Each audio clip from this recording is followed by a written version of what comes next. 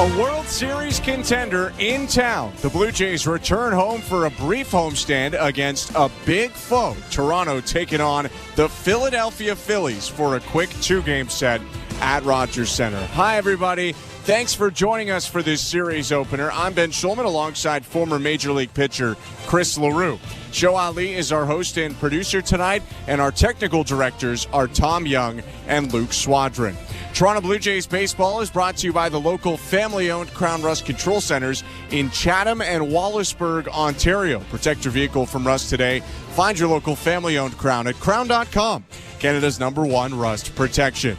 Tonight, Chirs Bassitt tries to carry momentum from his dominant last outing at Fenway Park. A former Met, Bassitt has flourished in his career against the Phillies. Opposite him is Philly kid and rookie Tyler Phillips. Bassitt takes the ball first. Coming up next, you're listening to Blue Jays Baseball, streaming at sportsnet.ca, the Sportsnet app, and across the Sportsnet radio network.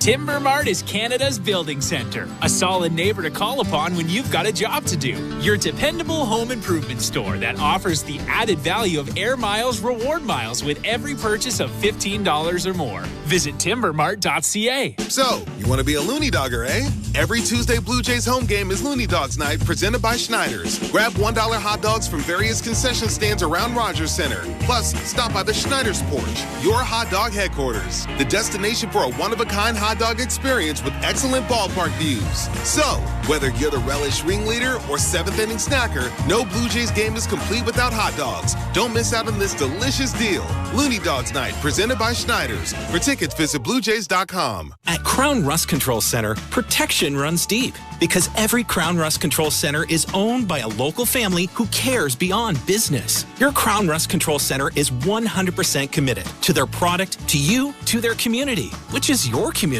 Protecting you and what matters to you is equally important as protecting your vehicle. Did you know your vehicle rusts faster in warm weather? Protect your vehicle today. For a special...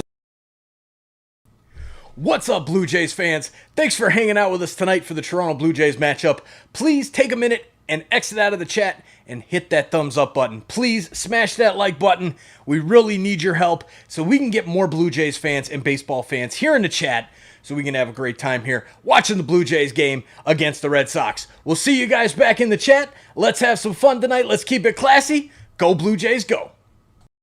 In Shane's Charity Fantasy Football Draft, featuring Jerry Cantrell and Mike Inez from Alice in Chains, Scott Ian from Anthrax, WWE superstar The Miz, Doug McKagan from Guns N' Roses, actor Jeff Garlin, and Grammy Award winner Michael Bublé. The Alice in Chains Fantasy Football Draft, tonight at 8 p.m. Eastern, Channel 87. SiriusXM NFL Radio is your home for the National Football League all year long on Channel 88 and on the all-new SiriusXM app. Work. Off the top on Bo and Barsh. Bo doing all baseball activity today. He ran the bases yesterday. We'll run him again tomorrow. He's going to come with us to Atlanta and continue to build up and hopefully get playing shortly thereafter. And Barsh, shoulder's fine. I know he had 2 days off. Just been kind of normal soreness. Nothing crazy with him. He's back in the lineup and good to go.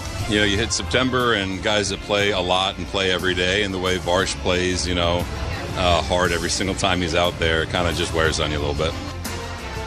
That was Blue Jays manager John Schneider discussing the updates health-wise on Bo Bichette, who continues to try to rehab back from his calf injury, and Dalton Varsho, who we learned recently has been dealing with a bit of a sore shoulder, although has been in the lineup throughout. I'm Ben Schulman alongside Chris LaRue. Blue Jays and Phillies about to play at Rogers Center. It'll be Toronto's 140th game of the year, and on both sides you can see a bit of the attrition of the season showing up. What is it like, Chris, once you get this deep into a year? Well, I think you have to remember that the Toronto Blue Jays have some older guys, especially in the starting rotation. Kevin Gausman, Jose Barrios, Chirs Bassitt, who's starting tonight. Guys that have thrown a ton of innings, who have played a ton of games. George Springer. But it's fun. It's fun to play with these younger guys. You get the guys called up. You get to show them the ropes. You get to show them how it's done. And I think that's the most beneficial thing. That's the most rewarding thing when you get to September. Blue Jays and Phillies about to face off as Toronto takes the field. Before we get to the lineups and talk about the pitching matchup, let's take a look at the Bet365 standings.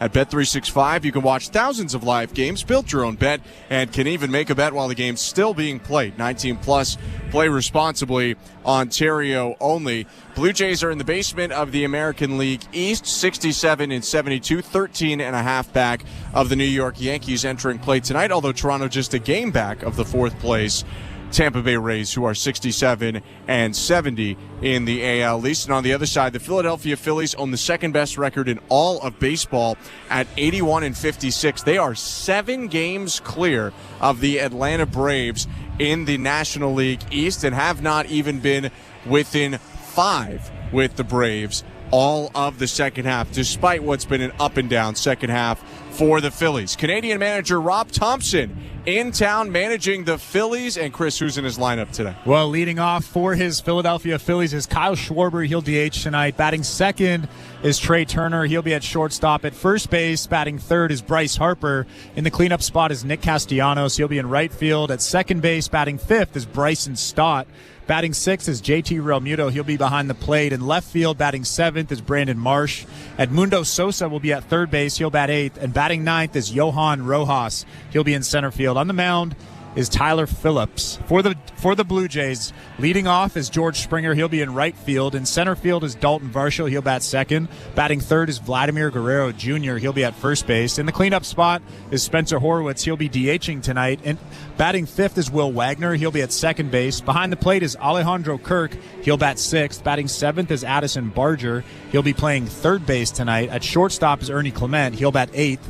And batting ninth is Joey Loperfido. He'll be in left field. On the mound for the Blue Jays, making his 28th start of the year, is Chirs Bassitt. Right-hander Bassitt is 9-13 with a .427 earned run average, coming off a great start in which he went 6 2/3, but ultimately lost against the Red Sox while only giving up 1 run.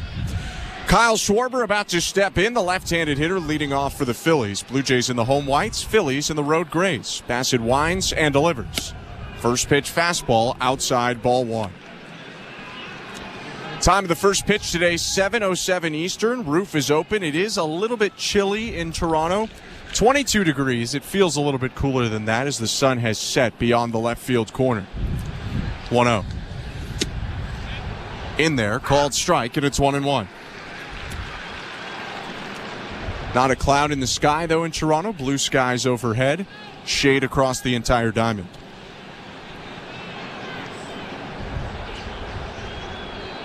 Bassitt nods his head toward Alejandro Kirk, steps to the left, and the 1-1. Swing and a fly ball deep right field. Springer into a jog, looking back, see you later. Home run number 29 on the season for Kyle Schwarber, a leadoff blast to put the Phillies up 1-0 in the first. Well, Chirs Bassitt threw a couple of good fastballs early in the count, and then he hung that breaking ball. That is not what he wanted to do. Alejandro Kirk had that target below the strike zone. When you hang a slow breaking ball like that, Kyle Schwarber will make you pay, and he did right there. A prolific home run hitter who had 46 2 years ago and 47 homers last year. Hits his 29th this season. And the Phillies race out to a 1-0 lead. Trey Turner up to the plate. Right on right pitch. Fastball, strike 1. 1-0 bases empty in the first. A first inning that's brought to you by Armstrong Bird Food. Bring nature to your backyard with Armstrong, feeding Blue Jays since 1986. Visit ArmstrongBirdFood.com. 0-1. Fastball outside, 1-1 strike. Nice year for Trey Turner in 96 games, a .299 average, 15 home runs. 1-1. Swinging a hot shot down the left field line. Fair ball bouncing into the corner. Turner around first. He's jogging for second base, and he'll get there with a stand-up double, his 21st double of the season. And you see why this Phillies team is in first place in the National League East. They make you pay when you pitch, when you leave hanging breaking balls over the middle of the plate. Another hanger, a slider right there, and Trey Turner just drilled it into the corner for a double. All this noise so far from the Phillies, and now two-time MVP Bryce Harper steps up. Left-handed hitter digs into the back of the lefty box. A couple taps to the plate, and he looks out at Bassitt. 1-0 Phillies. Runner on second. No outs, top of the first. The pitch to Harper is outside and high. Ball 1.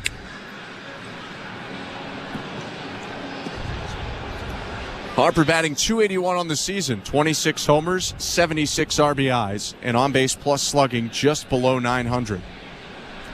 1-0. Outside again, 2-0. We've actually seen this a little bit over the last month or so from Chirs Bassitt. Really struggles early on, maybe for an inning and a half, and then he just locks in. Bassitt was having a tough time until his last start where he went 6 2/3, 1 earned. 2-0. Called strike, top of the zone, inner half, 2-1. Bassitt had an ERA near 7 in 9 starts before his start against the Red Sox on the 28th. Tough beginning to this one. Leadoff homer by Schwarber and then a double by Turner. 2-1 to Harper. Swing and a miss. Well behind that 89-mile-per-hour cutter, 2-2. Yeah, that's not where they wanted it. They wanted that thing above the strike zone and in on the hands, but it was just a spinner on the outside part. They got lucky there.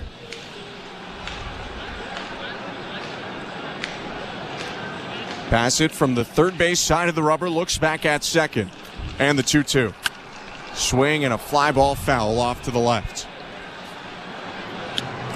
We saw Bassitt somewhat change his positioning on the rubber in the last start. He had typically been more middle to first base side.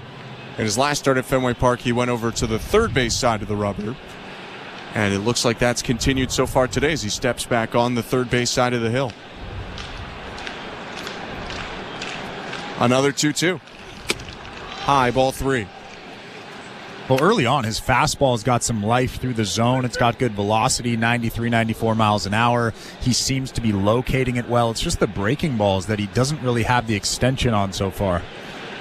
It's the curve that got hit out of the yard by Schwarber, and a slider got hit down the left field line by Turner. 12 pitches so far for Chirs Bassitt. No outs. 1-0 Phillies with a runner on second, top of the first.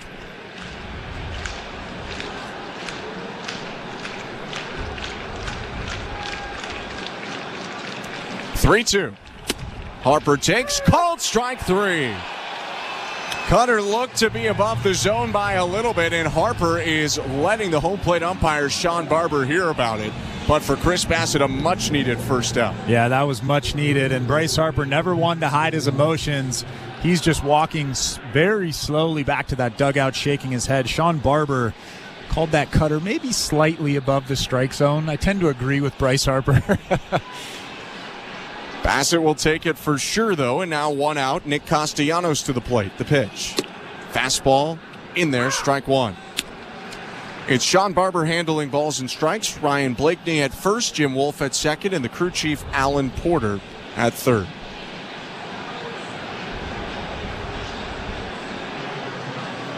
Phillies up 1-0. Castellanos trying to drive in Turner from second. The pitch. Down and away, ball 1.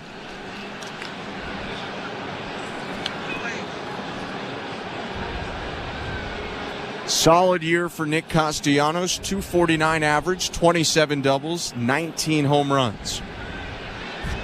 He's also driven in 76. The pitch.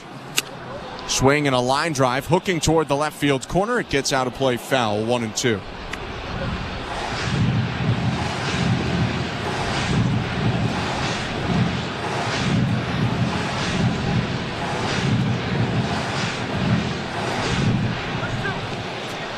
Castellanos in year 3 of his 5-year, $100 million contract he signed with the Phillies before the 2022 season. Tall right-handed hitter steps back in the box, straight up in his stance. 1-2. Turner takes off for third. Pitch is called, strike 3. Throw down to third. Not in time. So Turner swipes the bag, and he's hunched over right now like he's in some discomfort. Chirs Bassitt does strike out Nick Castellanos looking, and there are 2 down. Yeah, that was a great pitch from Chirs Bassitt. A sinker on the inside part of the plate, 94 miles an hour. Trey Turner got a great jump off of Chirs Bassitt. I'm not sure what happened with Trey Turner at third base there. He's still kind of stretching around, stretching that back just a little bit. Chirs Bassitt not on the mound yet.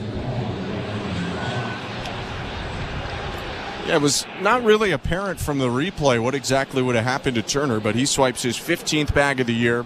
He's on third, and there are 2 outs with the lefty hitter Bryson Stott about to come up. 1-0 Phillies, top of the first. Bassitt steps onto the third base side of the rubber, comes set, Turner right in his view. The pitch to Stott. Fastball upstairs, no, called strike, and it looks like it's going to be a high zone tonight. It's 0-1. Yeah, it looks like Sean Barber is already getting barked at from that Phillies dugout. Hey, if it's high the whole game, that's okay as long as it's consistent. Harper got rung up on a pitch that looked high. The 0-1 to Stott misses low, 1-1. Like Bryce Harper, Bryson Stott, a native of Las Vegas, hitting .242 this year, 15 doubles and 10 homers. Second baseman is in his third major league season. It's taken a little bit of a step back from his second year. 1-1. Swing and a foul ball off the glove of Kirk, bouncing back behind the plate, 1-2.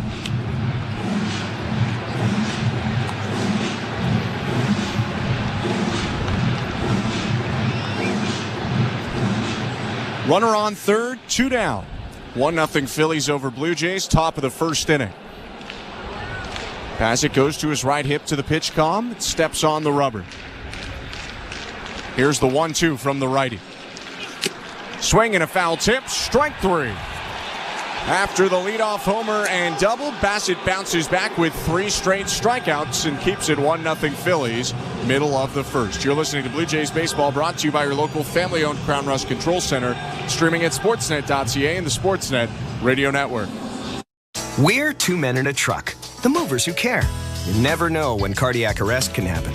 That's why each and every one of our trucks carries a life-saving Mikey defibrillator as part of our Mikey on Board program. Whether we're on the highway or in front of your house, we're prepared to help anyone whose heart may skip a beat. The Mikey Network has saved many lives, making Mikey's accessible to the public. And now they're on board our trucks. We're 2 men in a truck. 2 men and a truck, the movers who care. At Crown Rust Control, protection runs deep because every Crown Rust Control Center is owned by a local family who cares beyond business. Your Crown Rust Control is 100% committed to their product, to you, to their community, which is your community. Protecting you and what matters to you is equally important as protecting your vehicle. Did you know your vehicle rusts faster in warm weather? Protect your vehicle today. For a special summer offer, find your local family-owned Crown Rust Control Center at crown.com.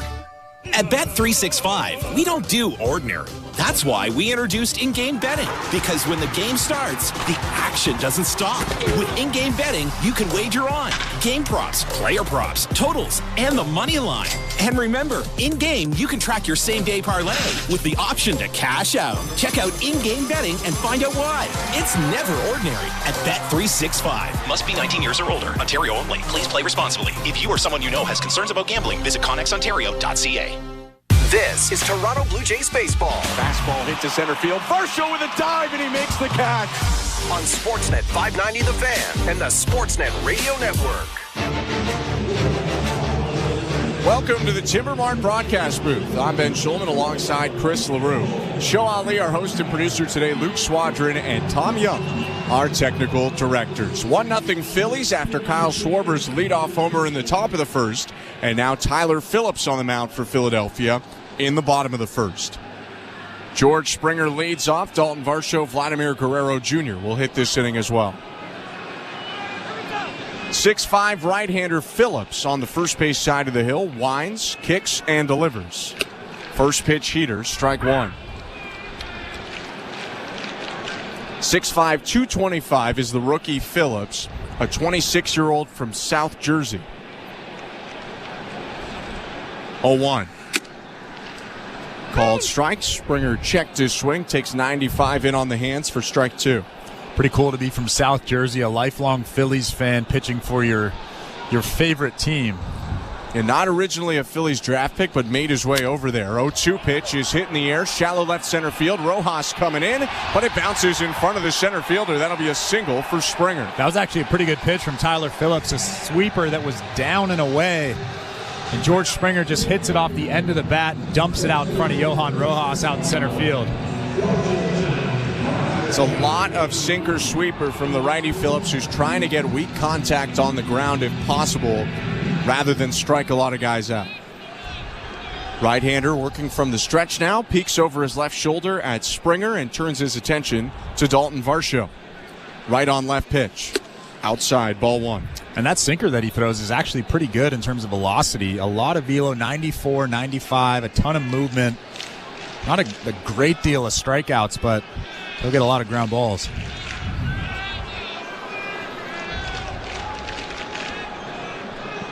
Phillips 1-0. Down and in, ball two.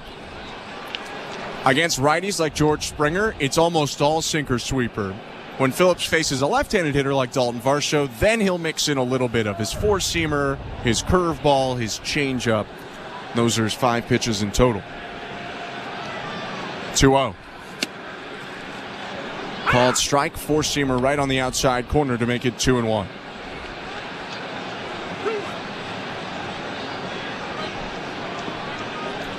Phillips, a 16th rounder by the Texas Rangers in 2016.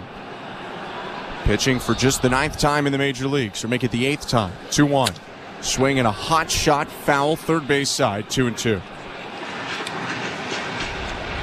Rookie has made 7 appearances, 6 starts, 4-1, although a 5.5 ERA in 36 innings.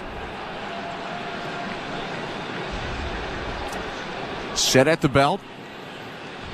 Here's his 2-2. Down and in, ball 3. Tyler Phillips was great in July. 3-0 with a 1.80 ERA, and then as soon as August hit, it kind of flipped on him. A 13.91 ERA in August.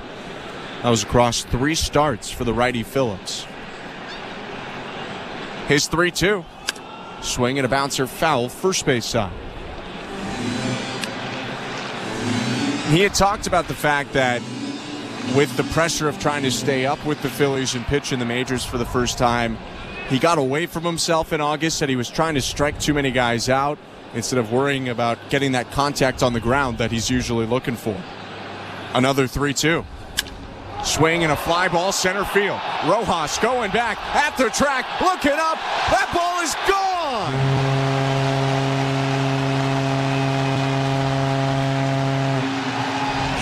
Beyond the center field wall, Dalton Varsho launches his 18th home run of the season, and the Blue Jays punch back to take a 2-1 lead in the bottom of the first. Well, that was just a hanging breaking ball from Tyler Phillips. Dalton Varsho doesn't try to do too much with it. He doesn't try to hit it to right field. He just absolutely smoked it over the wall in center field. What a swing. 427 feet for Dalton Varsho, who walks the dugout in the home run jacket as Phillips delivers to Vladimir Guerrero Jr. Strike one. So Blue Jays 2, Phillies 1. Home runs from either side in this first inning. Phillips 0-1. Swing and a chopper to third. Backs up Sosa and it gets past him into left field. Edmundo Sosa, not a regular starter at third base, filling in for the injured Alec Bowman. He lets one past him. Guerrero safe at first. Well, that wasn't an easy play. It kind of ate him up over there at third base, but I think an everyday third baseman makes that play. They either come in on that, but I think Edmundo Sosa let that ball get on him, and that's why that ball got past him into left field. I don't know what the scoring is get on that play, but I think they gave it a base hit. They did rule it a hit for Guerrero, who's leading off first as Spencer Horwitz is up. The pitch. Strike one. Vlad did hit that ball relatively hard. Looked like it had a lot of top spin hopping toward third base, so Guerrero with the base hit. Nobody out, 2-1 Blue Jays, bottom of the first. The pitch to Horwitz. Swing and a line drive, left field corner, racing back. Marsh, it's over his head and down in fair territory. Bouncing up against the wall, Horwitz goes into second, Guerrero into third. A double for the Blue Jays DH, and they have second and third, nobody out. Another incredible swing from Spencer Horwitz, using the whole field, going the other way on that hanging changeup from Tyler Phillips. Such a beautiful swing. You don't see many guys being able to go foul line to foul line, and he's one of the few guys in the big leagues that can do it. For Horwitz's 15th double of the year, and you could have bet on this one, Caleb Cotham's going to go out to the mound and talk to his rookie starter, who's been in all sorts of trouble here in this first. Yeah, he hung that breaking ball to Dalton Varsho, and then he hung that changeup there to Spencer Horwitz. Got kind of unlucky on that base hit from Vladimir Guerrero Jr., but he's thrown a few pitches that are very, very hittable, and Blue Jays have done damage.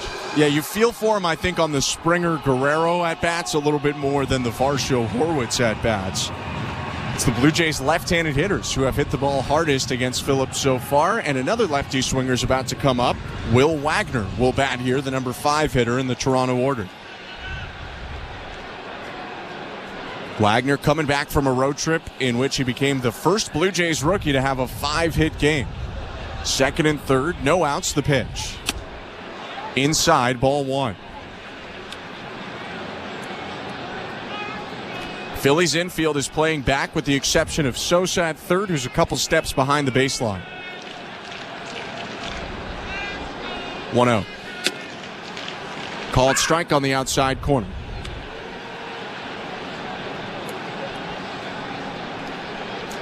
Will Wagner hitting .345 in 17 games this season, 6 doubles and 2 home runs. Both of his homers coming on the last trip.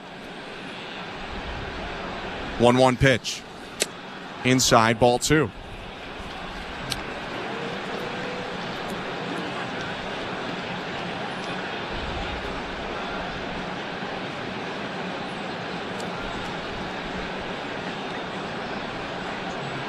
Wagner rests the bat on his left shoulder, looking out at Phillips. 2-1. Swing and a miss. Stumbles a little bit as he reached down for that fastball that was off the plate inside.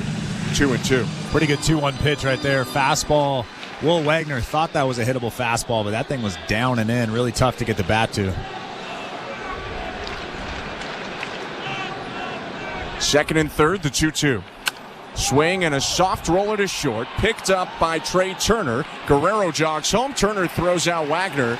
But both runners will advance. Guerrero to the plate and Horwitz to third. It's an RBI ground out for Will Wagner, and the Blue Jays are up 3-1. Well, Will Wagner's such a smart hitter. He knew what his job was. Get the ball on the ground to the middle of the infield. Trey Turner was playing back, and he did just that. Hit a little ground ball to Trey Turner. He had no play.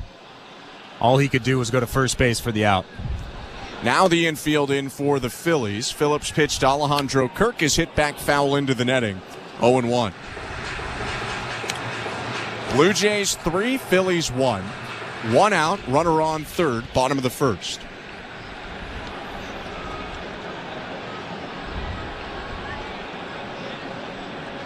Phillips pitched to Kirk. Swing and a soft liner center field. Rojas charging in, pulls up, and it bounces off his knee into left field.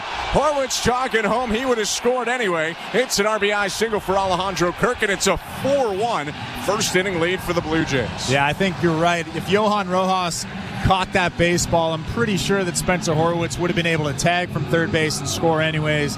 Alejandro Kirk doing a good job getting some loft underneath that baseball and ending up with a single and an RBI. Blue Jays up 4-1 now. Toronto just putting the ball in play. They haven't scorched everything, but they've found a couple spots in the outfield. Pitch now to Addison Barger.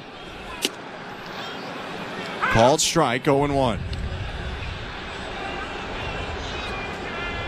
Well, more trouble here for Tyler Phillips over the last run of starts. Just called up when they expanded the rosters to start September. 0-1. Swing and a foul back, 0-2. And Phillips brought up to replace former Blue Jay and at that point current Philly starter Taijuan Walker, who has been moved to the bullpen with his struggles.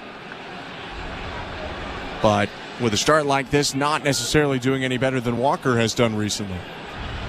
0-2. Bounced it to the plate, skips off the chest of Real Muto, but Kirk's going to hold at first.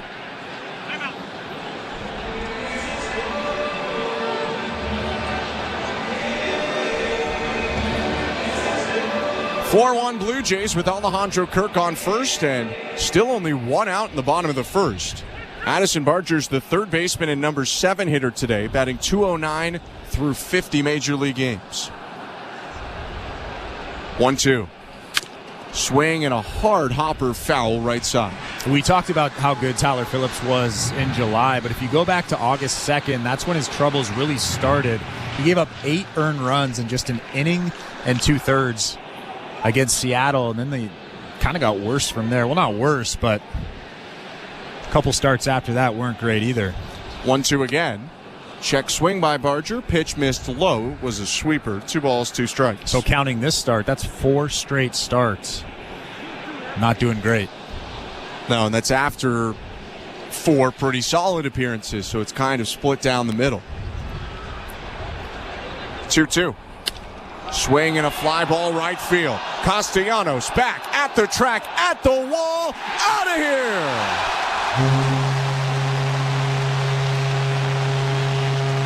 Two-run homer, Addison Barger, and the Blue Jays have blown it open. It's 6-1 in the first.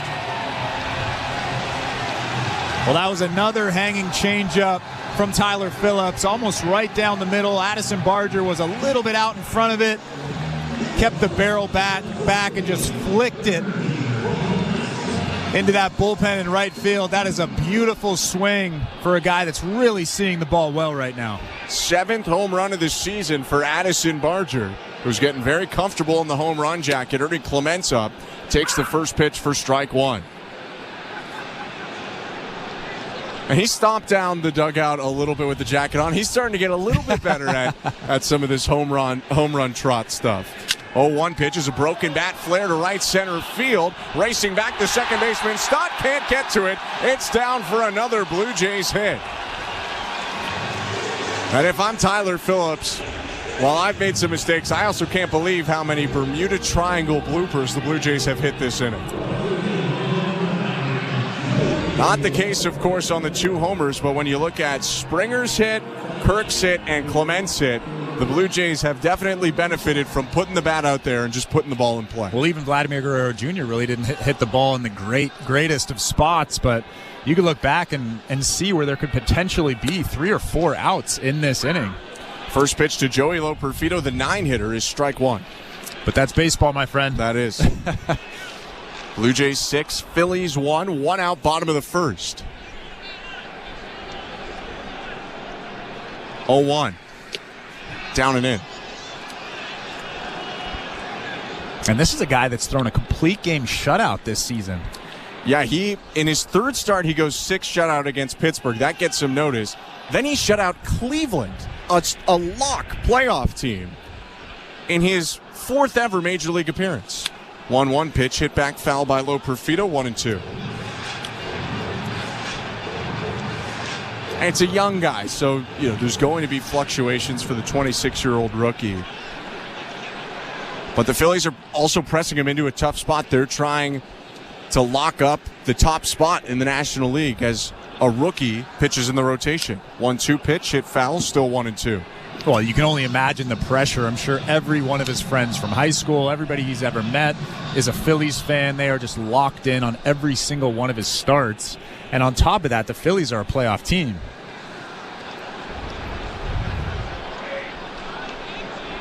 One-two. Swing and a miss, strike 3. Loperfido goes down on a curveball, and that's the 2nd out of the inning for Phillips. Well, that's the first breaking ball that he's thrown to the right spot. He's hung a few of them, even to Dalton Varsho on that 2-run home run. But that one right there started in the middle of the strike zone and then broke off the table. That's where he needs to be with that pitch. Phillips trying to get out of this one. 6-1 Blue Jays, bottom of the first. And the pitch to George Springer. Foul tip, 0-1. Even that one, a hung sweeper that Springer tried to pummel and just was a little bit late on because of the big swing. Blue Jays have batted around in the first. Springer singled to start this inning, came around to score. 0-1. Swing and a bouncing ball right side, past the dive of Stott into right center field. Clement around second, heads over to third, and the Blue Jays have another hit this inning. It's Toronto's 9th knock of the frame, and it's Springer's second hit already. That's going to prompt Rob Thompson to come out to the mound, and this is going to be it for Tyler Phillips. The rookie starter can't get out of the first, ends up pitching to every Blue Jay and Springer twice and gives up 6 runs so far with 2 left on. Pitching change means we're going to take our first step aside of the day, and a little bit earlier than we expected, we'll go over to baseball control to today's host. Here's Show Ali. Thank you very much, gentlemen. Let's check the out-of-town scoreboard, brought to you by St. Louis Bar and Grill. Devilishly good since Toronto first raised a trophy in 1992. Rib Sanity is on now until September 8th. All-you-can-eat ribs for just $27.99. Visit stlouiswings.com for more details. Always devilishly good. Let's start with the Paralympics, which continue in France. Team Canada earning more medals today, including from wheelchair racer Cody Fournier, who took home the gold in the men's T51 200-meter race. Fournier, a 35-year-old who recently played for the national wheelchair rugby team before switching to the track a few years ago. Today's final was his first Paralympic medal race, so very impressive stuff. He will also race in the 100-meter event on Friday. He had previously won silver in that event at the World Championships in Japan earlier this year. Meanwhile, in the pool, Katie Cosgrave adding a bronze medal in the women's S10 100-meter butterfly. In the team events, a big result for the men's wheelchair basketball team. They earned the chance to play for a medal by beating the Netherlands 79-67 in the quarterfinals. Co-flag bearer Pat Anderson had a monster game, 20 points, 20 rebounds, and 5 assists. Canada will play the reigning Paralympic and world champs United States in the semis on Thursday. Winner plays for gold. Loser will play for bronze. Through 6 days of competition, Canada has 13 medals so far, 2 gold, 4 silver, and 7 bronze. Blue Jays baseball is brought to you by Crown Rust Protection. Let's get you back down to the Rogers Center on the other side of the downtown core with the call. Here's Ben Schulman and Chris LaRue. Thank you very much, Joe. Not sure any of us pictured this scoreline against a team with World Series hopes, but the Blue Jays are up 6-1 on the Phillies, and we're still in the bottom of the first inning. Canadian manager Rob Thompson, forced into a pitching change, goes to the lefty Tanner Banks with 2 outs and runners on the corners. Banks brought in to go left on left with Dalton Varsho. Lefty over from the White Sox is making his 54th appearance of the year. Combined ERA in the 3.7s. First pitch to Varsho, called strike, 0-1. Slider, four-seamer, curve, and change for Banks. 0-1. Swing and a foul back, 0-2. 2 breaking balls already to Varsho. It's a lot of junk from the lefty. He is not going to give you many pitches that go straight. 0-2. Swing and a miss, strike 3. He does go with the four-seamer that time, top of the zone, and strikes out Varsho on 3 pitches to end the inning. But the damage already done by the Blue Jays. They come up with 6 runs on 8 hits, leave a pair on, but lead 6-1 after the first inning. You're listening to Blue Jays Baseball, brought to you by your local family-owned Crown Rust Control Center, streaming at sportsnet.ca and the Sportsnet Radio Network. Get your news and politics all in one place on SiriusXM, on Fox News Channel, CNN, and MSNBC. Your top stories are just seconds away. Exclusive political channels and hosts with Megyn Kelly on Triumph. Ooh, what a week it's been. And on Patriot, Progress, and POTUS. This issue being as hot as it is on the minds of so many voters. Call in and have your voice heard. You are the only media source that I ever recommend. SiriusXM News and Politics, starting at Channel 111 and on the SiriusXM app. Wake up! Wake up, everybody! This is Steve Phillips from the leadoff spot on MLB Network Radio. Join me and former Major League Baseball players Eduardo Perez and Xavier Scruggs as we react to all the latest news and scores. Hey, everybody. Thanks for hanging out with us tonight for this Toronto Blue Jays matchup. Are you an insider yet? Have you hit that subscribe button? Please join our awesome community of Toronto sports fans right here on Toronto Sports Insider, where we go live every single Toronto sports game. Blue Jays, we've got Leaf season coming up, Argos games, Raptors season in the fall. It's all here on Toronto Sports Insider. Thanks for joining our team, and we'll see you guys back in the chat. The minor leagues and understanding that they're in the big leagues now, and expectations are a little bit different. So it has been cool to see that kind of shift in energy. Managers at the mic on MLB Network Radio, Sirius XM 89 and the Sirius XM app. The Blue Jays are in flight, leading 3-0. Blue Jays fans, this is Ross Atkins, and you're listening to Blue Jays Baseball on Sirius XM.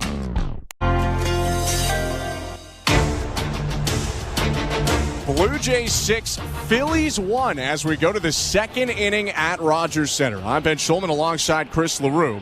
Chirs Bassitt deals to JT Realmuto. First pitch heater, strike one.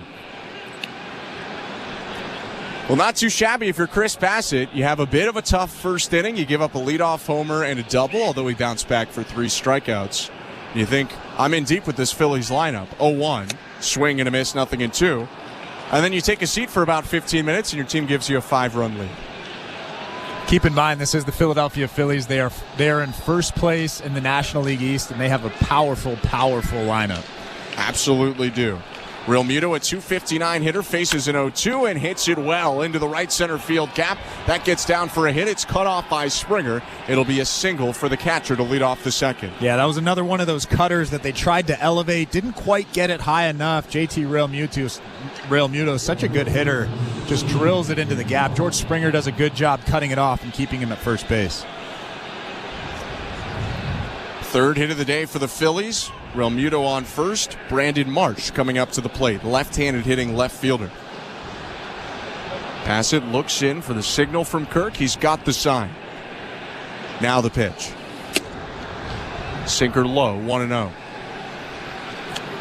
While the Phillies are a very daunting team to pitch against, Bassitt has actually dominated them in his career. 4-0 with a 1.86 ERA and 5 starts against Philadelphia coming into this one. 1-0. Just outside. 2 balls, no strikes. 4 of those starts against Philadelphia came when Bassitt was a Met in 2022. But he has one this year. If you go back to May 8th, he outdueled Aaron Nola in Philadelphia, went 6 1/3 and gave up 2 earned runs to help the Blue Jays win 5-3. 2-0 pitch to Marsh. Called high. Both of the last 2 balls borderline. It's 3-0.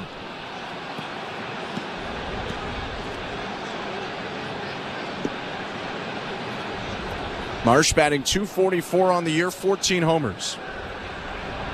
Long, wet hair and a very thick beard for the left-handed hitter. 3-0. Right down the middle, strike one. Do you remember him when he was with the Angels and he didn't have a beard and he had short hair? Yeah, it was as his time went on in the majors, like by the end of the Angels, it was developing for sure. But he did talk about a year ago that he wasn't allowed to have that hair and beard combo coming up, or didn't feel like he was allowed to. 3-1 pitch is lashed down the left field line, foul. 3-2.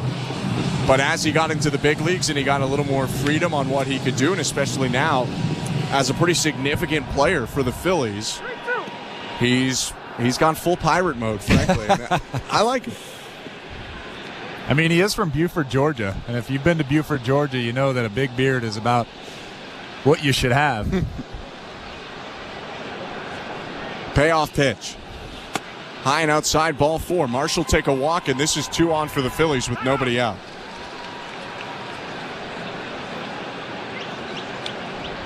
Blue Jays 6, Phillies 1 in the second inning, which is presented by Bet365. At Bet365, you can bet live in-game on game props, totals, and the money line. Download the app and find out why it's never ordinary at Bet365. 19 plus, play responsibly. Ontario only. 6-year Major League veteran Edmundo Sosa steps in. Right-handed hitter and third baseman for the Phillies. Bassitt from the stretch. Strike one.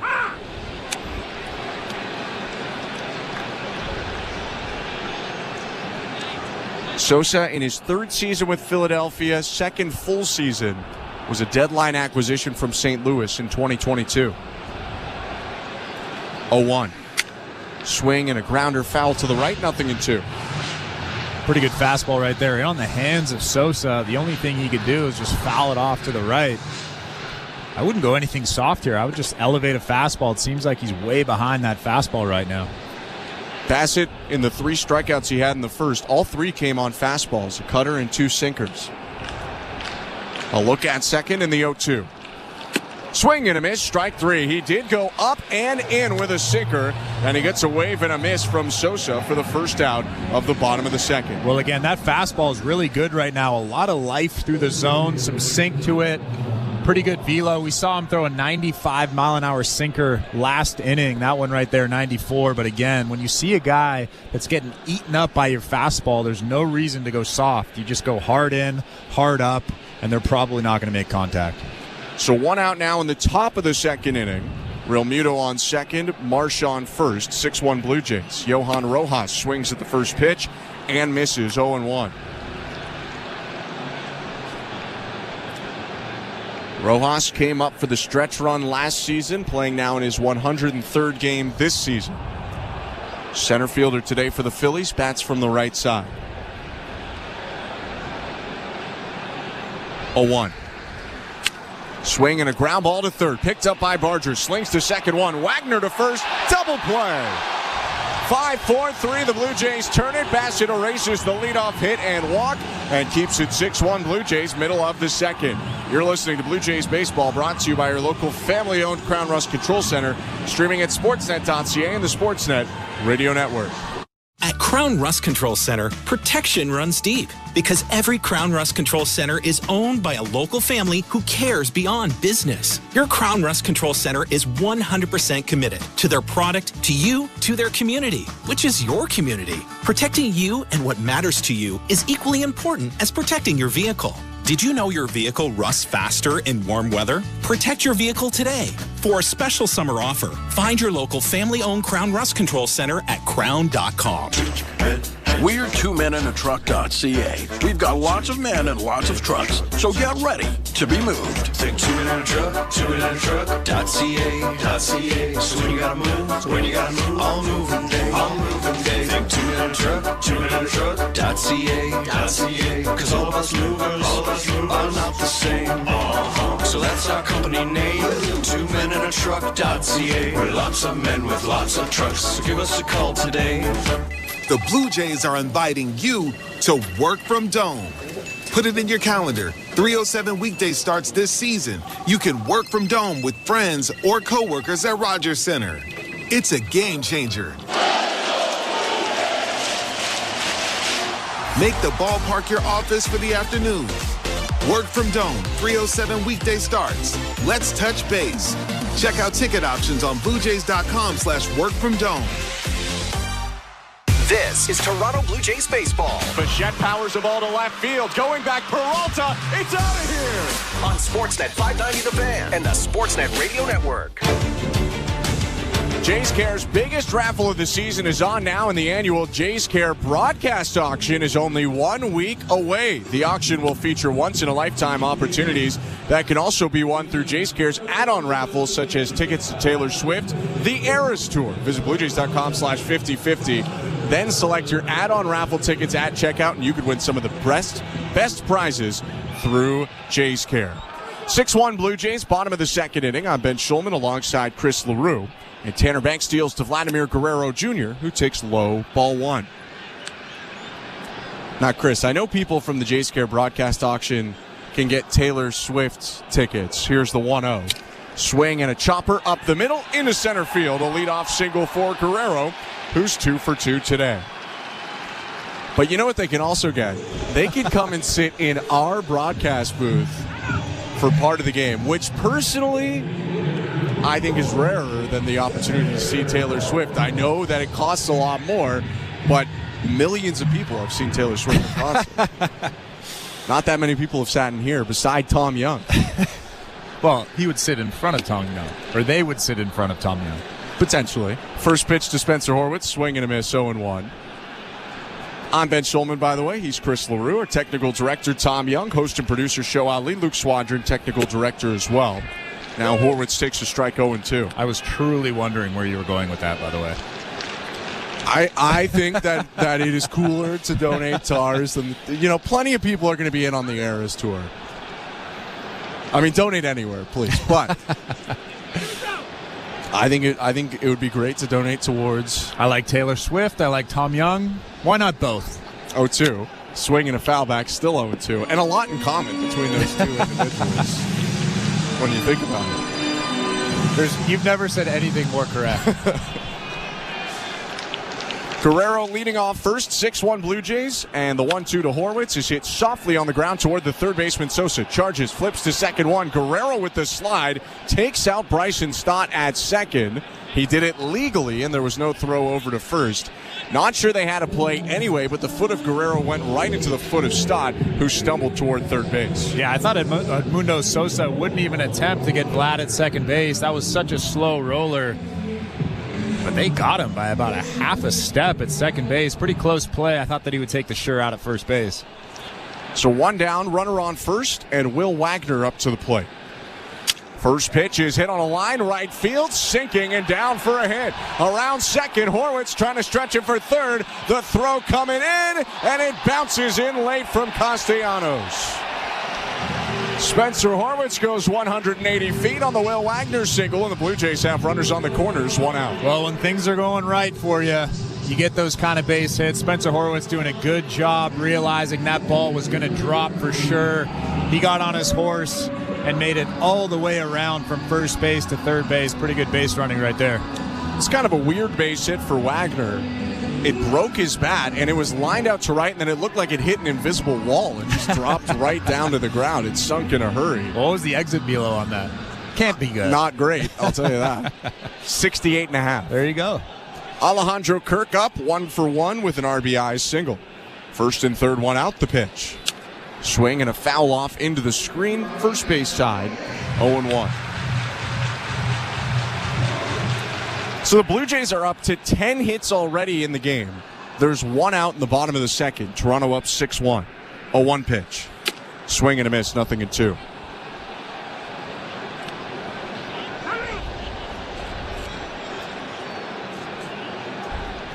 Kirk asking for time before he faces the 0-2 from Tanner Banks, who entered in the first inning and struck out Varsho to get the final out and is back out here in the second. One out, first and third, the 0-2. Swing and another screamer foul off to the right. Yeah, good job right there. Just fouling that baseball off. You could tell he wasn't really trying to do anything. He was trying to foul that ball off, stay alive. Good pitch from Tanner Banks at 94 on the outside part. Banks traded at the deadline to the Phillies for a minor league infielder. 0-2. High, 1 ball and 2 strikes. Prior to that trade had been a career Chicago White Sox, drafted by the White Sox all the way back in 2014. Debuted a couple years ago. 1-2. Outside, 2-2. There's a big hole on the right side of that infield. Bryson Stott is kind of shading towards second base. Bryce Harper's holding on Will Wagner over at first base. We've seen Alejandro Kirk shoot that hole before. 2-2. Foul tip, strike 3. Kirk went after a pitch on the outer half of the plate, but didn't get enough of it. Held on to by Real Muto, and there are 2 down. Welcome to the Timbermart broadcast booth. Home plate is home plans. Score the run with Timbermart.ca. Find a major league selection of winning plays for house, garage, and backyard sheds. Visit Timbermart.ca and win the game with Canada's Building Center. I'm Ben Schulman alongside Chris LaRue. Addison Barger coming up to the plate for the Blue Jays with runners on the corners, 2 outs, and Toronto holding a 6-1 lead, bottom of the second. Left on left, the pitch from Tanner Banks. Outside, ball 1. How about Addison Barger? Another big swing in the first, a 2-run homer. 1-0. Takes a pitch for called strike 1 right down the middle. And as you mentioned, he's getting a little bit more swaggy with that home run jacket. Well, when you're on home run 7 of the year instead of 1 or 2, he's starting to feel it a little bit. 1-1. Called strike 1 and 2. But you are right, though. He was just a little bit awkward early on in the season. Home run number 1, home run number 2. Just a little bit awkward. He's kind of coming out of his shell just a little bit. And he's told me he doesn't like to do too much anyway. Runner takes off on the 1-2, and it's a swing and a miss from Barger. Strike 3. Banks bouncing back after giving up 2 hits in the inning. A pair of strikeouts ends the second. Blue Jays with no runs on 2 hits, 2 left, still up 6-1 going to the third. You're listening to Blue Jays Baseball, brought to you by your local family-owned Crown Rust Control Center, streaming at sportsnet.ca and the Sportsnet Radio Network. If you're looking for a fun day, did you know the day before Monday? Junior J Sunday. You can paint your face, come and meet Ace and run base to base. Junior J Sunday. So many things to do. You can bring your crew and even mom and dad too. Junior J Sunday. Sundays are for Junior Jays, and with all kinds of cool new games and activities in the exciting outfield district areas, there's no end to the family fun you'll have. If you're feeling the song, grab your dad or mom, visit BlueJays.com. Junior J Sunday. We're 2 men and a truck. So, you're moving to a new home, and all that's left to do is to call a mover you know you can trust. Well, naturally, you think 2 men and a truck, since you know they have lots of men and lots of trucks. They'll wrap, pack, and move everything you own. With a 96% referral rating and the professionalism you can trust, the choice is simple. For a free in-home estimate, call today. We're 2 men and a truck. 2 men and a truck, the movers who care. At Bet365, we don't do ordinary. That's why we introduced in-game betting. Because when the game starts, the action doesn't stop. With in-game betting, you can wager on game props, player props, totals, and the money line. And remember, in-game, you can track your same-day parlay with the option to cash out. Check out in-game betting and find out why. It's never ordinary at Bet365. Must be 19 years or older. Ontario only. Please play responsibly. If you or someone you know has concerns about gambling, visit connexontario.ca. This is Toronto Blue Jays baseball. They got him. A strike him out, throw him out, double play. On Sportsnet 590 The Fan and the Sportsnet Radio Network. Third inning at Rogers Center. The Blue Jays up 6-1 on the Phillies, and Chirs Bassitt deals to the top of the order. Kyle Schwarber swings and hits a ball on a line to left field. Turned around, Loperfido goes back and it's over his head and bouncing up against the wall. Throw coming into second. Schwarber gets there standing up. It's a stand-up double for Schwarber, although it was a bit of a close play. And the Phillies leadoff hitter has 2 extra base hits today. Well, it looked like Loperfido lost that ball just for a split second out in left field. It was hit so hard that as soon as he misplayed it, even for that split second, it was over his head off the wall, and Kyle Schwarber ended up at second base with a leadoff double. So a runner in scoring position for the third straight inning for the Phillies. Chirs Bassitt pitched out of trouble in the second. 6-1 Blue Jays. Trey Turner up 1-for-1 with a double himself. The pitch. Fastball, strike one. The third inning is brought to you by the local family-owned Crown Rust Control Centers in Chatham and Wallaceburg, Ontario. Protect your vehicle from rust today. Find your local family-owned Crown at crown.com. Canada's #1 rust protection. 0-1. Swing and a foul off, 0-2.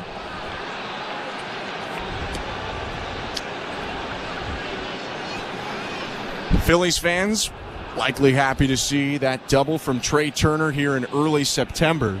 Shortstop's coming off a bit of a rough August. OPS in the low 600s that month, only 2 home runs. 0-2.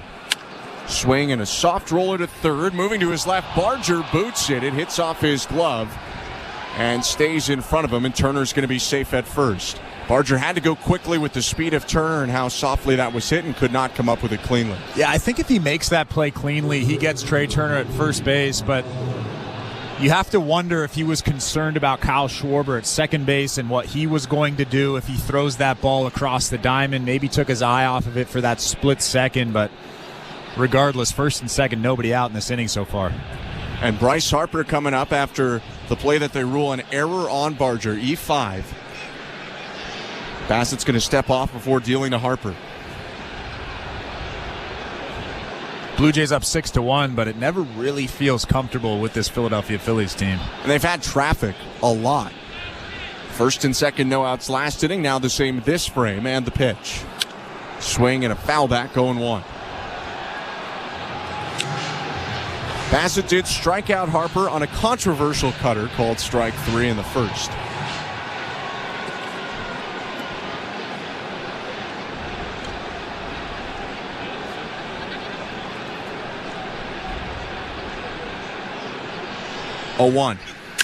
Swing and a line drive past the dive of Barger at third into left field. Schwarber had to freeze and wait, so he jogs up to third, station to station for the Phillies, who have loaded the bases with nobody out. Actually, wasn't a terrible changeup from Chirs Bassitt, but Bryce Harper's such a good hitter, waits back on that thing and just kind of flicks the bat at it through the hole on the left side. Bases loaded now and nobody out in this inning. And Nick Castellanos coming up to the plate. He's delivered some big moments over the last week or so for the Phillies. Strikeout victim on a sinker in the first. He comes up with the bases loaded and nobody out. Blue Jays will play the infield back. The pitch.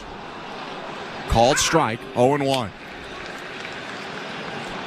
Castellanos delivered the game-tying double in the 6th inning against the Braves on Sunday before walking off Atlanta with a single in the 11th. Part of a dramatic homestand where the Phillies went 5-2 despite trailing by multiple runs in the 5th or later in 5 of those 7 games. 0-1. Swing and a soft bouncer to second base. Wagner picks it up, shuffles, throws to second one. That's the only out the Blue Jays get. Coming to the plate is Schwarber. He scores. Turner up to third. It's a fielder's choice for Castellanos, and the Phillies back on the board. It's now 6-2. Yeah, that was a tough play from Will Wagner, fielding that ball, going away from second base, coming back across his body, making the throw to Ernie Clement. Pretty good play, but a scary play, holding your breath probably if you're Chirs Bassitt. But the benefit of getting that out at second, at least, is now there's still a double play in order as Bryson Stott comes up. First and third for the Phillies, 1 out, top of the 3rd. Blue Jays 6, Phillies 2 after that RBI fielder's choice. Bassitt deals to Stott. Swing and a fly ball down the left field line, slicing toward the corner. Long run low Perfido, and he runs out of room. That's out of play. Strike 1.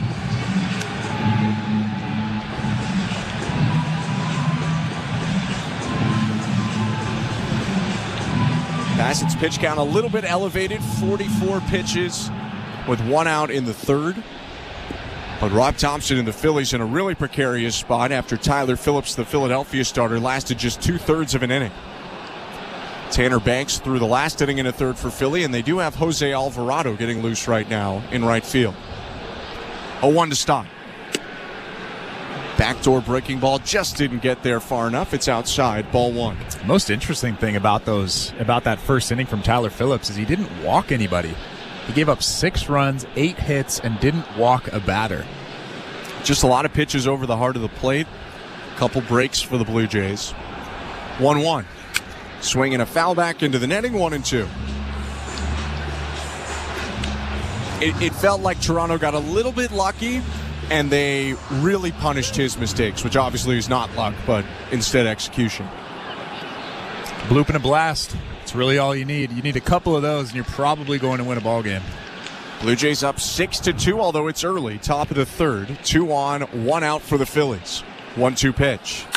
Swing and a liner over the head of Barger at third and down in fair territory. A base hit down the left field line. Jogging home to score, Turner. Castellanos all the way to third, up to second, Stott. It's an RBI double, and it's 6-3 for the Blue Jays over the Phillies in the 3rd. Well, they tried to come in with that sinker, but it kind of leaked out over the middle of the plate, and Bryson Stott does a good job just going the other way. That ball was fair by about 2 or 3 feet down that left field line. Phillies have runners on second and third now, and just 1 out in this inning. Alejandro Kirk's going to go talk to Chirs Bassitt, and that gives us a sec to go to the out-of-town scoreboard. Brought to you by St. Louis Bar & Grill. Devilishly good since Toronto first raised the trophy in '92. Rib Sanity is on now until September 8th. All you can eat ribs for just $27.99. Visit stlouiswings.com for more details. Always devilishly good. Lopsided score in Baltimore. The Orioles hosting the White Sox, up 8-0 in the 5th inning. 3 in the first, 4 in the second for the Orioles. Couple RBIs for Colton Cowser in the game. 6-3 Blue Jays in the 3rd here in Toronto. The pitch to JT Realmuto, hit foul, 0-1.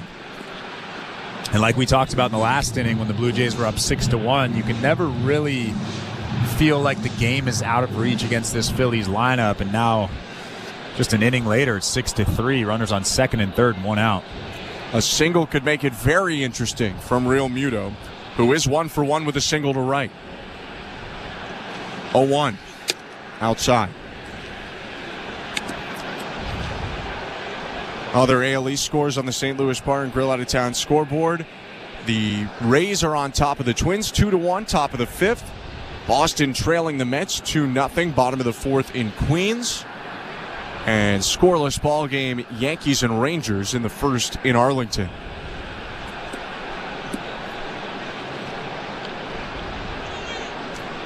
Orioles with their 8-0 advantage on the White Sox, putting some pressure on the Yankees. They started today, did the Orioles, a half game back of New York. Bassitt back on the rubber, 1-1 count, and the pitch. Realmuto swings and hits a fly ball down the right field line, slicing toward the seats and out of play, 1-2.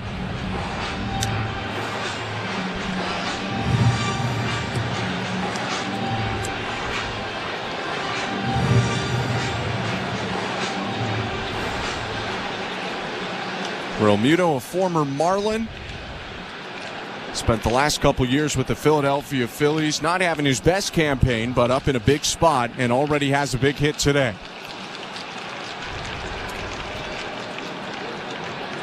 The 1-2.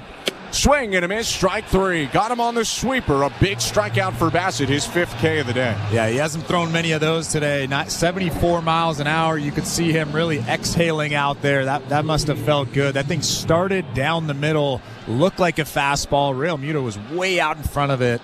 It's a big strikeout right there for Chirs Bassitt. It's funny we haven't seen it a lot because it was a huge pitch for him in that last start against Boston. He even had a stretch in that game where he struck out 3 straight batters on sweepers.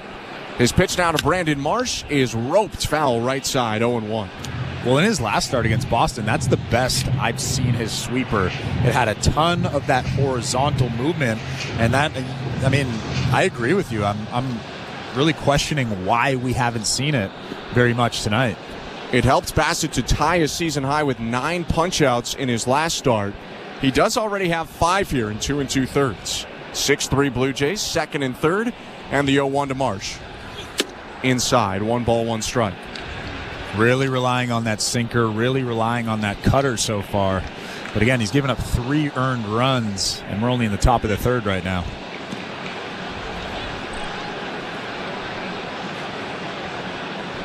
Bassitt nods, brings his glove to his belt. The righty's 1-1. Marsh fouls it off the mask of Kirk, 1-2.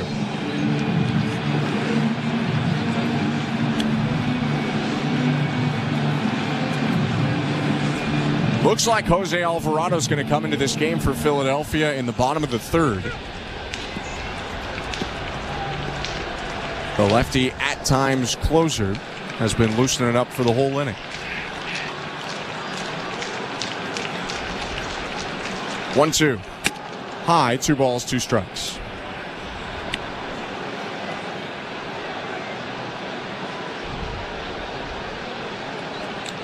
Bassitt walked Marsh the last time he faced him in this game. Marsh walking on a 3-2 count in the 2nd.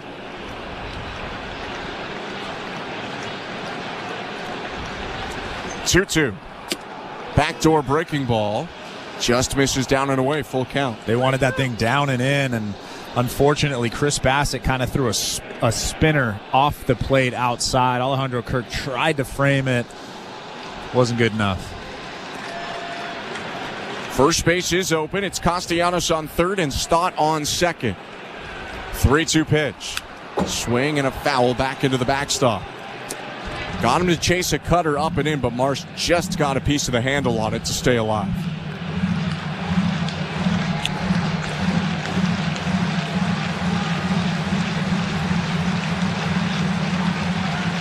Two-run frame for the Phillies, have 3 hits in the inning.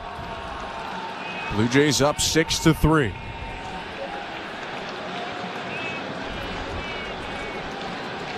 Another full count pitch. High, ball 4, and he walks Marsh for the 2nd time in the game and now loads the bases with 2 outs.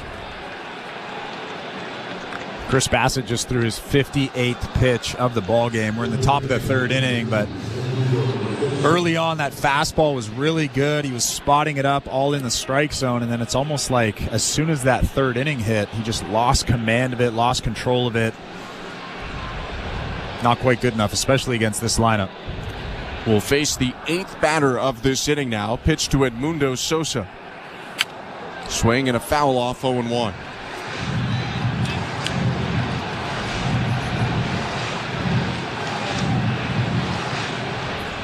Sosa playing in his 81st game of the year, batting in the 260s, is the Phillies leader in triples with 4, also has 7 home runs.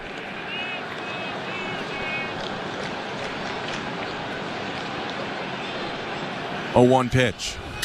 Swing and a bouncer off the mound. Backs up the second baseman Wagner, who throws over to Clement at second to get the force out to end the inning. Phillies, though, come up with 2 runs on 3 hits, 1 error. They leave the bases loaded. Blue Jays still leading. It's 6-3 Toronto, middle of the 3rd. You're listening to Blue Jays Baseball, brought to you by your local family-owned Crown Rust Control Center, streaming at sportsnet.ca and the Sportsnet Radio Network. The NASCAR Cup Series is on Sirius XM. Let's go, man! We're back on the track Sunday, 2 p.m. Eastern. It's the Quaker State 400 from Atlanta Motor Speedway. Checker flag, baby. Yeah! On Sirius XM NASCAR Radio Channel 90 in the car and on the all-new Sirius XM app. Get closer to everything that moves you wherever you are with the Sirius XM app. Let's make some smoke and drink some beer. Yeah! Are you regretting eating that gas station hot dog? Yeah, we know. We've been there too. This is a message for baseball fans like you. Did you know that you get a channel that's talking baseball 24/7 as part of your Sirius XM subscription? What? Our lineup includes shows hosted by former big leaguers and executives. Plus, you'll hear from 17 managers each week. MLB Network Radio is on Sirius XM Channel 89. Or just search MLB Network Radio on the SXM app. Sirius XM Sports. We're more than just a game. Every night after the final out, the Round Trip Roundup brings you the scores, highlights, and analysis from every game across Major League Baseball, all in less than 30 minutes. Swung on and missed, strike 3 and a no-hitter. It's the perfect way to get caught up on all the night's biggest home runs and best performances. And a high drive, deep right center. It's the Round Trip Roundup on MLB Network Radio every night on Sirius XM Channel 89 and every morning on the Sirius XM app. 24/7, 365 coverage of all things NASCAR. All things NASCAR happens exclusively on Sirius XM NASCAR Radio, Channel 90. Sportsnet Radio Network.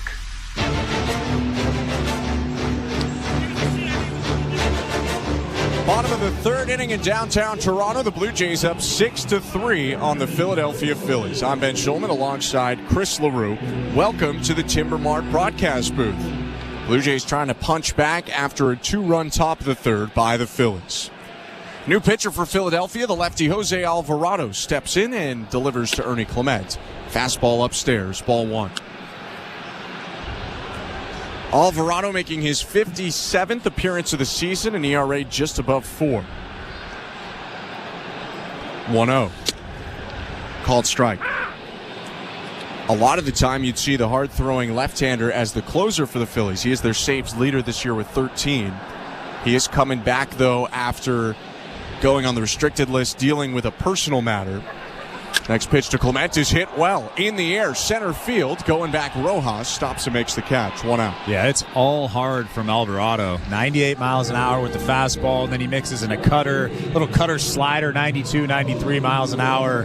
One of the best lefties in baseball. They're probably just fitting him in right here because he hasn't pitched since the 25th of August.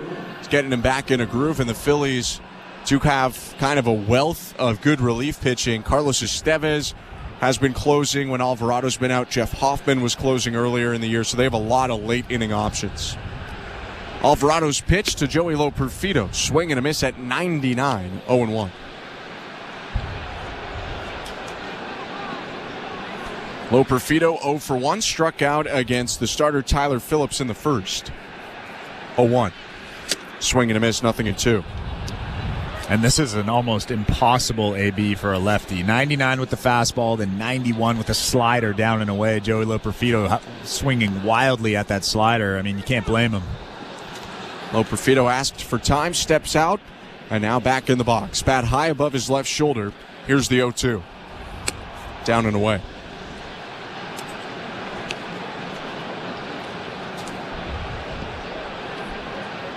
Loperfido from Haddonfield, New Jersey, born in Philadelphia. Faces a 1-2. Swing and a miss, strike 3. Front hip cutter gets Loperfido, and there are 2 down. We go back to the top of the order with the Blue Jays up 6-3 in the bottom of the third. Here's George Springer, who already has a pair of hits today.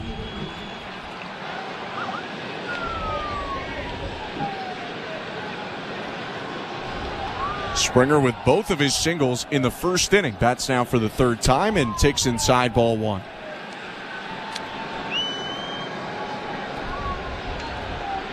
Batting average up to .219 after the couple hits for Springer. 19 homers, 55 RBIs. 1-0. Inside 2-0. You can see the at-bat is a lot more comfortable for a right-handed hitter. George Springer seems a lot more comfortable than Joey Loperfido did. Of course, Joey Loperfido batting from the left side. 2-0. Swing and a foul back, 2-1. The Blue Jays do have 5 left-handed hitters in the starting lineup today, so you can see why Rob Thompson has gone already to Tanner Banks and Jose Alvarado. One more lefty in the Phillies pen is Matt Strom. 2-1. Called strike, 2-2. So a lot of lefty hitters for John Schneider, but a lot of lefty pitching options and good ones for Rob Thompson. Alvarado a closer and Strom an all-star this year. 2-2. Way down and in, ball 3. That's a tough pitch. 93 with the cutter, down and in, almost at that back ankle of George Springer. I don't want to get hit by that. No, certainly not. Springer hits enough foul balls off his own ankles rather than needing to take a pitch there. Here's the 3-2. Check swing. Pitch was low. Appeal down to first. No swing, says Ryan Blakeney. And that'll be a 2-out walk for Springer, who's been aboard all 3 times he's come up to the plate. Pretty good AB right there from George Springer. Tough fastballs, 99 miles an hour. And then those tough sliders down in the zone. That last one really close to being a strike, but he took it. And now he's at first base. Dalton Varsho back up to the plate. 1 for 2 with a 2-run homer and a strikeout. Going left on left with Alvarado. Here's the pitch. Swing and a broken bat bouncer over the mound. Picked up by the shortstop Turner, who goes to the second base bag and steps on it to end the inning. No runs, no hits for the Blue Jays. 1 left. They're still up 6-3. Going to the 4th. You're listening to Blue Jays Baseball, brought to you by your local family-owned Crown Rust Control Center, streaming at sportsnet.ca and the Sportsnet Radio Network. This is Jim Gray, excited to announce 3 new voices to the Let's Go team for the 2024 NFL season. 6-time Super Bowl champion head coach Bill Belichick. There's definitely great lessons I've learned from him, and he's a great football coach. 3-time NFL Pro Bowler from the Las Vegas Raiders, Max Crosby. He is smothered and brought down, Max Crosby. And Hall of Fame sports writer Peter King. Catch Let's Go every Monday at 6 p.m. Eastern on Mad Dog Sports Radio and on the all-new Sirius XM app.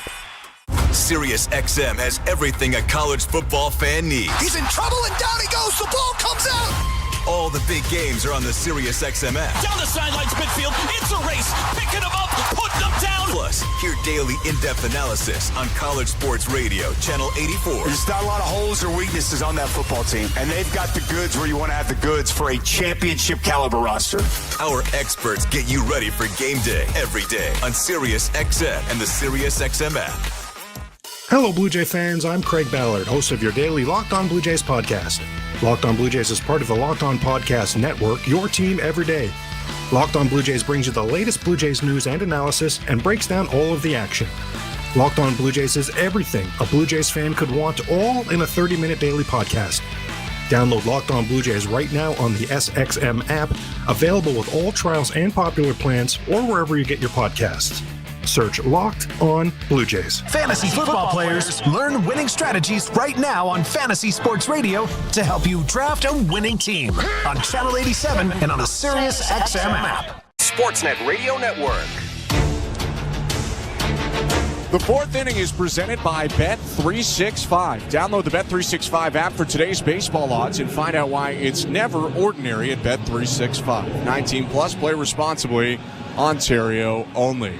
If you took the over, you're probably in a pretty good spot. Blue Jays 6, Phillies 3, and we're only in the 4th inning as the number 9 hitter for Philadelphia, Johan Rojas, steps up to the plate. Bassitt's wind and offering. First pitch heater for strike one.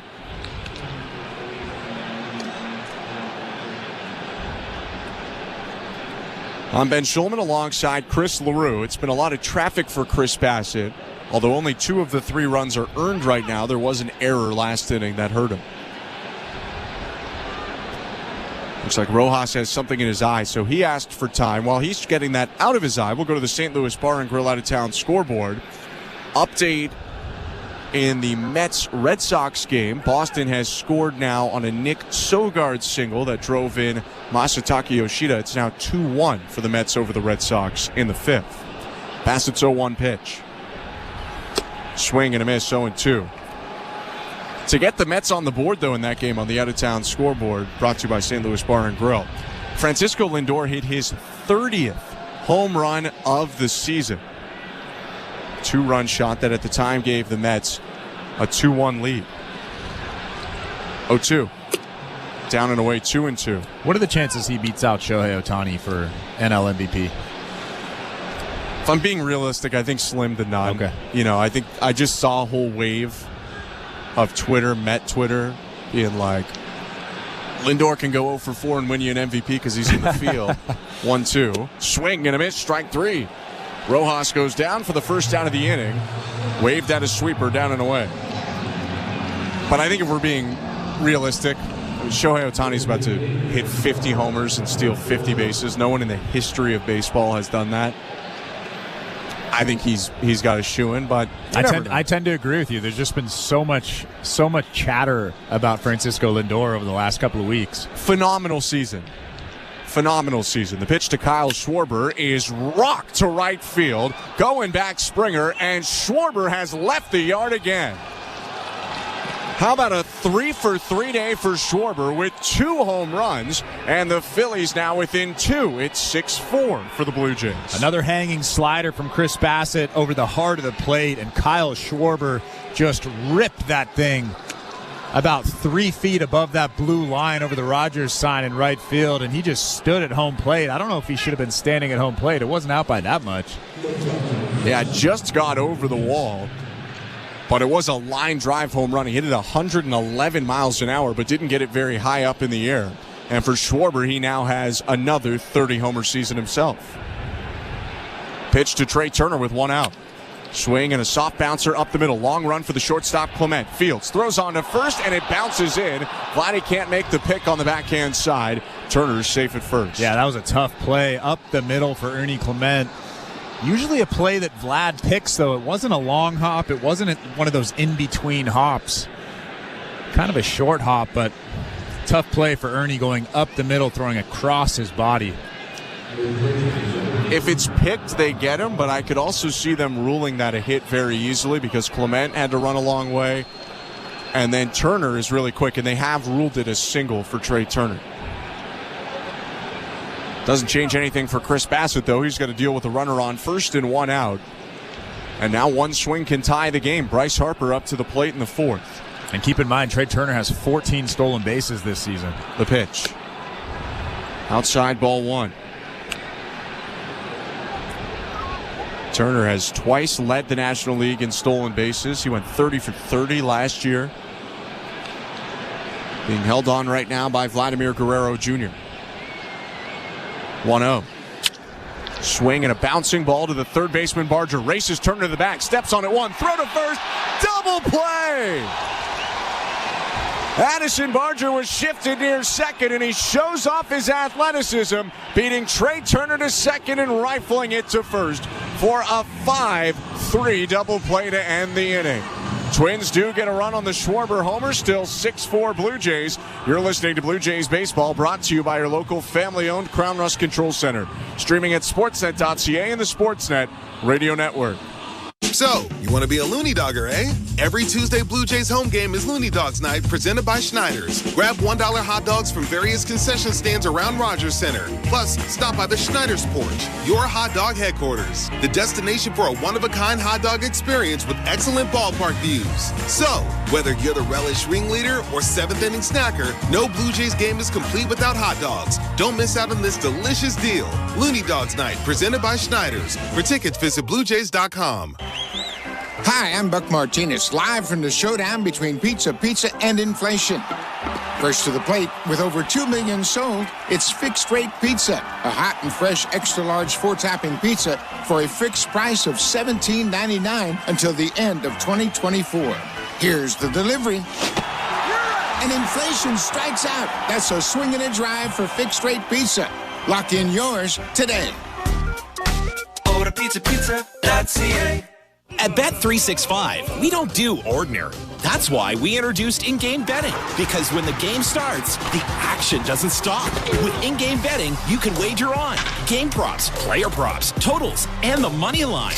And remember, in-game, you can track your same-day parlay with the option to cash out. Check out in-game betting and find out why. It's never ordinary at Bet365. Must be 19 years or older. Ontario only. Please play responsibly. If you or someone you know has concerns about gambling, visit connexontario.ca. This is Toronto Blue Jays baseball. He rocks the ball to left field. The Blue Jays have gone back-to-back. On Sportsnet 590 The Fan and the Sportsnet Radio Network.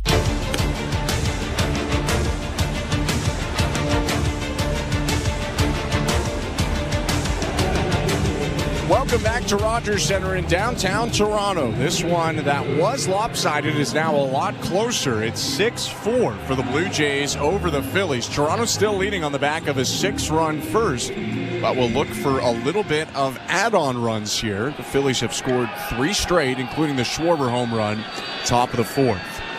Pitch to Vladimir Guerrero Jr. to start the bottom of the 4th is in there, strike 1. From the new pitcher for the Phillies, former Blue Jay and recently a starter, Taijuan Walker. Right-hander set, delivers. Guerrero swings and breaks his bat on a fly ball to medium depth left center field. Brandon Marsh calls for it and makes the catch. 1 out. Well, that was a home run swing from Vlad, but he was just out in front of that sweeper from Walker. Hit it off the end of the bat, hit a lazy fly ball out to Brandon Marsh in left field for out number 1. For Taijuan Walker, this is his first relief appearance of the season after 14 starts, where he went 3-6 with a 6.5 ERA. Only 1 relief appearance for Walker going back to 2017. His pitch to Spencer Horwitz, called strike. By the way, Vlad broke his bat on that last swing. How did he end up with the barrel in his right hand and the handle in his left hand? I believe he held onto it and then snapped the bat over his leg. All right. 0-1. Low 1-1. I'm a big fan of that. The bat snap shows off the leg strength. It's true. Nothing beats the Bo Jackson head bat snap. I mean, that's kind of as good as it gets. That's next level. 1-1 to Horwitz. Swing and a miss, 1-2. 6-4 Blue Jays, 1 out, bases empty, bottom of the 4th. Blue Jays fans may remember Walker pitching for Toronto in 2020. He was a deadline acquisition from Seattle, and he pitched remarkably well for the Blue Jays in that half season. He had a 1.37 ERA in 6 starts as a Blue Jay. 1-2 pitch is hit high in the air left field. Not too far from where Marsh was set up. Moves to his left and makes the catch. 2 flyouts to left, 2 outs here for Walker in the 4th.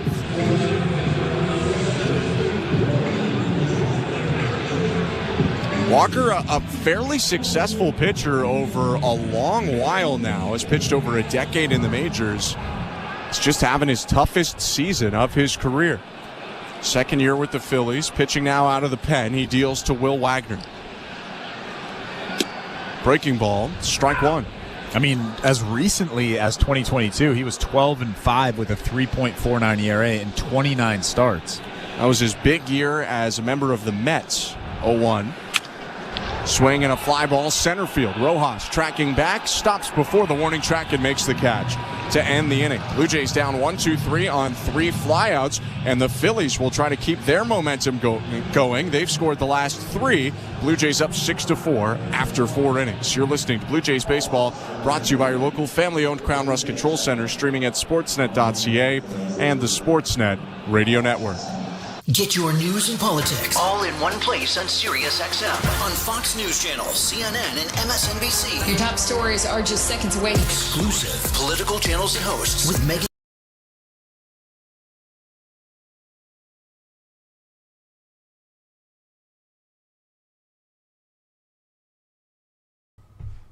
Hey everybody, thanks for hanging out with us tonight for this Toronto Blue Jays matchup. Are you an insider yet? Have you hit that subscribe button? Please join our awesome community of Toronto sports fans right here on Toronto Sports Insider, where we go live every single Toronto sports game. Blue Jays, we've got Leaf season coming up, Argos games, Raptor season in the fall. It's all here on Toronto Sports Insider. Thanks for joining our team, and we'll see you guys back in the chat. Football team, and they've got the goods where you want to have the goods for a championship caliber roster. Our experts get you ready for game day every day on Sirius XM and the Sirius XM app. I'm Rocco Mediate. Music and golf are coming together on Rolling the Rock with Alice Cooper and me. I'll talk with the rock and roll legend about his career and passion for the game that we all love. There's a putt, must be 90 feet long, and you make that putt, or walking off and you say, I could never make that putt again in 100 years. PGA Tour Radio is your exclusive home to Rolling the Rock, and you can hear the show anytime with the Sirius XM app. In season or out of season, the #1 place for college sports is Sirius XM College Sports Radio, Channel 84. Sportsnet Radio Network. Top of the 5th inning at Rogers Center. Dark skies in downtown Toronto, but the Blue Jays with the lead. It's 6-4 over the Philadelphia Phillies. Chirs Bassitt's pitch to Nick Castellanos is hit on the ground to short. Charging forward, Clement picks it up. Crow hops throws to first. 1 pitch and 1 out. I'm Ben Schulman alongside Chris LaRue. Thanks so much for joining us tonight. Blue Jays up 6-4, and on the out-of-town scoreboard, still 2-1 Mets over the Boston Red Sox, 2-1 Rays over the Minnesota Twins, and no score Yankees and Rangers. All of our out-of-town scores brought to you by St. Louis Bar and Grill. Pitch now to Bryson Stott. Lefty swinger, takes strike 1. Was going to mention when we looked at the out-of-town scoreboard brought to you by St. Louis Bar and Grill last inning, Francisco Lindor reaching 30 homers, 0-1 pitch, called strike nothing in 2. Just saw MLB put this out that he becomes the 5th player to play shortstop in more than half the games in a season and have 5 seasons of 30 home runs. 3rd player to do that. Only Alex Rodriguez and Ernie Banks have had 5 30-homer seasons as a shortstop. 0-2 pitch outside, 1-2. Pretty good company. Yeah. I mean, you're talking about Ernie Banks, maybe the greatest shortstop of all time, and Alex Rodriguez, one of the most prolific offensive shortstops ever. I think people forget just how good Alex Rodriguez was. It's really, really good. Yeah. Really good. 1-2. Foul back, still 1-2. Fairly controversial, but certainly productive. You can't deny that. I mean, has 2 of the better MVP seasons a lot of the like, last while. A lot like Barry Bonds, though, even without the controversy, very good. Yeah. 1-2. Pitch is high, 2 balls, 2 strikes.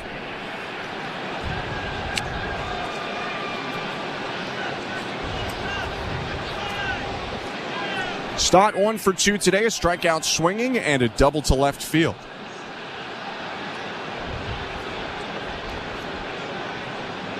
Right on left pitch. Just off the plate inside, ball 3. Just off the plate, but again, Alejandro Kirk does such a good job framing baseballs. You could see him just bring it in just a little bit, maybe an inch or 2, making it look like a strike. It obviously wasn't, but so close because of that frame job. Payoff pitch. Swing and a fly ball, left field line, slicing foul.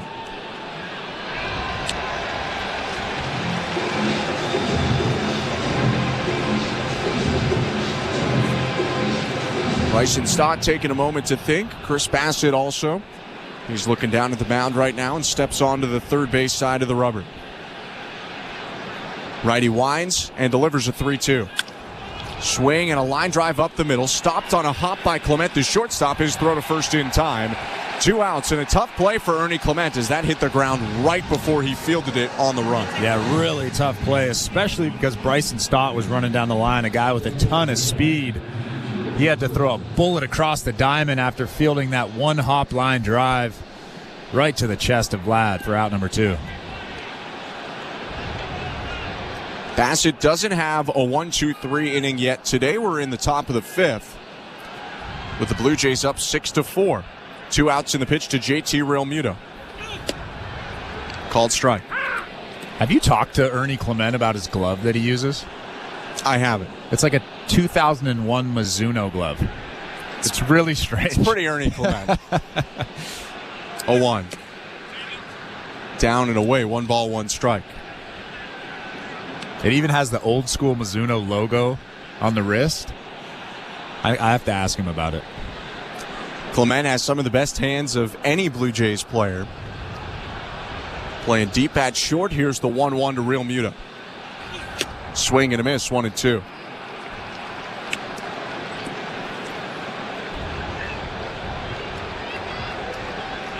When the season's wrapped up, I would venture to say that Clement is at a minimum going to be a finalist for the Gold Glove at third base as well, which has gone a little under the radar. 1-2.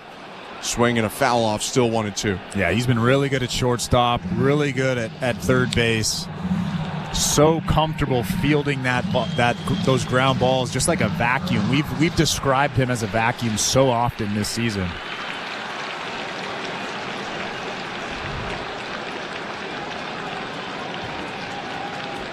Another 1-2. Swing and a bouncer to third. Backs up Barger to the backhand side. He bounces it over to first, and it's not in time. It'll be an infield single for Realmuto. Really tough play for Barger. Had to go to the back corner of that dirt where it meets the turf and the foul line. He was leaning back when he threw and just didn't get enough on it. Yeah, as soon as that ball was hit, I knew that Realmuto would be at first base with a single. That was a really tough play. Even a perfect throw across the diamond wouldn't have got him. Seldom is Barger not going to have enough to make the throw, so you could tell how far away he was there. So a 2-out base runner for the Phillies, and the pitch to Brandon Marsh now. First, though, Bassitt's going to step off the rubber. 6-4 Blue Jays. Realmuto on first, 2 down, top of the 5th. Bassitt leans forward, sets at the belt. The pitch. Just off the plate, low, ball 1.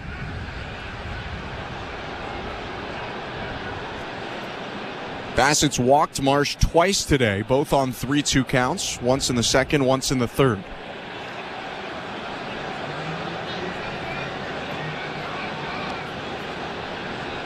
One-0. Swing and a soft liner headed to right field, down in front of Springer for a hit. Realmuto up to second, and it's more traffic for the Phillies, who have first and second now with 2 outs. Well, Marsh didn't get all of that baseball. It was a slow breaking ball, kind of hung over the middle of the plate. He was out in front just a little bit and just flicked his wrist. Hit a little slow line drive, weak line drive into right field in front of George Springer. But now the Phillies have runners on first and second and 2 outs in this inning. It's the 4th time in 5 innings that the Phillies have put a runner in scoring position. Alejandro Kirk's going to go talk to Chirs Bassitt here before they face off with Edmundo Sosa. Saw Sosa before the game catching up with Leo Jimenez. Sosa and Jimenez train together in the offseason. Leo told me have spent some time together. Sosa, a talented defender in a couple middle infield spots, and a veteran compared to Leo, is in a bit of a mentorship role. Right-handed hitter assumes the position in the box, and the pitch from Bassitt, swing and a miss, strike 1. I would imagine Sosa's really excited to see Leo having a pretty successful rookie season.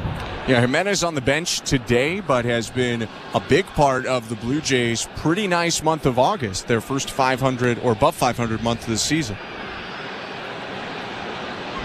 0-1. Swing and a fly ball out to left near the foul line, and that's just going to get over the netting and into the seats. Foul ball for strike 2. That was actually pretty close to the fly ball that Leo Jimenez went flying into the stands. Jimenez did that in Minnesota coming back on Sunday.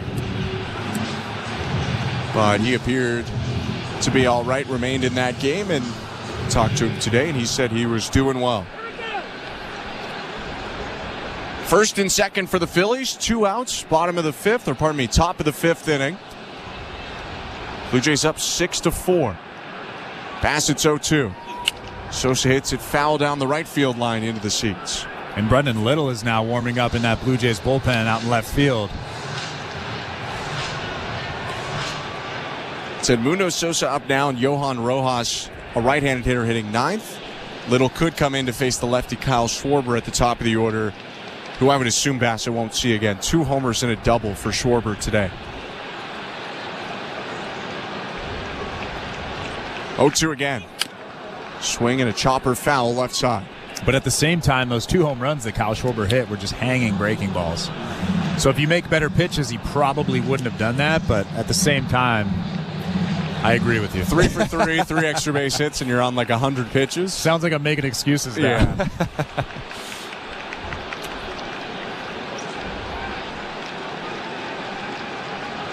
Another 0-2 in the dirt. 1 ball, 2 strikes.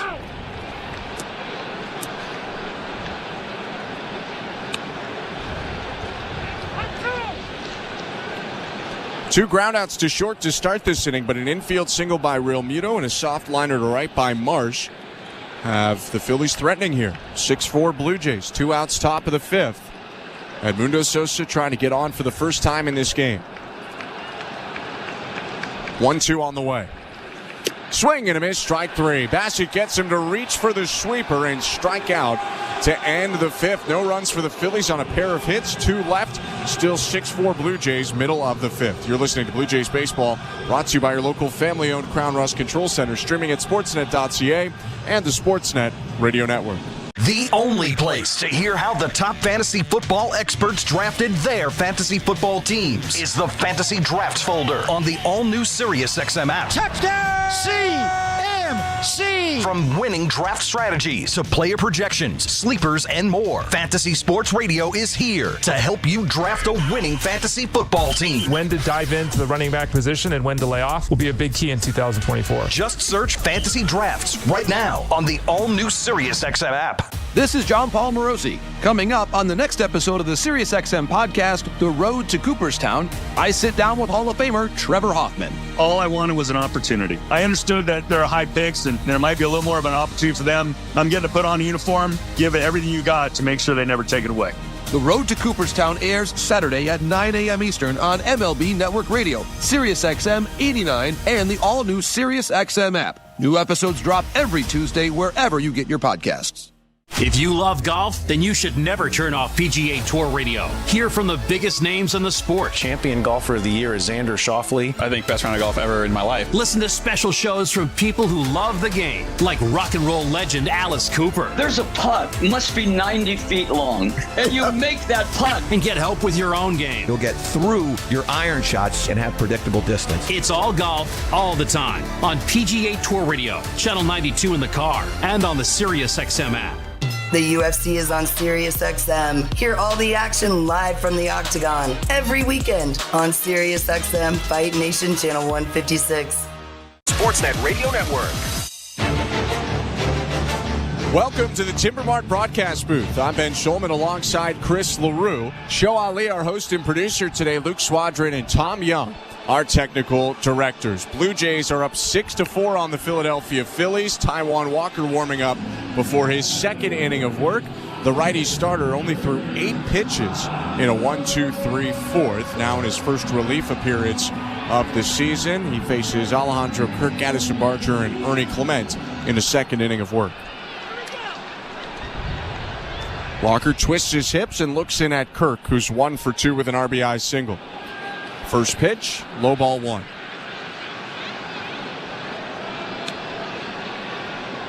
All 6 Blue Jay runs came in the first inning. They'd like to get a little bit of momentum back on their side. 1-0 to Kirk. Swing and a miss, 1-1.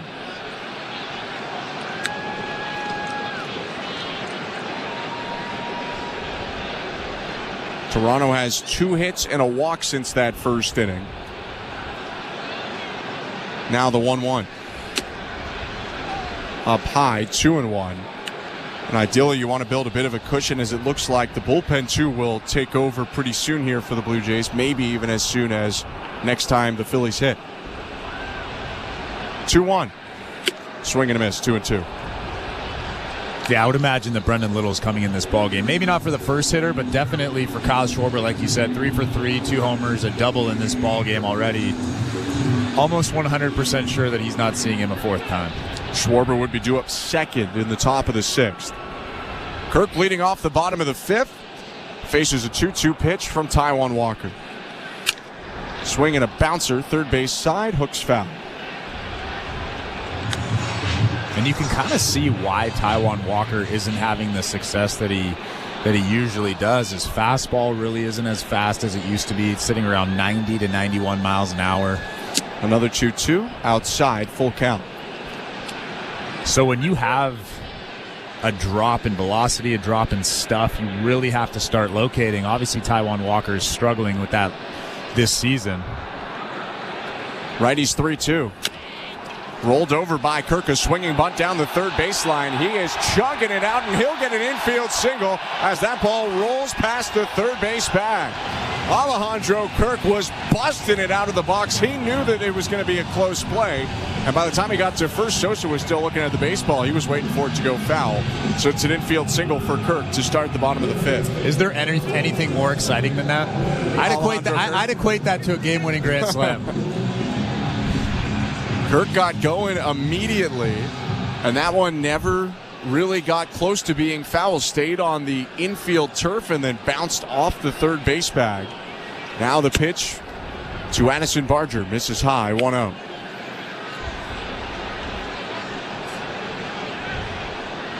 Barger 1 for 2, a 2-run homer and a strikeout swinging.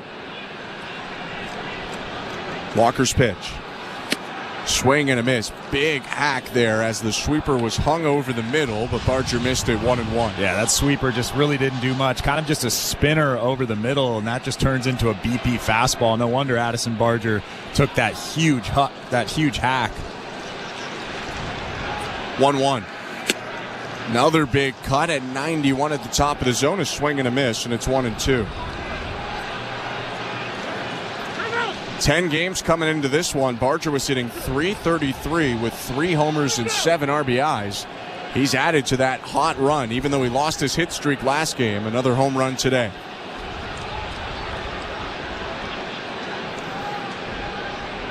One-two pitch. Swing and a foul back.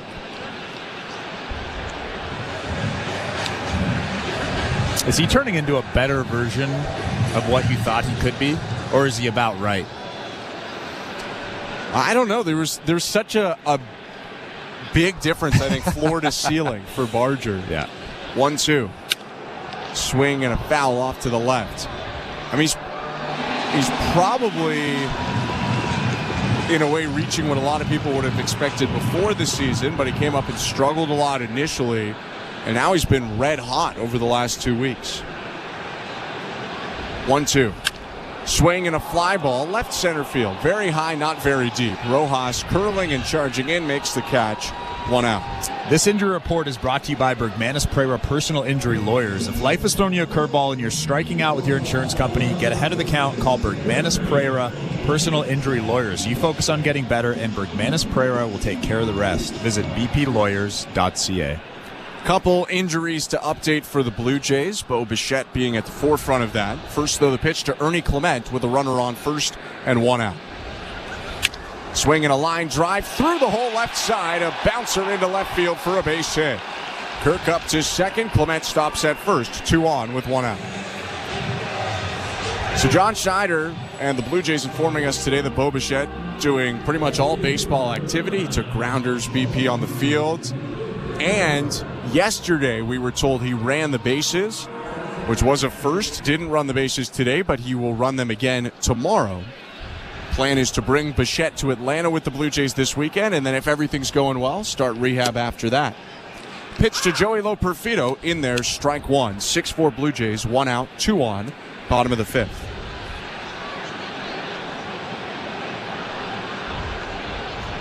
Right on left, next pitch. Foul tip 0-2. I definitely think it'll put everybody's mind at ease. John Schneider, Ross Atkins, if Bo can come back before the season, show that he's healthy, go into the off-season with a full off-season, not to rehab, but to kind of have a normal off-season 100% healthy.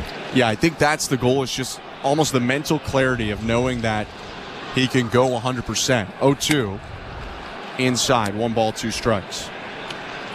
Some other minor things to update. Dalton Varsho was reported a couple days ago by Arden Swelling dealing with a sore right shoulder. Varsho told me today it's nothing out of the ordinary, something he's dealt with late in seasons in the past. 1-2 pitch is hit on a hop to second base, backhanded by Stott, flips to second one, throw to first in time. 4-6-3, inning-ending double play. We can do some more of the injuries on the other side. The Blue Jays come up with 2 hits but no runs. They leave 1 on and still lead 6-4 going into the 6th. You're listening to Blue Jays Baseball, brought to you by your local family-owned Crown Rust Control Center, streaming at sportsnet.ca and the Sportsnet Radio Network. Timber Mart is Canada's building center, a solid neighbor to call upon when you've got a job to do. Your dependable home improvement store that offers the added value of Air Miles reward miles with every purchase of $15 or more. Visit timbermart.ca. At Crown Rust Control, protection runs deep because every Crown Rust Control Center is owned by a local family who cares beyond business. Your Crown Rust Control is 100% committed to their product, to you, to their community, which is your community. Protecting you and what matters to you is equally important as protecting your vehicle.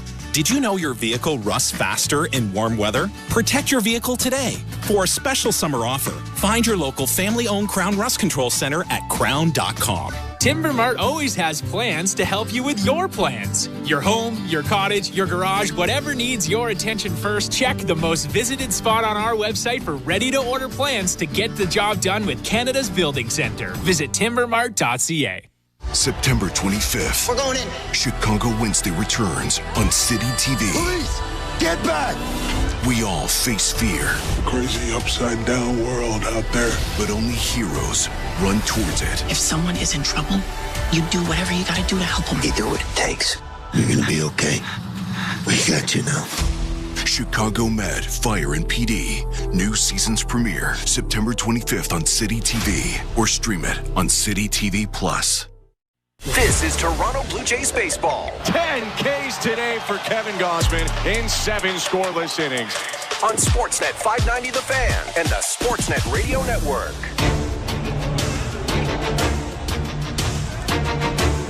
Top of the 6th inning at Rogers Center, and the Blue Jays up 6-4 on the Philadelphia Phillies. I'm Ben Schulman alongside Chris LaRue. Thanks so much for tuning in tonight.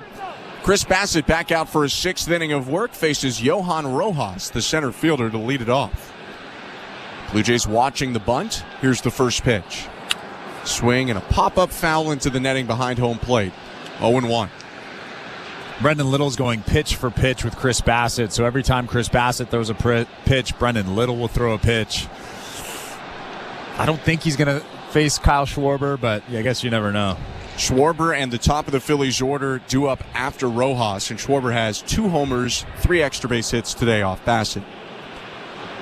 0-1.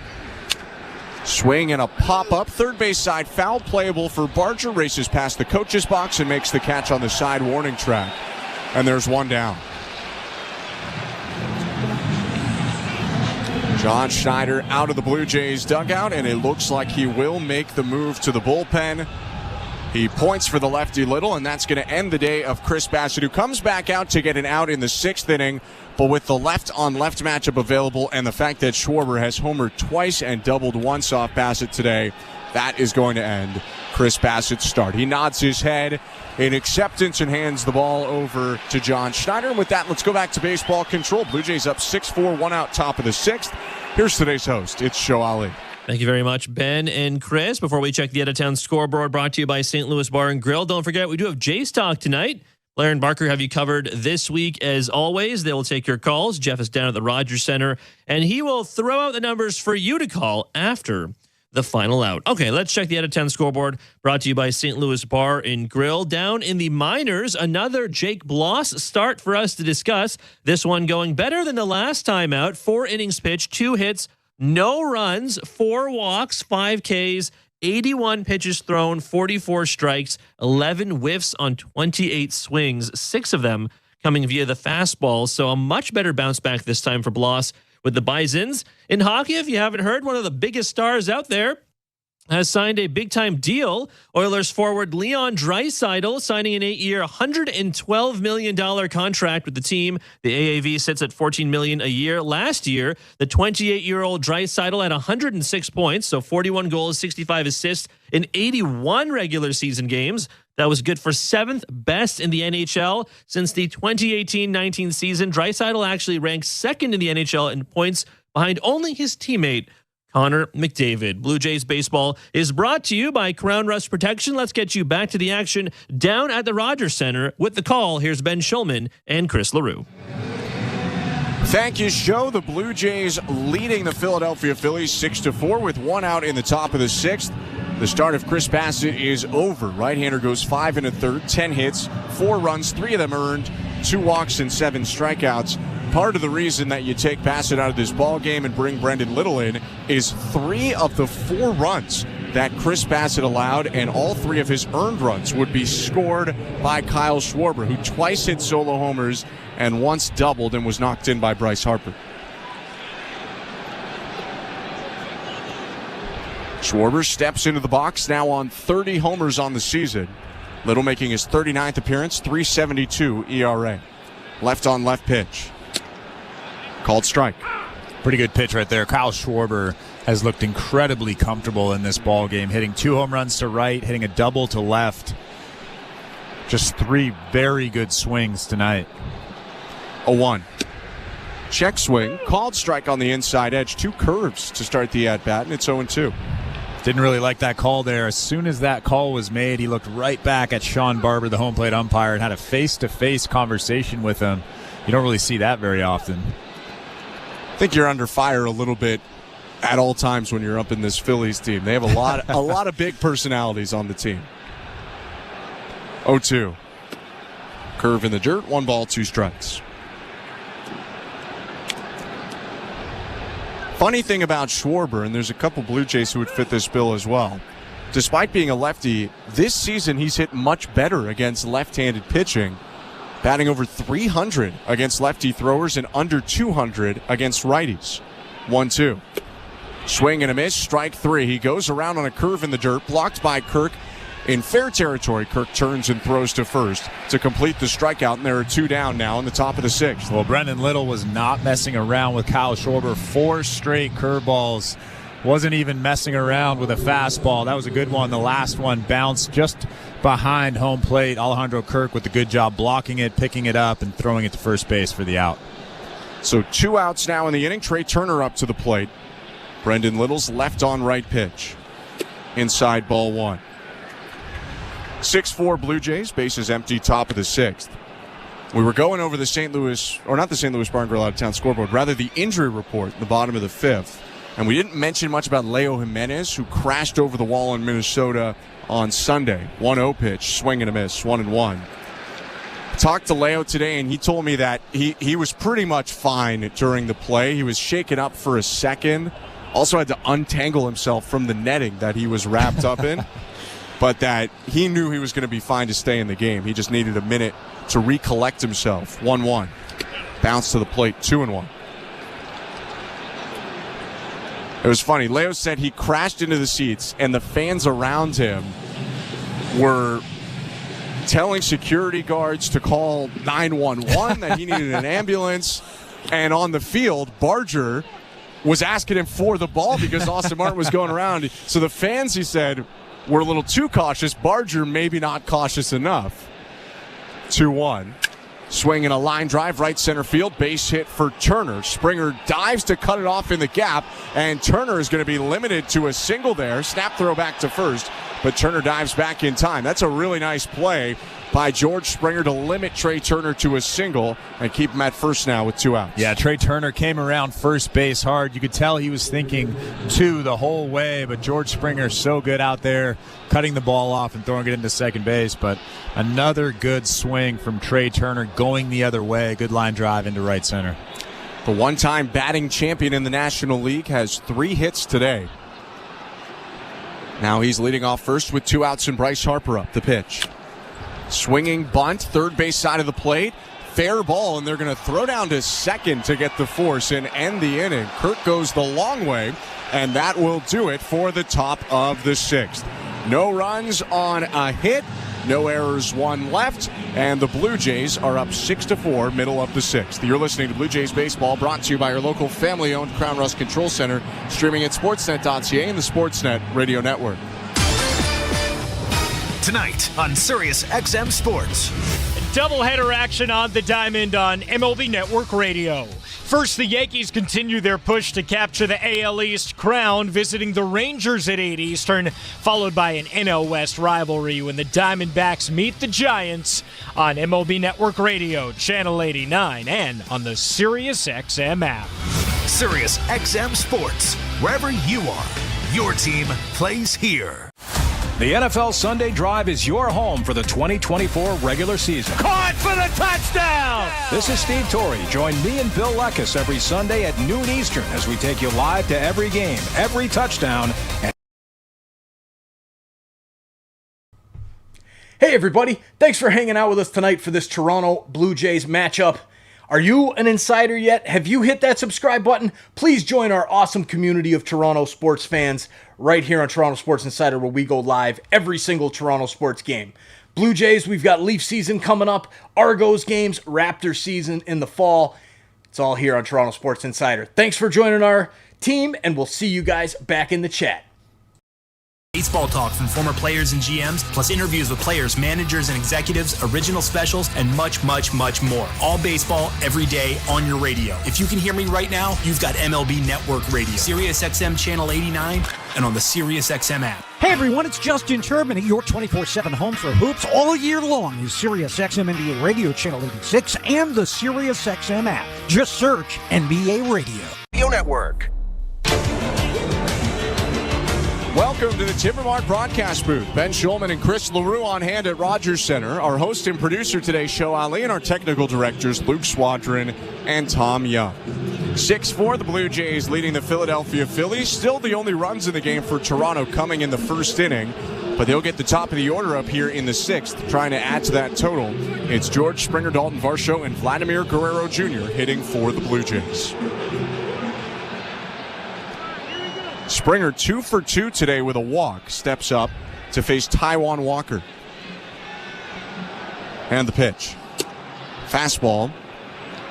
Low, ball 1.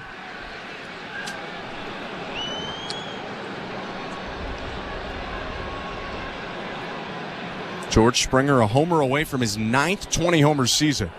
1-0 pitch. Called strike. 1-1. It would make things a lot more comfortable for this Blue Jays team if they could get 1 or 2 in this inning here off Taijuan Walker. Haven't scored against Walker yet. Had a pair of hits last inning, but did not score. 1-1. Swing and a high fly ball headed toward the right field corner, and that's going to slice into the seats. 1-2.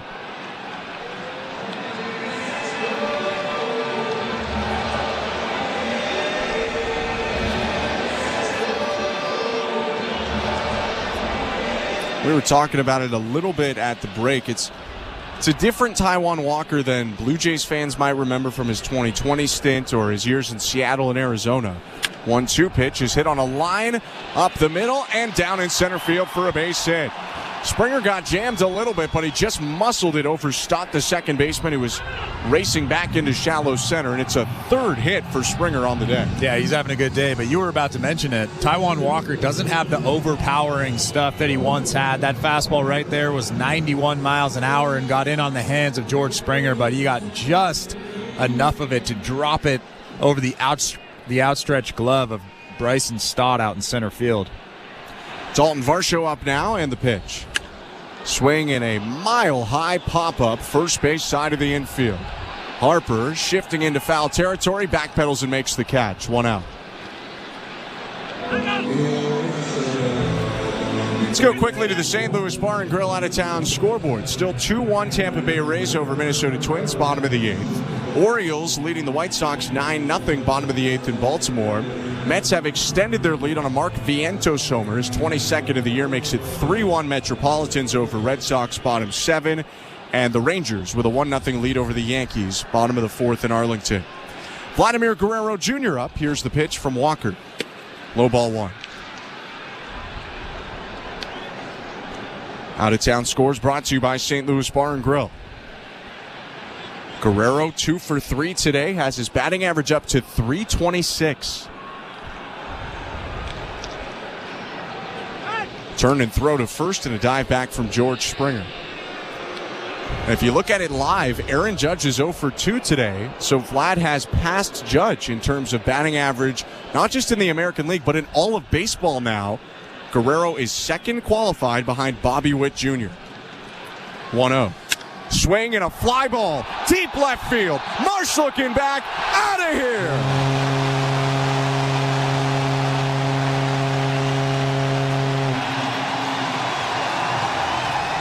Frozen rope off the bat of Vladimir Guerrero Jr. screaming into the Blue Jays bullpen to make it 8-4 Blue Jays, a 2-run shot for Vlad. Well, I said before this inning started, it would be nice if they could get 1 or 2 runs. I bet Vlad heard me. That was a rope to left field, just to the right of that bullpen out in left field. What a swing. What a result. What a season he's having. Home run number 28 for Guerrero. RBIs 90 and 91. And he hit that 110 miles an hour off the bat, 405 feet to left. Spencer Horwitz now takes strike 1 with 1 out and the bases empty.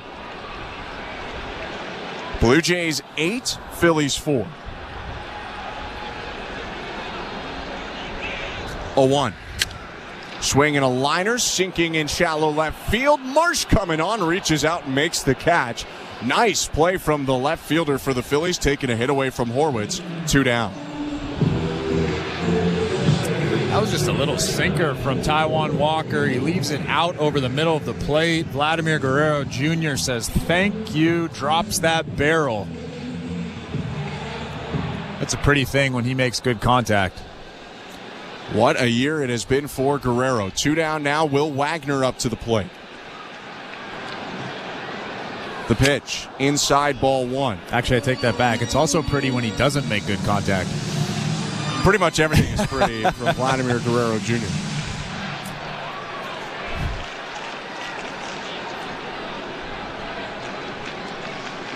(1-0). Wagner takes it, called strike.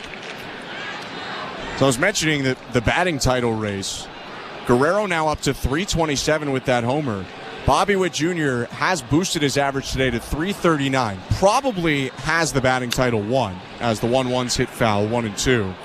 But there still is kind of an outside chance that if Witt has a tough September and Guerrero has a great September, Vlad did hit .375 in August, he could kind of sneak in there and steal away the batting title, similar to what Yandy Diaz did to Corey Seager last year. 1-2. Wagner takes it low. 2 balls, 2 strikes. Well, he's definitely having a hot start to his September. And August was his best month in terms of OPS. It was 1.127 for Guerrero. 2-2. Swinging a foul back by Wagner.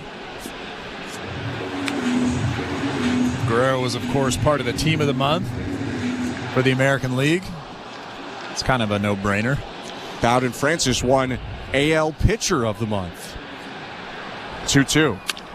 Swing and a line drive center field. Hanging up, Rojas goes back into right center, makes the catch, and ends the inning. Blue Jays come up with a pair on 2 hits. It's Vladimir Guerrero Jr.'s 28th long ball of the season. That makes it 8-4 Blue Jays after 6. You're listening to Blue Jays Baseball, brought to you by your local family-owned Crown Rust Control Center, streaming at sportsnet.ca and the Sportsnet Radio Network. At Crown Rust Control Center, protection runs deep. Because every Crown Rust Control Center is owned by a local family who cares beyond business. Your Crown Rust Control Center is 100% committed to their product, to you, to their community, which is your community. Protecting you and what matters to you is equally important as protecting your vehicle. Did you know your vehicle rusts faster in warm weather? Protect your vehicle today. For a special summer offer, find your local family-owned Crown Rust Control Center at crown.com. We're two men in a truck, the movers who care. You never know when cardiac arrest can happen. That's why each and every one of our trucks carries a life-saving Mikey defibrillator as part of our Mikey on Board program. Whether we're on the highway or in front of your house, we're prepared to help anyone whose heart may skip a beat. The Mikey Network has saved many lives, making Mikey's accessible to the public. And now they're on board our trucks. We're two men in a truck. Two men and a truck, the movers who care. The Blue Jays are inviting you to work from Dome. Put it in your calendar. 307 weekday starts this season. You can work from Dome with friends or coworkers at Rogers Center. It's a game changer. Make the ballpark your office for the afternoon. Work from Dome, 307 weekday starts. Let's touch base. Check out ticket options on bluejays.com/workfromdome. This is Toronto Blue Jays baseball. In time! What a play, Bo Bichette! On Sportsnet 590 The Fan and the Sportsnet Radio Network.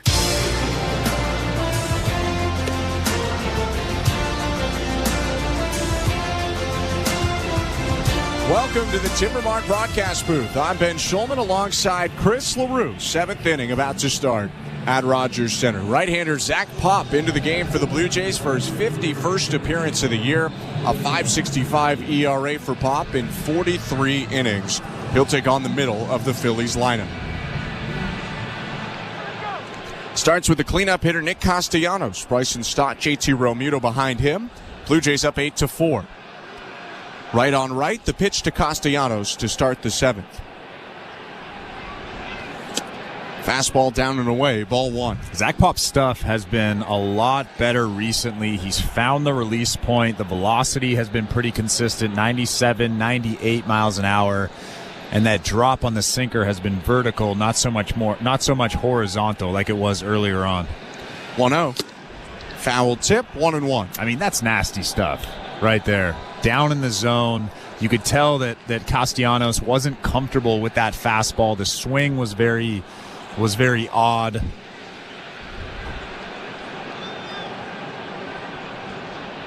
One pitch. Inside, 2-1. It shows in the numbers for Pop, who, if you count the resumed game that they played at Boston, has given up 2 earned runs in his last 8 1/3 innings. 2-1 pitch. Swing and a miss. Awkward swing on the slider. It's 2-2. Yeah, he was way out in front of that slider. The slider at 87 miles an hour. Not a great slider, not great movement on it, but when you have that fastball, even anything with a little wrinkle on it, it throws the hitter off. He'll use the sinker most, but he will feature the cutter and the slider to get batters off of that sinking fastball. 2-2. In the dirt with the sinker, ball 3.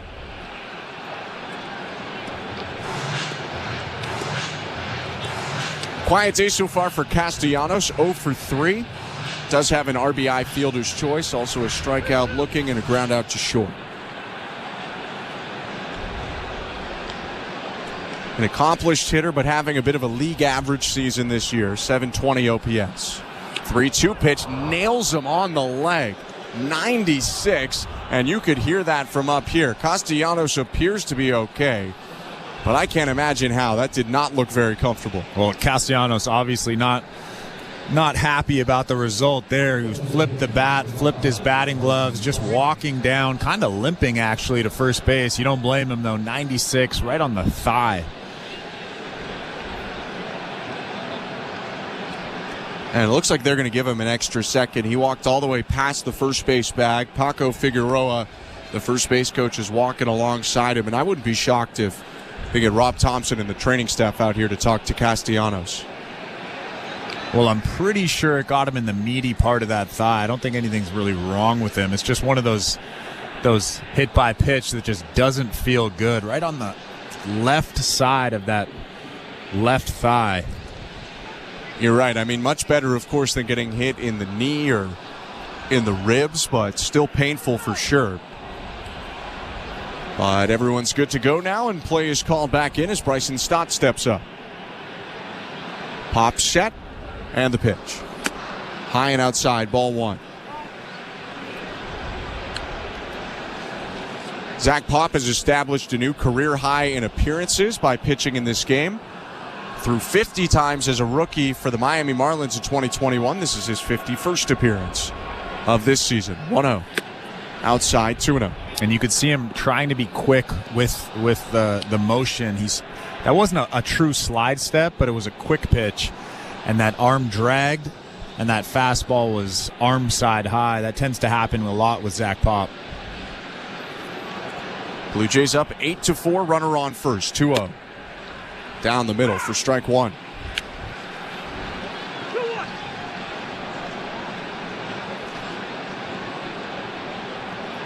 Righty from Brampton leaning forward. Peeks over at first at Castellanos, who's not a threat to run. 2-1. Swing and a hard ground ball through the hole right side, a base hit. Castellanos around second. He's going to go for third. Stott trying for second base and slides in head first with a double. Blue Jays were playing Bryson Stott to go the other way in the outfield. It was a long run for George Springer to get that ball near the right field corner, and it'll be a double for Stott, second and third for the Phillies, nobody out.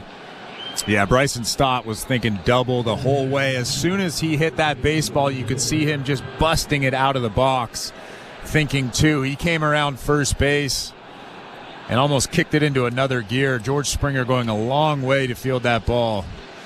We talked about this earlier, but Bryson Stott has 29 stolen bases this year, a guy with a ton of speed. So nobody out, second and third.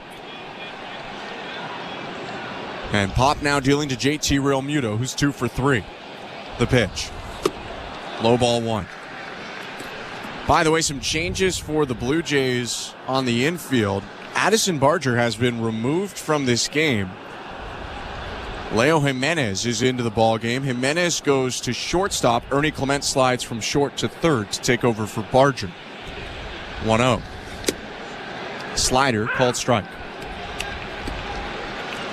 Nothing glaring that would tell you that Barger hurt himself or did something awkward in this game, so we'll just have to wait to hear from the Blue Jays about what's going on with their starting third baseman today.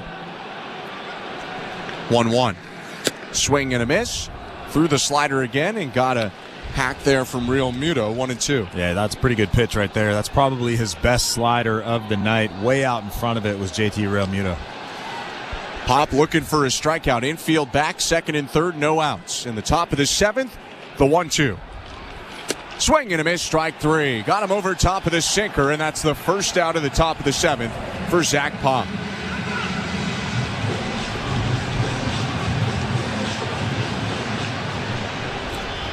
Brandon Marsh about to come up, and John Schneider is going to walk out to the mound. Pop has faced the minimum 3. Schneider with a look over to the left field bullpen, and he's going to take the ball from Zach Pop and give it over to Eric Swanson when we come back. 8-4 Blue Jays, second and third, 1 out top of the seventh. Let's go to baseball control. Here's Show Ali. Thank you very much, guys. And before we check the out-of-town scoreboard, brought to you by St. Louis Bar and Grill. Don't forget, we do have Jays Talk this evening. Blair and Barker have you covered all week. Tonight, they will take your calls. Jeff is down at the Rogers Center. He will throw out the numbers for you to call after the final out. All right, let's check the out-of-town scoreboard, brought to you by St. Louis Bar and Grill. And football news, just 2 more sleeps until the NFL season arrives. On Thursday night, the Chiefs raising another Super Bowl banner with the Ravens in town. Some deals getting done today. The 49ers coming to terms with left tackle Trent Williams, the two parties agreeing to a restructured 3-year, $82.66 million deal. It includes $48 million at signing and a $25.69 million signing bonus. So sounds like Williams will indeed play Monday night against the Jets. Elsewhere, Steelers defensive tackle Cam Hayward signing a 3-year, $45 million deal to remain in Pittsburgh, while in New York, the Jets signing cornerback Michael Carter II to a 3-year, $30.75 million extension that can be worth up to $33 million and makes him the highest paid slot corner in the NFL. And some injury updates as the season approaches, including Lions running back Jahmyr Gibbs. He had been dealing with a hamstring injury since the beginning of August, but he told the media today that he feels 98 to 100% and will be good to go against the Rams on Sunday night. Blue Jays baseball is brought to you by Crown Rust Protection. Back to the Rogers Center we go. Here's Ben Schulman and Chris LaRue. Thank you very much, Joe. The Blue Jays in a big spot here in the top of the 7th, trying to shut down the Phillies. Toronto leading 8-4, but second and third for Philadelphia. Only one out, and Brandon Marsh about to come up to the plate. John Schneider watched Zach Pop be a little bit hit and miss through 3 batters faced in the 7th, so he takes Pop out of the game, and Eric Swanson enters for the Blue Jays for his 34th appearance of the season. Well, that's why that home run from Vladimir Guerrero Jr. in the bottom half was so big.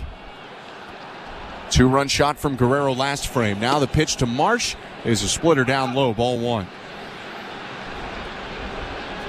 Eric Swanson has a 6.28 ERA in almost 29 innings. Got a little bit of momentum going on that trip, though. Had 2 really good outings back-to-back to end the road trip. Swanson twists and delivers. Fastball, called strike, 1-1. If you go to his appearance against the Red Sox on the 27th, Swanson strikes out the side. Then he pitched a scoreless inning against Minnesota on the 31st, striking out 1. 1-1. Fastball just misses high, 2-1. Yeah, 6 strikeouts, no walks, no hits in his last 3 outings. It's pretty good.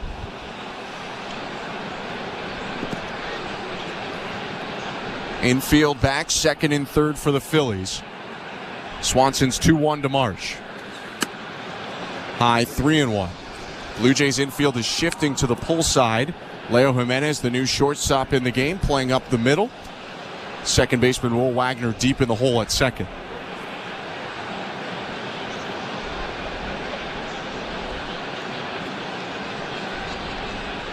Three-1 pitch. High and outside, ball 4. Marsh will take a 3rd walk today. He's aboard for the 4th time overall, and the bases are loaded. And that's obviously what you don't want to do when you come into a ball game. Walk the first guy you see, but you turn the page, you lock in, and you start throwing strikes. That's really all you can do as a reliever. In one hand, it sets up forces and a double play chance for the Blue Jays. On the other hand, Edmundo Sosa is now the tying run in this game with 1 out in the top of the 7th. Bases loaded, the pitch. Called strike with a splitter at the knees, 0-1. Castellanos on third. He was hit by a pitch. Stott doubled. He's on second. Marsh just walked. He's on first. 8-4 Blue Jays, 1 out, and the 0-1. High, 1 ball, 1 strike.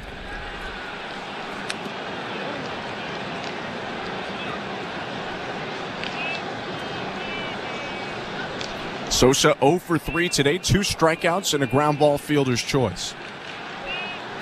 The pitch. Swing and a miss. Got a whiff on a high fastball. It's 1-2. Genesis Cabrera is now warming up in that Blue Jays bullpen out in left field. I'm assuming that he'll be in this ball game to face Kyle Schwarber. I feel like we've said that a lot tonight. Schwarber and the top of the order are due up in a couple batters. It's Sosa, the number 8 hitter, up right now.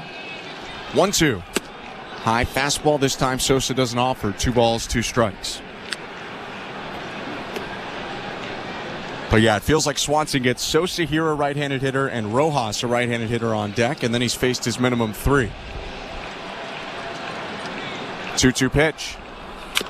Swing and a foul ball. Sosa hit it off his own ankle. It rolls back to the mound. But Swanson will just toss it away and get a new ball.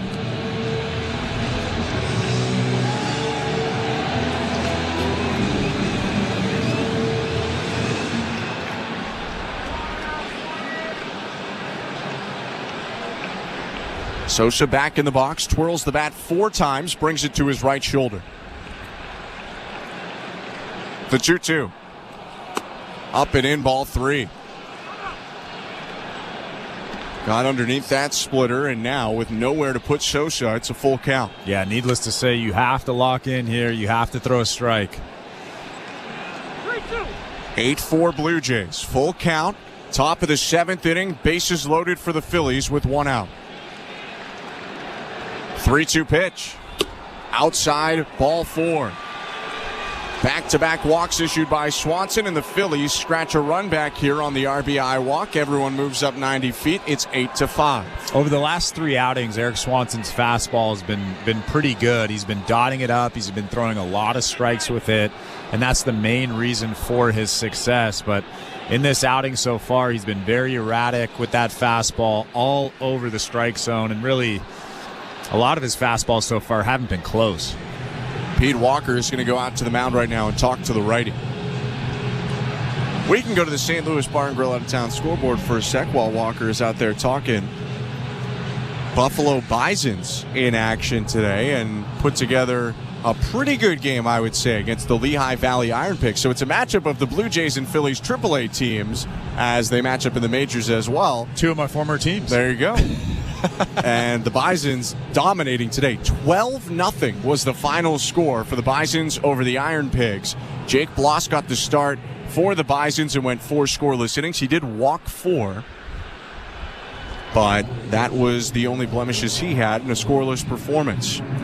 Mound visit over. Pinch hitter for the Phillies. They bring in a lefty swinger. Cody Clemens will bat for Johan Rojas, the son of former Blue Jay Roger Clemens, up with 1 out and the bases loaded.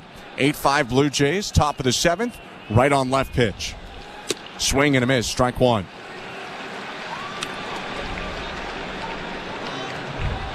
Clemens had a huge performance against the Blue Jays in May this season, homering and tripling in a 4 RBI day back in May. 0-1. Fastball over the heart of the plate, strike 2.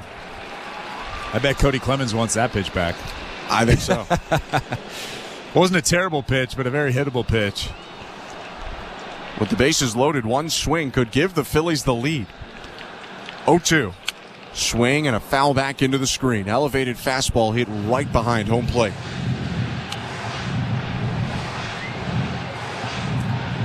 Limited action for Clemens in the majors this season. 64 at-bats for the left-handed hitter. He's batting .234 with 10 RBIs.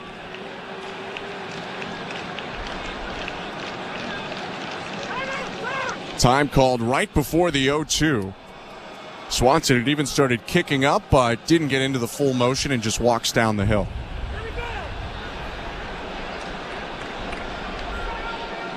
Stott on third, Marsh on second, Sosa on first. Swanson sets, looks at second, and now the 0-2 pitch. High, 1 ball, 2 strikes.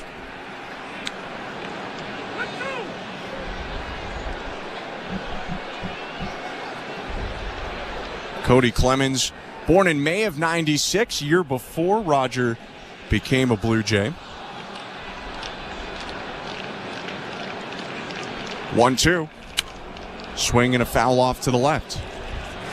Pretty good pitch right there from Eric Swanson. Cody Clemens doing a good job of spoiling it. That's probably his best split finger of the day. Started in the strike zone, dropped off the table. Clemens was way out in front of it, but just did a good job fouling it back.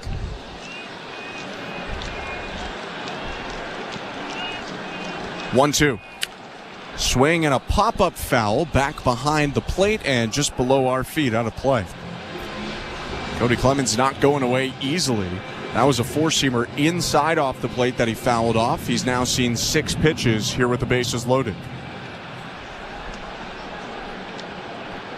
Blue Jays desperate for a ground ball. Kyle Schwarber is due up next. 1-2 again. High ball 2. That fastball right there was nowhere near the zone. You could see Eric Swanson kind of shaking out his arm. I don't know what's going on there, but that ball was nowhere near the strike zone. Back-to-back walks issued by Swanson. It's cost the Blue Jays a run. 2-2. Swing and a foul off again. It's a splitter left above the zone and outside, and Clemens tipped it back into the netting. Yeah, he just seems very erratic with that release point. Sometimes it's good, sometimes it's not. Getting on top of that baseball, then he'll get underneath it. Right there, he gets underneath that split finger, and that's not where you want to be. Bases loaded, 1 out, 8-5 Blue Jays in the 7th. 2-2. Swing and a pop-up foul again. That one will get into the seats once more, and Clemens will go to double-digit pitches in this at-bat when Swanson delivers the next one. Eric Swanson hasn't got an out yet, and he's already at 21 pitches, only 11 strikes, though. He's the second reliever the Blue Jays have brought in this inning. Another 2-2. Swinging another foul ball out of play. Toronto brought Zach Pop into the game for the 7th inning after Brendan Little got 2 outs in the 6th. Pop hit Castellanos, gave up a double to stop before striking out Real Muto. Then Swanson came in, walked the first 2 he saw to push across Castellanos, and now still it's the bases loaded, 1 out. 2-2 again.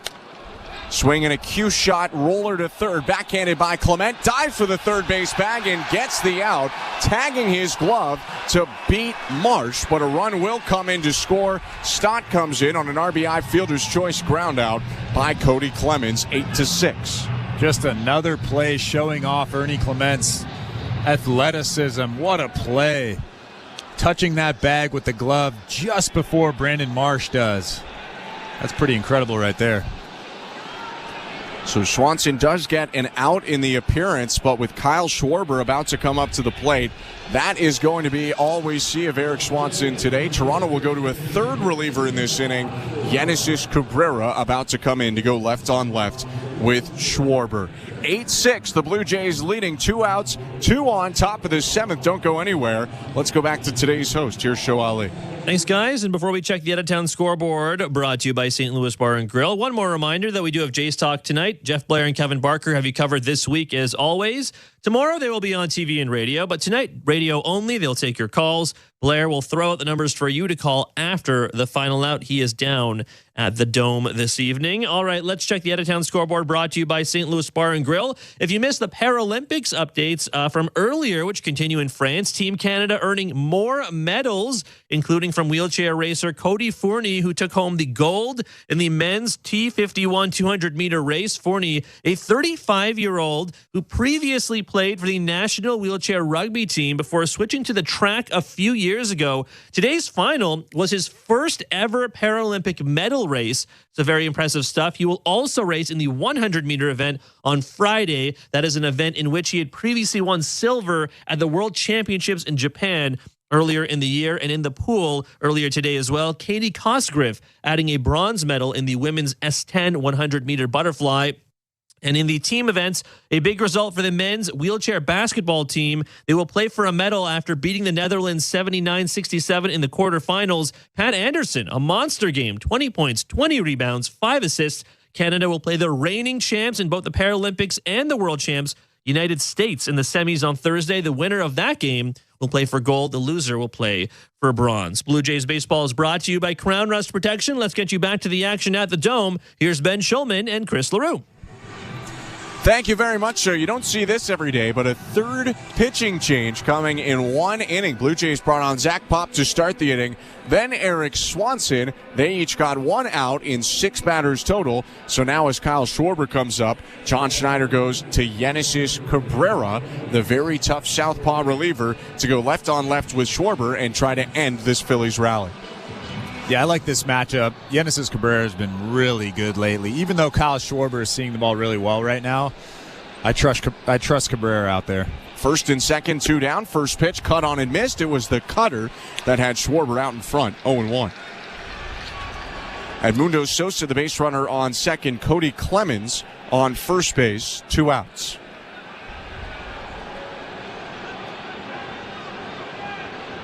Cabrera's 0-1. In the dirt, 1 ball, 1 strike. Great year for Genesis Cabrera. 57 appearances for the lefty, a 3.12 ERA in 52 innings pitched.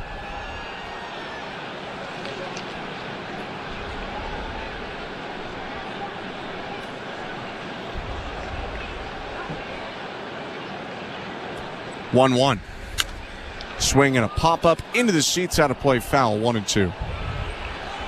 Yeah, the biggest reason for Cabrera having such a good year this year is just throwing strikes. When you're a left-hander who throws 97, 98 miles an hour and you can throw strikes, you'll be successful.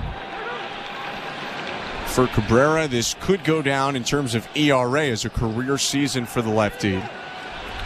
Only once has posted an ERA better than the one he has right now, and it was in 19 appearances in 2020. Lefty peaks at second and is 1-2 to Schwarber. Swing and a grounder hooked to first, blocked by Guerrero, who stumbles and it pops out of his hand. Coming around third, Sosa going to the plate, and he'll score to make it a one-run game. Vlad had to track to his backhand side, blocked it, and then as he went down to pick it up with the bare hand, stumbled to the ground and it popped out of his bare hand. Schwarber safe at first, Clemens safe at second, and a heads-up play by Sosa to come around from second and score. Yeah, that ball just clanked off the heel of his glove as he went to field it initially, and then he tripped, tried to pick up the baseball, and then he actually hit the baseball away from him, and that's why Sosa was able to score from second base. First pitch to Trey Turner, hit on a line left field. Going back low, Perfido leaps and makes the catch. And that will end the top of the seventh inning. Phillies make it real close at the stretch. 3-run frame, and it's 8-7 Blue Jays as OK Blue Jays plays out at Rogers Center. You're listening to Blue Jays Baseball, brought to you by your local family-owned Crown Rust Control Center, streaming at sportsnet.ca and the Sportsnet Radio Network. At Crown Rust Control, protection runs deep because every Crown Rust Control Center is owned by a local family who cares beyond business. Your Crown Rust Control is 100% committed to their product, to you, to their community, which is your community. Protecting you and what matters to you is equally important as protecting your vehicle. Did you know your vehicle rusts faster in warm weather? Protect your vehicle today. For a special summer offer, find your local family-owned Crown Rust Control Center at crown.com. If you're looking for a fun day, did you know the day before Monday? Junior J Sunday. You can paint your face, come and meet Ace and run base to base. Junior J Sunday. So many things to do. You can bring your crew and even mom and dad too. Junior J Sunday. Sundays are for Junior Jays, and with all kinds of cool new games and activities in the exciting outfield district areas, there's no end to the family fun you'll have. If you're feeling the song, grab your dad or mom, visit BlueJays.com. Junior J Sunday. October 3rd on City TV. You're safe. I got you. Law & Order Thursday returns with all new seasons of Law & Order. I love this job, and I love trying cases. And Olivia Benson is back with Law & Order SVU. I've dedicated my life to helping victims. So you're not giving up on us? Giving up? I'm just getting started. Law & Order Thursday premieres October 3rd on City TV, or stream it on City TV Plus. This is Toronto Blue Jays baseball. Strike three. Kevin Gausman strikes out the side. On Sportsnet 590 The Fan and the Sportsnet Radio Network.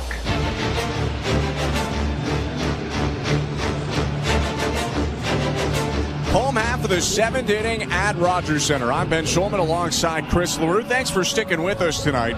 Blue Jays up 8-7 on the Philadelphia Phillies in a back-and-forth game.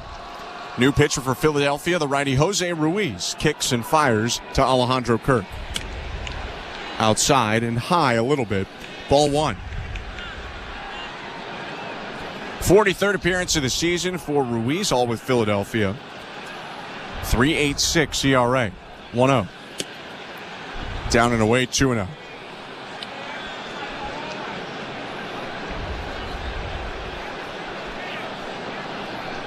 Curveball, four-seamer, sinker, slider, and change for Ruiz. And his 2-0 pitch misses inside, 3-0 as he looks over to the left in frustration. It's a lot of pitches for a reliever. It is. I mean, he does barely throw the slider and change. It's mostly curve, four-seamer, sinker. But a 5-pitch mix. Next one to Kirk is a fastball on the inside edge, strike one.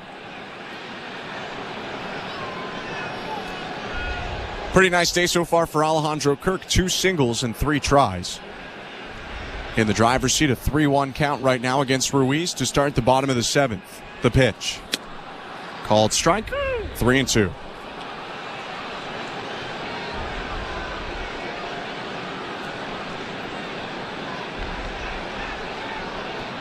Right-hander kicks and releases. Kirk swings and floats a ball down the right field line. Foul. Harper, the first baseman, into foul territory, makes an underhanded catch. 1 out. Vlad actually had a huge raspberry on his elbow after that play earlier on. When he fell over, tripped, he came back to the dugout, and Boone Chung, one of the trainers for the Blue Jays, was putting a huge Band-Aid on it, probably 3 or 4 inches big. Guerrero does appear to be all right. Speaking of, Leo Jimenez now batting for the first time in the game. He substituted in last inning for Addison Barger, and he takes strike 1.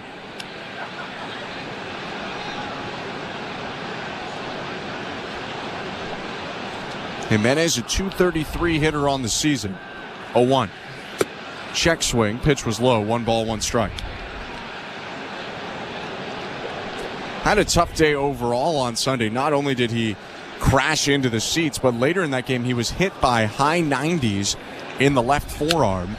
1-1 pitch fouled off. 1-2.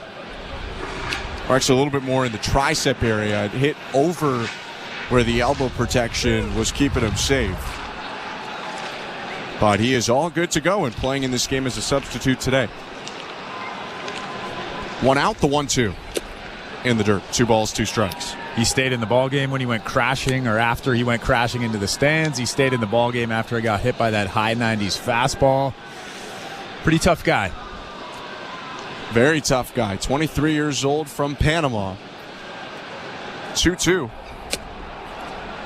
Just outside, ball 3. Courageous take on a curve that started over the plate but broke outside. Full count, 1 out. Ernie Clement's on deck. Blue Jays up 8-7. 3-2 pitch. Swing and a foul off. He hits it off his left foot. Just can't catch a break right now. Stumbles to the side and walks back across the plate.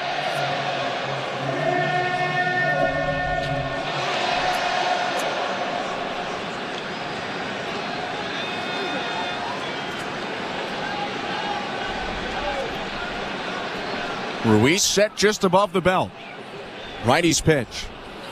Outside, ball 4. A well-earned walk for Leo Jimenez with 1 out in the bottom of the 7th. That was a great AB from Leo Jimenez. Fouled off a couple of tough pitches, took a couple of tough pitches, and he winds up at first base with the walk. Blue Jays added on runs in the 6th inning last time they were batting, and they needed them, turning a 6-4 game into an 8-4 game. It's now 8-7, though, as the Phillies rallied for 3 in the top of the 7th.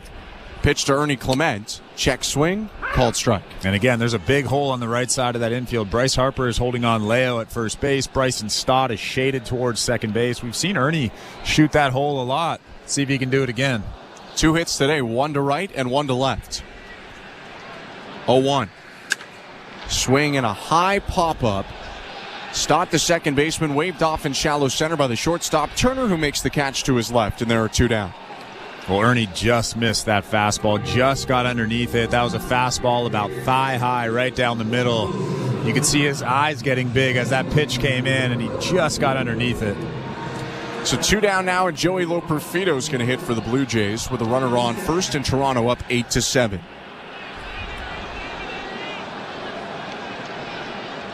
Ruiz sets and delivers. Swing and a foul off, 0-1. We mentioned early in this game, Tyler Phillips, the starter for the Phillies, pitching for his favorite team. Well, for Joey Loperfido, his childhood favorite team, also the Philadelphia Phillies, growing up in Haddonfield, New Jersey, 20 minutes outside of Philly. 0-1. Swing and a miss, 0-2.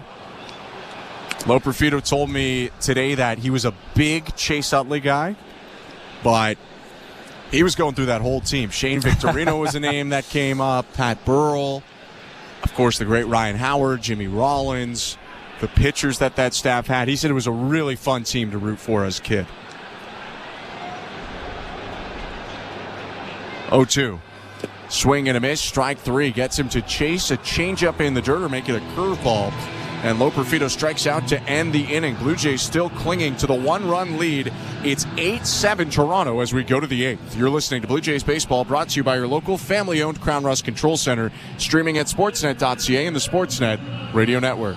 Everything a football fan needs is on the SiriusXM app. The biggest college football games. Holy smokes! what a play! Every NFL game with your hometown announcers. It's a miracle in Las Vegas! Winning fantasy football advice from the experts on Fantasy Sports Radio. I'm just not overpaying for quarterbacks in a Superflex league. And passionate personalities on Mad Dog Sports Radio. I don't want to hear it. You're not winning a championship. Can we mellow out? Let's move on, please. No matter how you follow football, it's all on the SiriusXM app. I am all in, baby!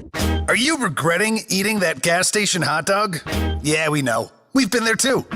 This is a message for baseball fans like you. Did you know that you get a channel that's talking baseball 24/7 as part of your SiriusXM subscription? What? Our lineup includes shows hosted by former big leaguers and executives. Plus, you'll hear from 17 managers each week. MLB Network Radio is on SiriusXM Channel 89, or just search MLB Network Radio on the SXM app. SiriusXM Sports. We're more than just a game. The most important person in sports is you, the fan. Let me tell you something. I'm a real fan. And your place for sports talk is Mad Dog Sports Radio, where your voice is heard all day long. I couldn't wait to get into the truck, turn on 82. Share the thrill of victory. The joy, the jubilation. I can't stop smiling. And the agony of defeat. When is this franchise going to realize people really care about this? Passionate sports fans call 888-MAD-DOG-6. You gotta love sports. Mad Dog Sports Radio, Channel 82, or anytime on the SiriusXM app. Fantasy football players, learn winning strategies right now on Fantasy Sports Radio to help you draft a winning team on Channel 87 and on the SiriusXM app. What's next?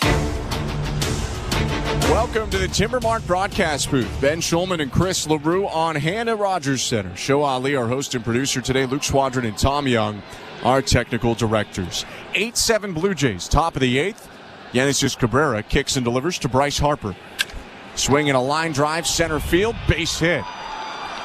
Gloved on a bounce by Dalton Varsho, and the tying run is aboard for the Phillies on one pitch in the 8th.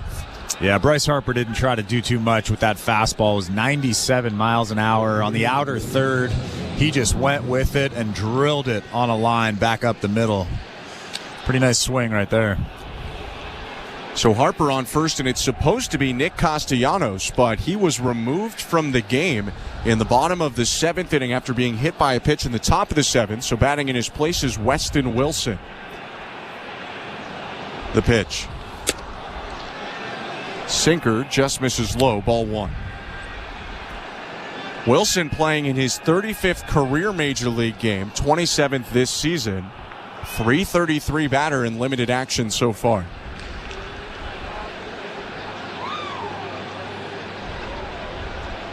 1-0. Down and away, ball 2. He has a ton of power. 31 homers in 2023 in Lehigh Valley. 86 RBIs. A bit of a minor league journeyman who's found his way with this Phillies team. Originally a 17th rounder in 2016 by the Brewers. 2-0. Down and in, ball 3. And he's having a decent season this year, albeit a small sample size. 3 homers, 7 RBIs, and 54 at-bats. .333 average. It's pretty solid. On August 15th against Washington, he became the 10th ever Philadelphia Philly to bat for the cycle. Hit for the cycle against the Nationals. Runner on first, and a 3-0 pitch to Wilson. Called ball 4, definitely there for a strike. That's a pretty big whiff by Sean Barber, and now 2 on with nobody out. Well, you could see Genesis Cabrera staring in at Sean Barber, the home plate umpire, almost baffled at that call. Very clearly a strike. I'm sure he'll look back at the replay after the game and question what he was thinking, but even Alejandro Kirk was confused with that one. That's a pretty big call, as now there are 2 aboard. The tying run in scoring position and the go-ahead run on first base. Bryson Stott coming up. Another left-on-left matchup here for Genesis Cabrera. Lefty looks at second, and the pitch to Stott. Fastball at the knees, strike 1, 98 miles an hour. Well, it seems like the Blue Jays are expecting a bunt. Vladimir Guerrero Jr. and Ernie Clement were both crashing. They were far in, and now Vladimir Guerrero Jr. takes about 7 or 8 steps back. Stott is 2 for 4 today, 2 doubles. 0-1, swing and a miss, 0-2, and any thought of a bunt now can go out the window. Yeah, this is a good situation for a strikeout right here, or maybe a double play. First and second, nobody out, top of the 8th inning. 14 hits aside, and the Blue Jays up 8-7. Cabrera looks at second. And the inside move, he'll spin back and look Harper back to the back.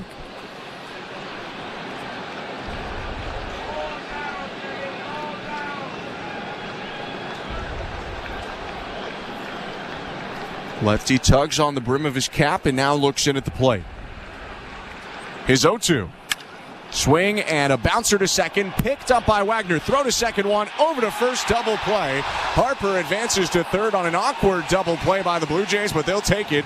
2 down now and only 1 runner on. Well, that was an incredible play from Will Wagner, a guy not really known for his defense, but Bryson Stott drilled that ball. 1 hop to Will Wagner, made the scoop and threw it to second base, but I actually thought that Leo would catch that baseball and try to throw Bryce Harper out at third base. That would have been a tough play, but they would have got him if he did that.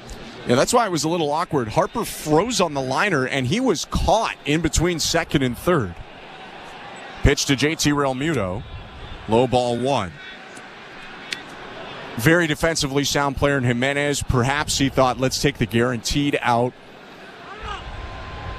But for a second, I was wondering about triple play even because Harper was so hung up. Probably didn't have the time to do that. Harper, though, will remain on the base paths. He's at third base now with 2 outs, representing the tying run. Cabrera's 1-0 offering to JT Realmuto.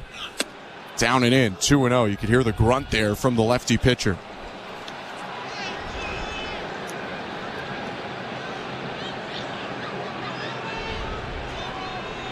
Realmuto 2 for 4. 2 singles, 2 strikeouts.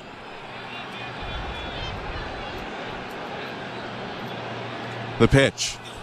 Outside, ball 3. And lefty Brandon Marsh is on deck, so you have to wonder, if I'm Yenesis Cabrera, do I just pitch around Realmuto at this point? I know you don't want to put the go-ahead run on base, but Marsh is a left-handed hitter. 3-0. Low ball 4. Again, Cabrera looking in at Sean Barber, the home plate umpire, questioning that call. That call right there was the correct call. That one was below the strike zone, but you could tell that they were at least trying to pitch around him there with that cutter. They do get the lefty-lefty matchup because of it. New baseball for Cabrera. And Brandon Marsh, who's been on every time he's come up to the plate today, bats now in a huge spot. First and third for the Phillies. Toronto up 8-7 on Philadelphia. 2 outs, top of the 8th. 3 walks and a single for Marsh. And the pitch coming from Yenesis Cabrera. Inside, ball 1. Realmuto takes off for second and jogs in without a throw. Second stolen base on the season for JT Realmuto. So now the only force out is at first base. Second and third for the Phillies, and a single could give Philadelphia its first lead since the first inning.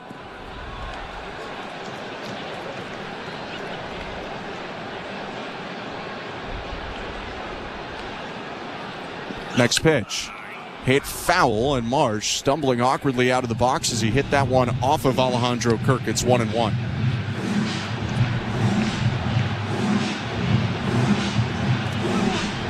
Marsh has had a great day, but this is the first time he's facing a lefty in this game, and he does not hit very well against lefties. This year batting 200 with a low 500s OPS against left-handed pitching. 1-1. Swing and a chopper just over the mound, hit softly. Wagner, the second baseman, gloves. Quick throw to first in time, and that will end the inning.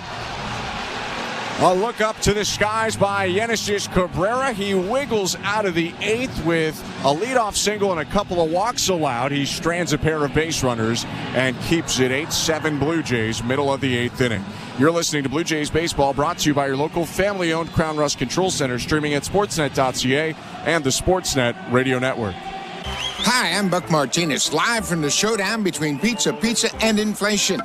First to the plate, Pizza's big hitter, fixed rate pizza. An extra large 4-topping pizza for a fixed price of $17.99 until the end of 2024. I dare say, folks, inflation stands no chance against this all-star. Here's the delivery. And inflation strikes out. That's a swing and a drive. What's up, Blue Jays fans? Thanks for hanging out with us tonight for the Toronto Blue Jays matchup. Please take a minute and exit out of the chat and hit that thumbs up button. Please smash that like button. We really need your help so we can get more Blue Jays fans and baseball fans here in the chat so we can have a great time here watching the Blue Jays game against the Red Sox. We'll see you guys back in the chat. Let's have some fun tonight. Let's keep it classy. Go Blue Jays, go. Protect your vehicle today. For a special summer offer, find your local family-owned Crown Rust Control Center at crown.com. September 25th. We're going in. Chicago Wednesday returns on City TV. Police, get back! We all face fear. Crazy upside down world out there. But only heroes run towards it. If someone is in trouble, you do whatever you gotta do to help them. You do what it takes. You're gonna be okay. We got you now. Chicago Med, Fire and PD. New season's premiere September 25th on City TV or stream it on City TV Plus. This is Toronto Blue Jays baseball. He's at the track at the wall. He leaves, and he made the catch. On Sportsnet 590 The Fan and the Sportsnet Radio Network. This copyrighted broadcast is presented by authority of Rogers Blue Jays Baseball Partnership and may not be reproduced or retransmitted in any form, and the accounts and descriptions of this game may not be disseminated without the express written consent of Rogers Blue Jays Baseball Partnership or the Sportsnet Radio Network. Thank you so much for sticking around. 8-7 Blue Jays, bottom of the 8th. Orion Kirkering is on, the right-handed reliever for the Phillies, to pitch to George Springer, and the first pitch is a called strike, 0-1. Welcome to the Timbermart broadcast booth. I'm Ben Schulman alongside Chris LaRue. 0-1. Swing and a bouncer foul back into the catcher Real Muto. It's 0-2.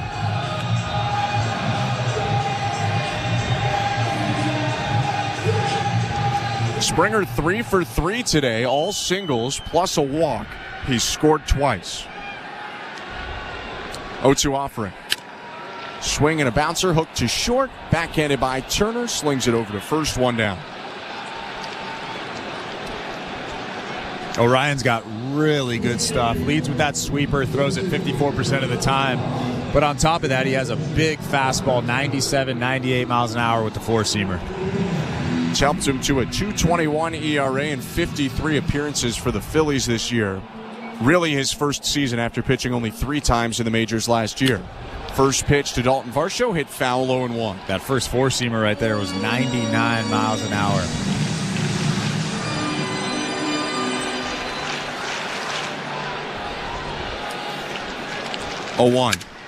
Swing and a hopper to second, picked up chest high by the second baseman Stott. He throws over to first, 2 down. Although a 99-mile-an-hour fastball shouldn't really seem that great after seeing Johan Duran with the Twins recently.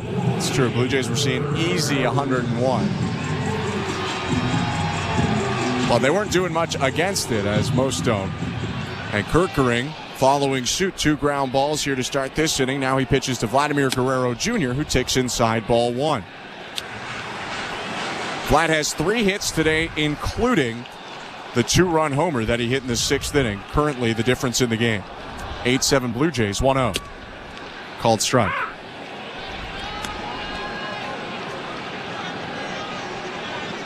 For Guerrero, it's his 63rd 3-hit game of his career, tying Adam Lind for 8th most in club history. Swings at the 1-1 and lashes it to left center field. A base hit bouncing onto the track. Guerrero around first. He'll jog into second. It's a 2-out double. Just another line drive off the bat of Vladimir Guerrero Jr., a sweeper that was hung over the middle of the plate, and he absolutely tattooed it into left center about 20 feet off the ground. Another beautiful swing from Vlad.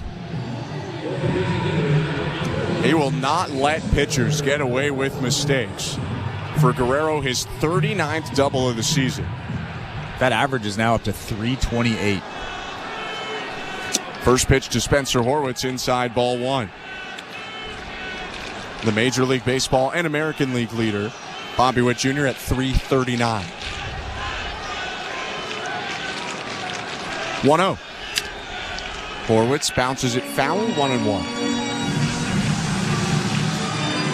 Blue Jays would love any insurance they can get, any add-on runs here. as Chad Green gets loose in the Toronto pen. Green coming off a tough outing in Minnesota. 1-1. Swing and a ground ball, hooked to second, sliding stop Stott. Stuck in his glove for a moment, but he gets it out and throws out Horwitz to end the inning. A hit for the Blue Jays, but no runs. They leave Guerrero on, and we go to the ninth.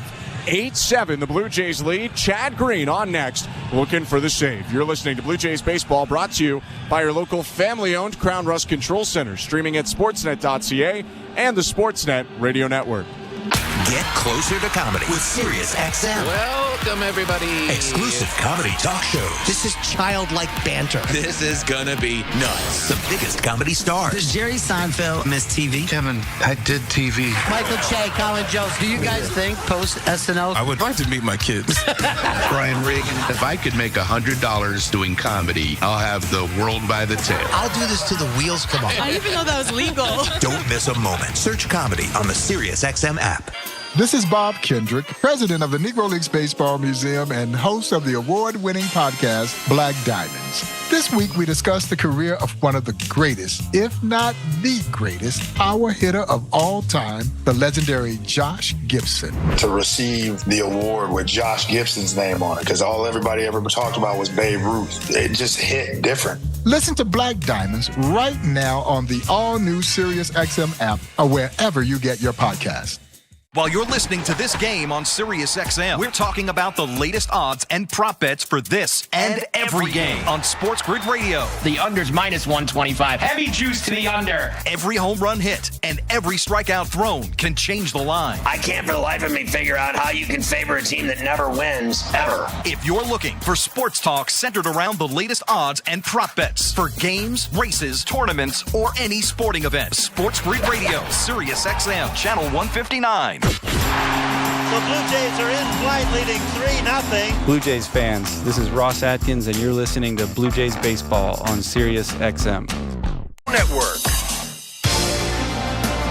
Ninth inning in downtown Toronto, and the game on the line. Blue Jays up 8-7 on the Philadelphia Phillies. Call on their closer, Chad Green, for a 17th potential save of the season. Green, the righty, 16 for 16 on the year. But coming off his toughest outing of the season, gave up 3 earned runs in an inning to the Minnesota Twins. That was in the 8th inning with Toronto leading. He comes on now in the 9th inning with the Blue Jays up a run. He'll start with Edmundo Sosa, the right-handed hitter. First pitch, fastball down and away, or make it the slider, 1-0. Well, in that last outing against the Twins, I feel like he leaned on that slider just a little bit too much. Twins started to guess slider, and then he hung that last one to Royce Lewis. Let's see if he does things differently here. 1-0 pitch is a heater blown by Sosa. Swing and a miss. 1-1. Still a very impressive year for Green. 2.17 earned run average for the righty. He kicks and delivers. Another fastball hit back foul, and he's ahead 1-2. 2 pretty good pitches right there. 95 miles an hour. 2 pitches that Sosa really can't do any damage with. Top of the strike zone. 8-9-1 for the Phillies this inning. The 1-2. Bounced foul. Went with the slider. Sosa reached for it off the plate and just got a piece of it to stay alive.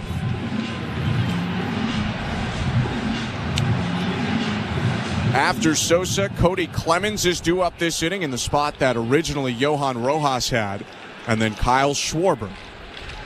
1-2 again. Line to center field. That's a base hit for Edmundo Sosa. His first hit of the night. And the Phillies have the tying run on to start the top of the ninth. And again, just a hanging slider, a very hittable pitch.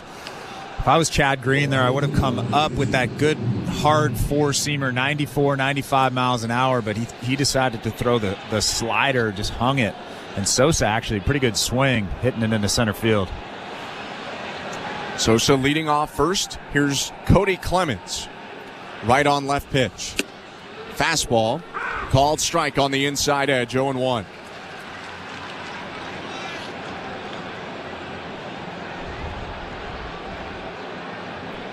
Clemens came on as a pinch hitter in the 7th. Hit an RBI fielder's choice. Now a throw to first. Sosa back in standing. You do have to keep an eye on Edmundo Sosa. 7 stolen bases, only caught once this year in 80 games.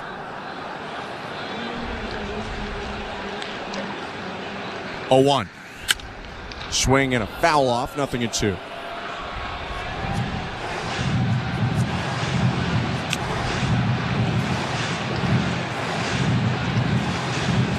Blue Jays had Ernie Clement, the third baseman, playing in. He'll back up now and move to almost the midway point between second and third base as they shift against the left-handed hitting Clemens. 0-2. Swing and a pop-up, headed in our direction, and that's going to drop just below our feet, out of play. It'll still be no balls and 2 strikes.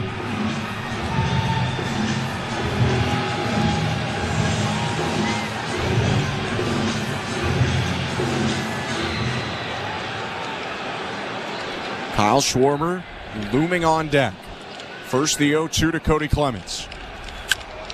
Swing and another foul ball off to the left. He put up a big fight when he pinch hit in the 7th, and he's doing the same thing here in the 9th. Yeah, Chad Green left that fastball middle, 96 miles an hour, just enough velo to get it past Clemens, but you could see Alejandro Kirk wanted that ball up and away, and Chad Green missed his spot. Another 2-strike pitch. Bounce the slider at the back foot. 1 ball and 2 strikes.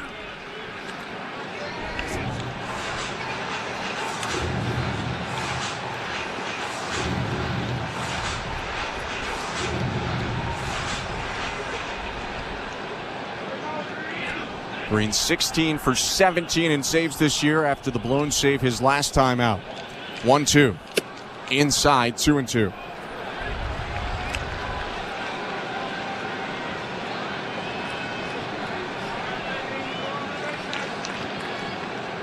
Runner on first, no outs, 8-7 Blue Jays, top of the 9th.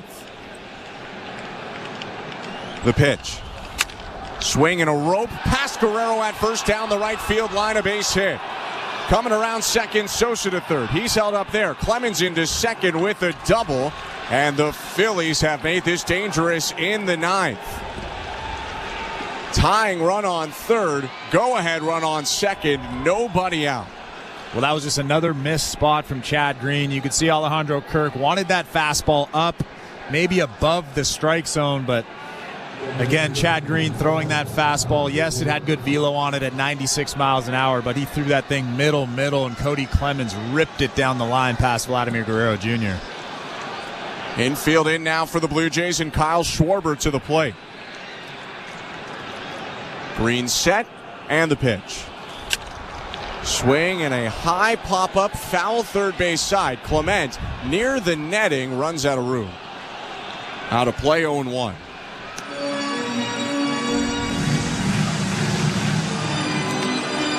It's been a big day for Schwarber.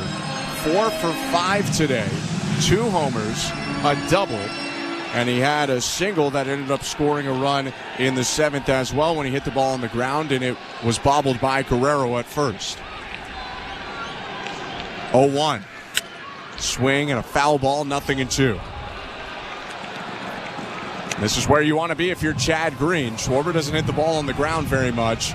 You're looking for a pop-up or a strikeout. Yeah, if I'm Chad Green, I'm not messing around with anything below the strike zone. I'm going up with the heat. Either he pops it up or he swings and misses it. You don't want him to mess around with a ground ball here or even hang a breaking ball. Second and third, no outs. Blue Jays up 8-7, top of the 9th. 0-2. Swing and a fly ball down the right field line. Hooking, foul. Home run distance easily, but he couldn't keep it straight on that slider that was down and in.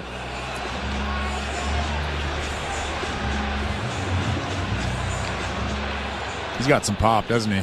He does. Just flick the wrist. 2022 National League home run leader with 46, then hit 47 last year. Now has 30 on this season. 0-2. Swing and a fly ball, left field line. Low Perfido moving toward foul territory. In the shade of the wall, it's going to go out of play, foul into the seats. That fastball there was 97. Good velo, but again, Alejandro wanted that thing above the strike zone, and Chad Green gave Kyle Schwarber something he could handle, something that he could get the barrel to. He got lucky there.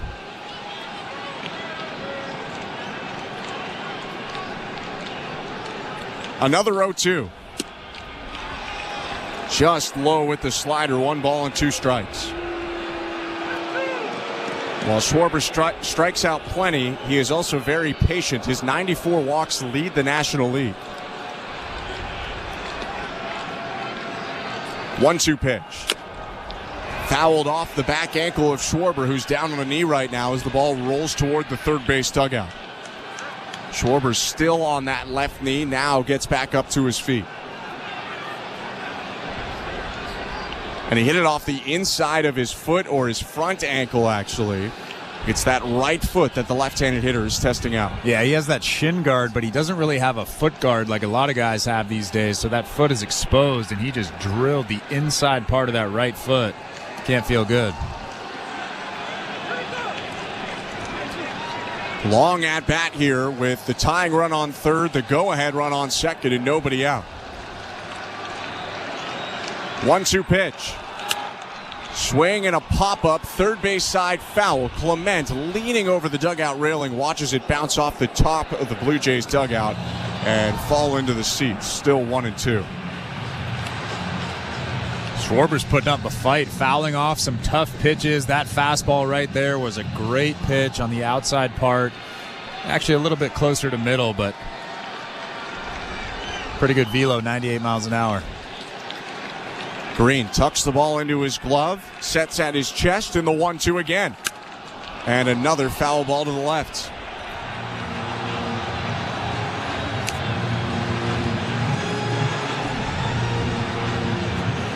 "20 pitches for Chad Green in the inning, still looking for his first out after he gave up a single and then a double to start the inning.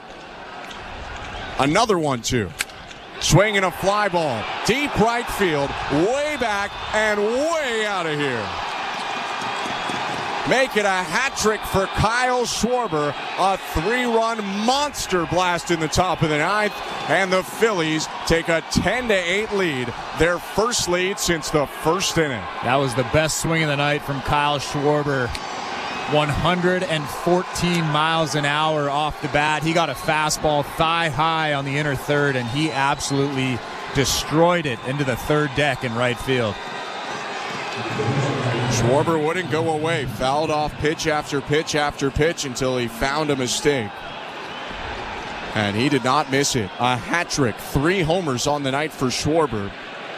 And he's the reason the Phillies are up 10-8. Trey Turner now takes down an away ball 1.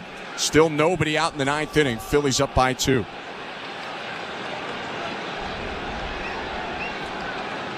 Pitch to Trey Turner.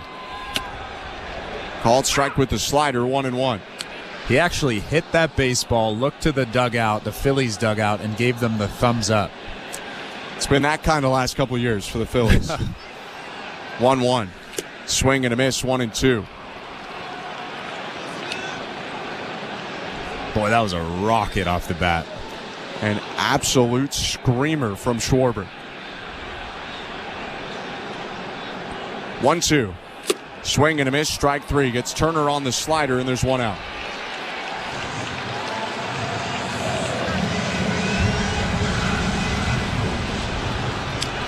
This has been looming all game. The Blue Jays scored 6 in the first, but quickly the Phillies answered and kind of just kept hanging around. When the Blue Jays went up 6-1, the Phillies scored 2 in the third and then 1 in the fourth to make it 6-4. Then the Blue Jays made it 8-4, and the Phillies responded with 3 in the seventh to make it 8-7, and now they've finally taken the lead back. Harper takes down an in-ball 1. 10-8 Phillies, 1 out, bases empty, top of the ninth. 1-0. Inside. And I said this earlier when the Blue Jays were leading 6-1 in the second inning, but you just never feel comfortable, even with a 6-1 lead. Phillies have Matt Strom getting loose as Harper swings at the 2-0 and fouls it off 2-1.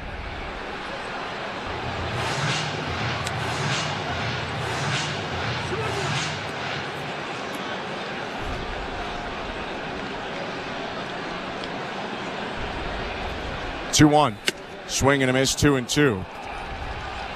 It's been a running story of the season, but it looks like another tough night for the Blue Jays bullpen after Chirs Bassitt went 5 1/3 and allowed 3 earned.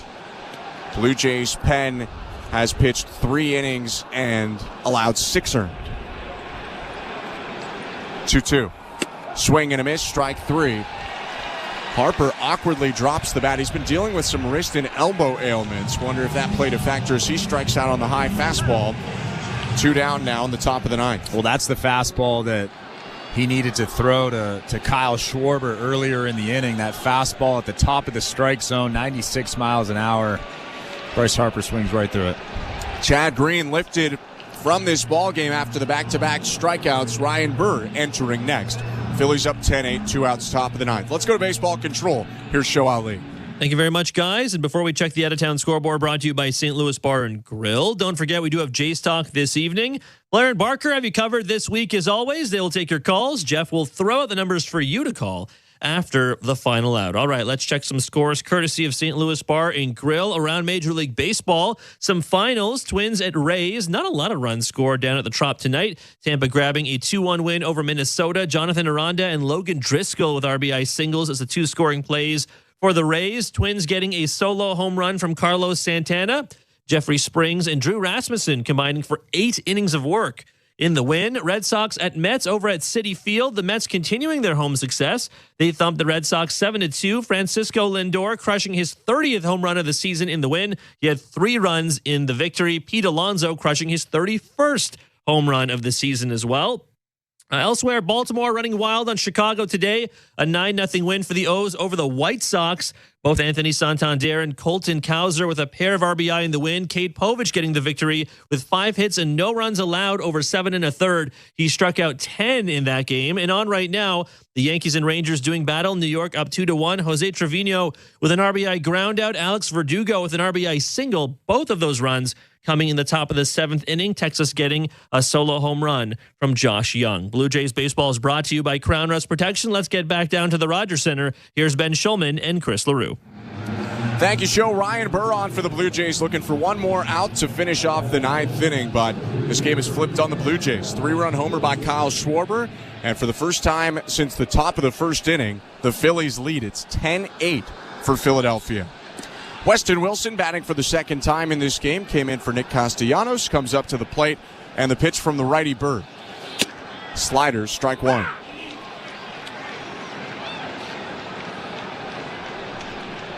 Wilson walked in the 8th inning in his only plate appearance of the day. 0-1.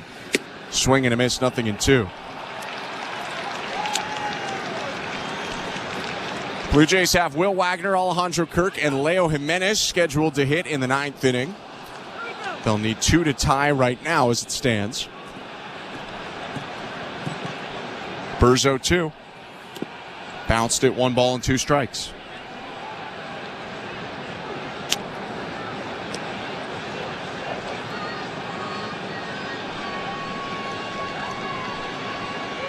Right-hander set at the belt.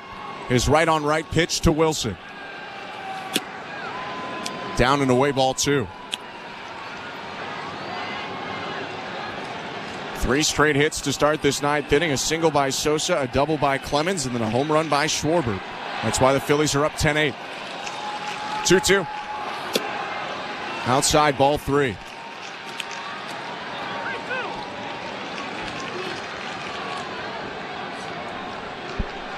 On deck is Bryson Stott. Full count offering to Wilson. Swing and a foul back.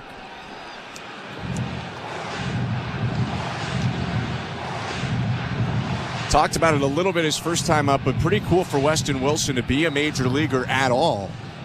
Played over 600 games in the Brewers system, including nearly 200 at AAA before signing a minor league deal with the Phillies, and now he swings at the 3-2 and lines it to left for a base hit. The 9th continues.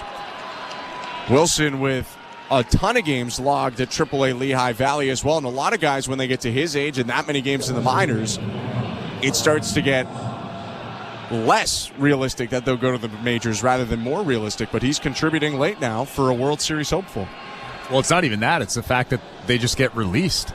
Yeah. Other teams see that, and they think, this guy's 28, 29 years old. He's never played in the big leagues. What do we need him for? And then he went out and hit 31 homers in AAA. First pitch to Bryson Stott, called strike 0-1. So good for him. Wilson has been aboard both times he's hit in this game. And it'll be interesting to see what happens with Nick Castellanos tomorrow. Could be a start for Wilson, who takes off from first on the 0-1. It's hit foul and into the seats. So Wilson will have to retreat to first base 0-2.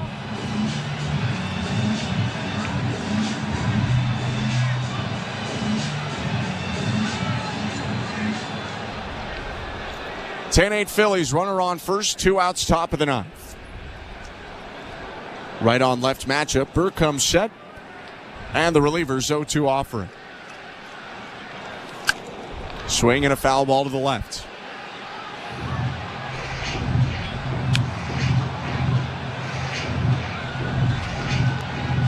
Blue Jays and Phillies matchup again coming up tomorrow at 3 o'clock.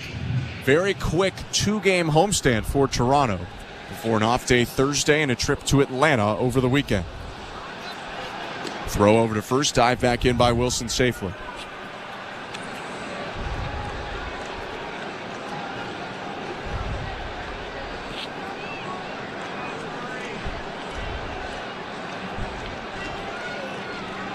(0-2). Wilson leaves again, and the pitch is hit in the air left center field. Varsho backing up into the gap left center, stops and makes the catch to end the inning. We go to the bottom of the ninth. The Phillies up 10-8. Kyle Schwarber's 3-run homer has put Philadelphia on top, and Matt Strahm is looking for a save next. You're listening to Blue Jays Baseball, brought to you by your local family-owned Crown Rust Control Center, streaming at sportsnet.ca and the Sportsnet Radio Network. Hi, I'm Buck Martinez, live from the showdown between pizza and inflation. First to the plate, with over 2 million sold, it's Fixed Rate Pizza, a hot and fresh extra-large 4-topping pizza for a fixed price of $17.99 until the end of 2024. Here's the delivery. And inflation strikes out. That's a swing and a drive for Fixed Rate Pizza. Lock in yours today. Order pizza.ca. We're 2menintruck.ca. We've got lots of men and lots of trucks, so get ready to be moved. Think 2menintruck.ca. So when you gotta move, all moving day. Think 2menintruck.ca. Cause all of us movers are not the same. So that's our company name, 2menintruck.ca. We're lots of men with lots of trucks, so give us a call today. This is Toronto Blue Jays baseball. He dives, and he made the catch. On Sportsnet 590 The Fan and the Sportsnet Radio Network. Welcome back to Blue Jays Baseball. Show Ali with you at Baseball Control. The Jays now trail the Phillies 10-8 as we head to the bottom of the ninth inning at the Rogers Center. Don't forget, we do have Jays Talk tonight. Jeff Blair and Kevin Barker have you covered this week as always. They're standing by to take your calls. Blair will throw out the numbers for you to call after the final out. Blue Jays Baseball brought to you by Crown Rust Protection. Again, the Jays trail the Phillies 10-8 at the Rogers Center in the bottom of the ninth inning at the Dome with the call. Here's Ben Shulman and Chris LaRue. Thank you very much, Joe. Long-haired lefty reliever Matt Strahm on the mound for the Philadelphia Phillies. Strahm making his 57th appearance of the season to establish a new career high. Has a .205 earned run average, and the first-time All-Star this year will look for only his second save of the season and 8th career. Part of the reason Strahm comes in, leadoff hitter in the inning, is Will Wagner, a lefty swinger. It's Wagner, Kirk Jimenez scheduled to hit for the Blue Jays, down 10-8 in the bottom of the ninth. Strahm stepping off before the first pitch, and Real Muno's going to have to walk out and get time called. But actually now they're going to say equipment issue with Strahm. His pitch comm appears not to be working as he's gripping the left side of his hat, indicating to the home plate ump. Yeah, Matt Strahm is from West Fargo, North Dakota. Was a 21st rounder out of Neosho Community College in Kansas. Not the average background. He's turned it into quite a career, though. Strahm spent a couple years with Kansas City before carving out a very solid place in the Padres pen, a good year with Boston, and now the last 2 with Philly, including being an All-Star this year. Lefty's technology is all settled. He's set on the rubber. And his pitch now to Will Wagner. Fastball freezes him, strike one. Four-seamer is low to mid-90s for Strom. Throws a slider, a sinker, and a cutter. 0-1. Buckles Wagner with a breaking ball that misses high. 1 ball, 1 strike. Blue Jays were up 6-1 after the first in this game, but mostly Kyle Schwarber and the rest of the Phillies, too, have chipped away to make it 10-8 Philadelphia. 1-1 pitch, called strike, 1-2. Mostly Kyle Schwarber. Yeah. 3 home runs, a double, and a single for Schwarber today. A mammoth day.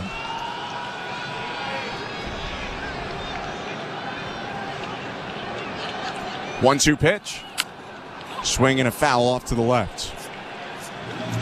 These are big games for the Philadelphia Phillies. They might be up 7 games in their own division, but they entered tonight 1 game back of the Dodgers for top seed in the National League and only 1 game ahead of the Brewers for that first-round bye. 1-2. Up and in. 2 balls, 2 strikes. Yeah, and as we've seen over the last couple of years, especially last year with the Dodgers, that first-round bye is really, really important for those good teams. Yeah, you never know who could get knocked out in a first round in a 2-game wild card series. 2-2. Up and in, ball 3. The Twins have been, or not the Twins, the Phillies have been that spoiler before. They made the World Series in 2022 after winning only 86 regular season games. Full count to Wagner to start this bottom of the 9th. Strom delivers. And it's a swing and a miss, strike 3. Chases the high fastball. That's a big first out for the lefty. Such a tough fastball. Not the highest velocity. That one 94, but it's almost like it's rising. That four-seam grip starts at the waist and then just continues to rise. A tough fastball.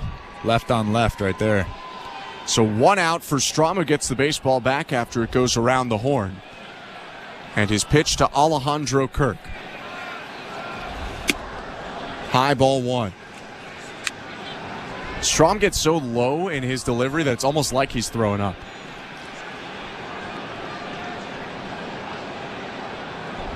Lefty slightly hunched over, set near his chin. 1-0. Breaking ball. Just misses downstairs. 2 balls, no strikes.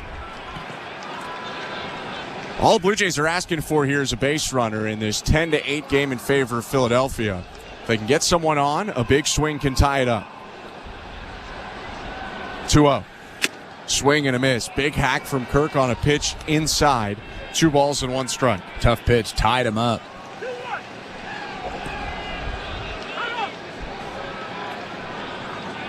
Kirk asking for time, adjusting his batting gloves in the righty box.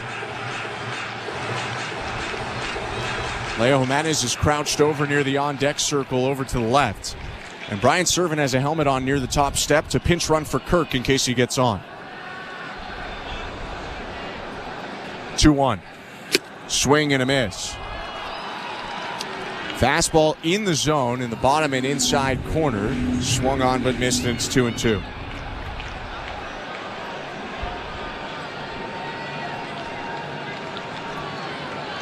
Strom set. The left on right pitch. Swing and a miss, strike 3. Elevates again and gets another swinging strikeout. Back-to-back for Strom. And now the Blue Jays down to their final hope. Again, another tough fastball. You can tell Alejandro Kirk had slider, something off-speed in his mind. But that fastball just seems like it rides up. And it goes right above the barrel of Alejandro Kirk. A good pitch. 1 out, separating Strom from a save and the Phillies from a win. The pitch to Leo Jimenez. Called strike, 0-1. Only the second time up in the game for Jimenez, who came on to replace Addison Barger in the 7th defensively and walked in the 7th. 0-1. Inside.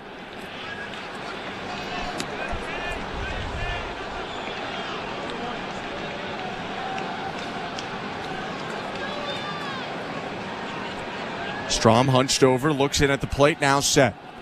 Left on right pitch to Jimenez. Down and in, ball 2.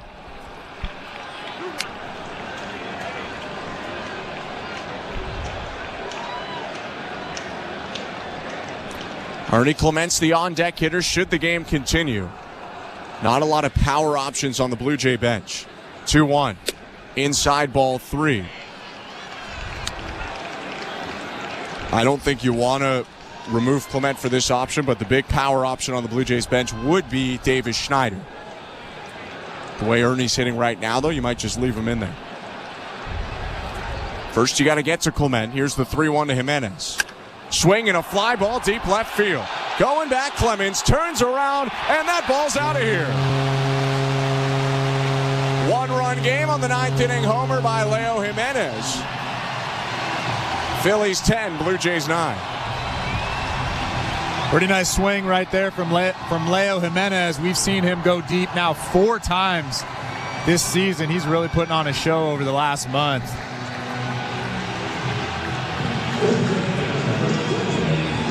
Jimenez getting the home run jacket on. The Blue Jays now one big swing away from tying this one up, and maybe that's shaken Matt Strom a little bit, who had struck out a pair before making that mistake of fastball over the heart of the plate. Ernie Clement is up, 2 outs, 10-9 Phillies the pitch. Called strike, 0-1. 4th homer of the game for the Blue Jays, who have 16 hits and 9 runs but still trail. Crowd getting loud, almost 24,000. The 0-1 in the dirt. Ernie Clement loves an elevated fastball, and Matt Strom loves throwing that elevated fastball. I like this matchup here.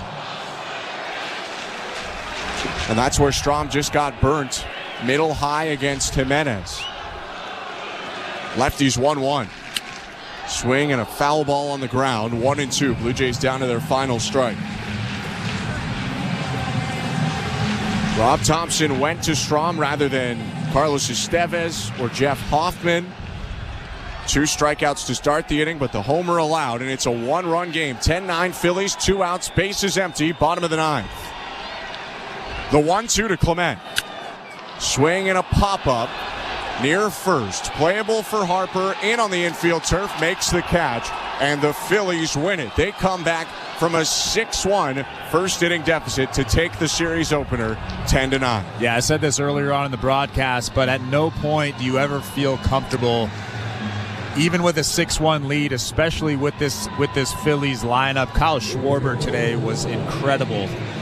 3 home runs, a double, a single, and that last home run in the top of the 9th inning off of Chad Green. I mean, I haven't seen a home run that pretty in a long time, and I'm including Vladimir Guerrero Jr. in that. Phillies take the game and help extend their division lead.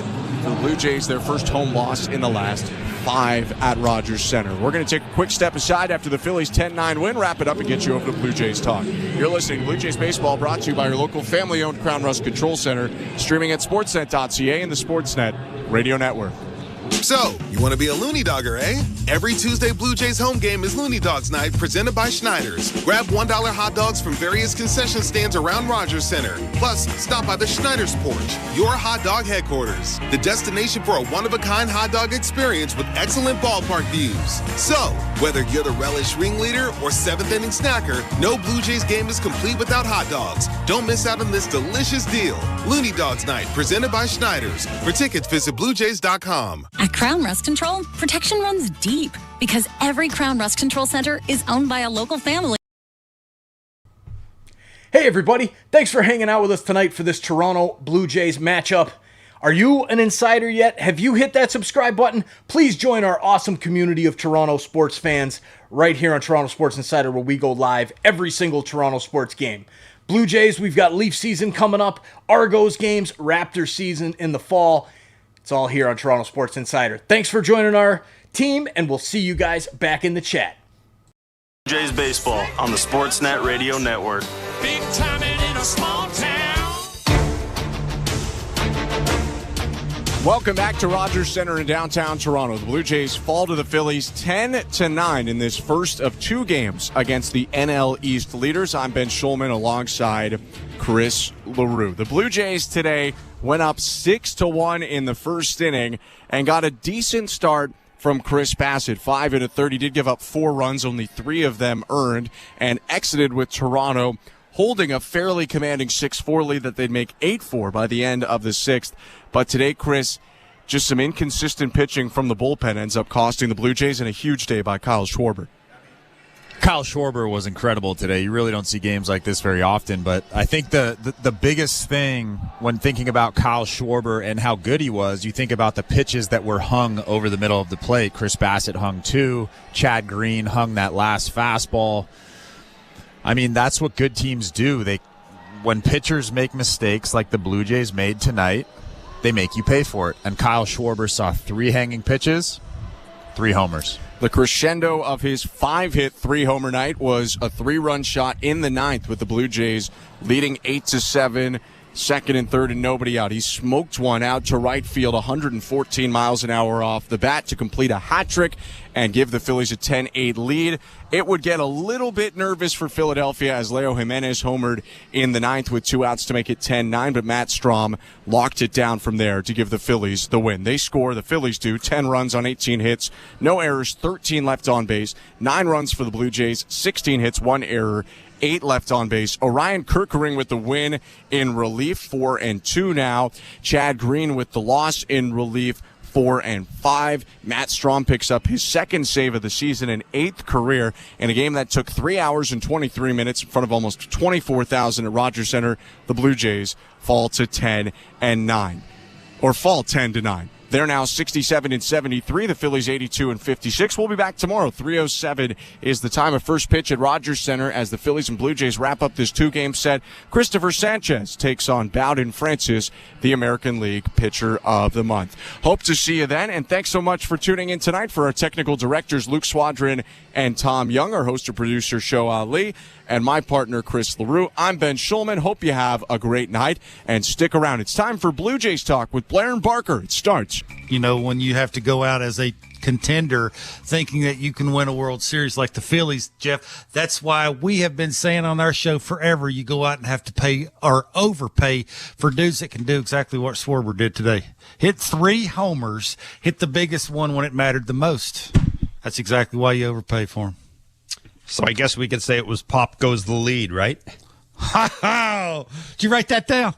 I did write it down. 10-9, the Philadelphia Phillies come back to beat the Toronto Blue Jays in the first of 2 games at the Rogers Center. It is Blue Jays Talk with Blair and Barker. The numbers, as always, 416-870-0590, star 590 on your cell, 1-888-666-0590. It's been a while since we've talked to you post-game, so anywhere you want to take this conversation, feel free to do so. The Jays had 6-1 and 8-4 leads. They tied a franchise record in the first inning with 8 hits, part of that 6-run first inning. But, you know, look, I understand everybody says this in hindsight. But Kevin, I honestly didn't feel when it was 6-1 after the first. Like, at no point was I writing down, 68 and 72 in my scorebook here. Well, I think that's because Chris didn't look like the Chris that we saw in his last outing, right? I mean, it was, the sinkers that he wanted up, they weren't up. They were more middle away. When he wanted it down and away, it was more middle away. Like, it was missing just enough. When you miss just enough against a team that's balanced like the Phillies, and basically 1 through 7 can take you deep, and the adding and subtracting and, sort of off balance pitches that you need to throw in certain counts and being unpredictable, if not all the time, Chris just didn't have it tonight. And that's why it was, 10 hits, 2 for 12 runners in scoring position, 27 batters and 5 1/3. That's a lot. He was grinding. He gave everything he had, I think, just trying to locate and add, subtract. And again, if he doesn't have his sinker, and then he has to throw things he quite frankly don't want to throw in counts that he'd be throwing his sinker, and then he throws breaking balls right. I mean, Chris mentioned it there, the slider that was middle down, the hanging cement mixer that Schwarber got jiggy with on it in the first inning. Like, it's, it's just, again, this is, we've been saying this forever, and this is why teams go out and overpay for these thumpers. Like, when it's 6-1, opposing fans don't feel comfortable because here they come in a row. Like, there's 4 or 5 of them, and that's what the Phillies got. And I think that's why a lot of people that cover baseball picking the Phillies to win the whole thing. Yes, without question, Kyle Schwarber going into tonight had hit his last home run on August 14th.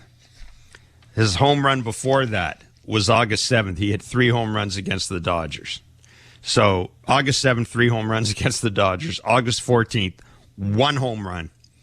September 3rd, 3 home runs against the Blue Jays. And, you can get him out. I mean, if you make a good pitch, you hit your spot, you're going to get him out. He's just like every other hitter.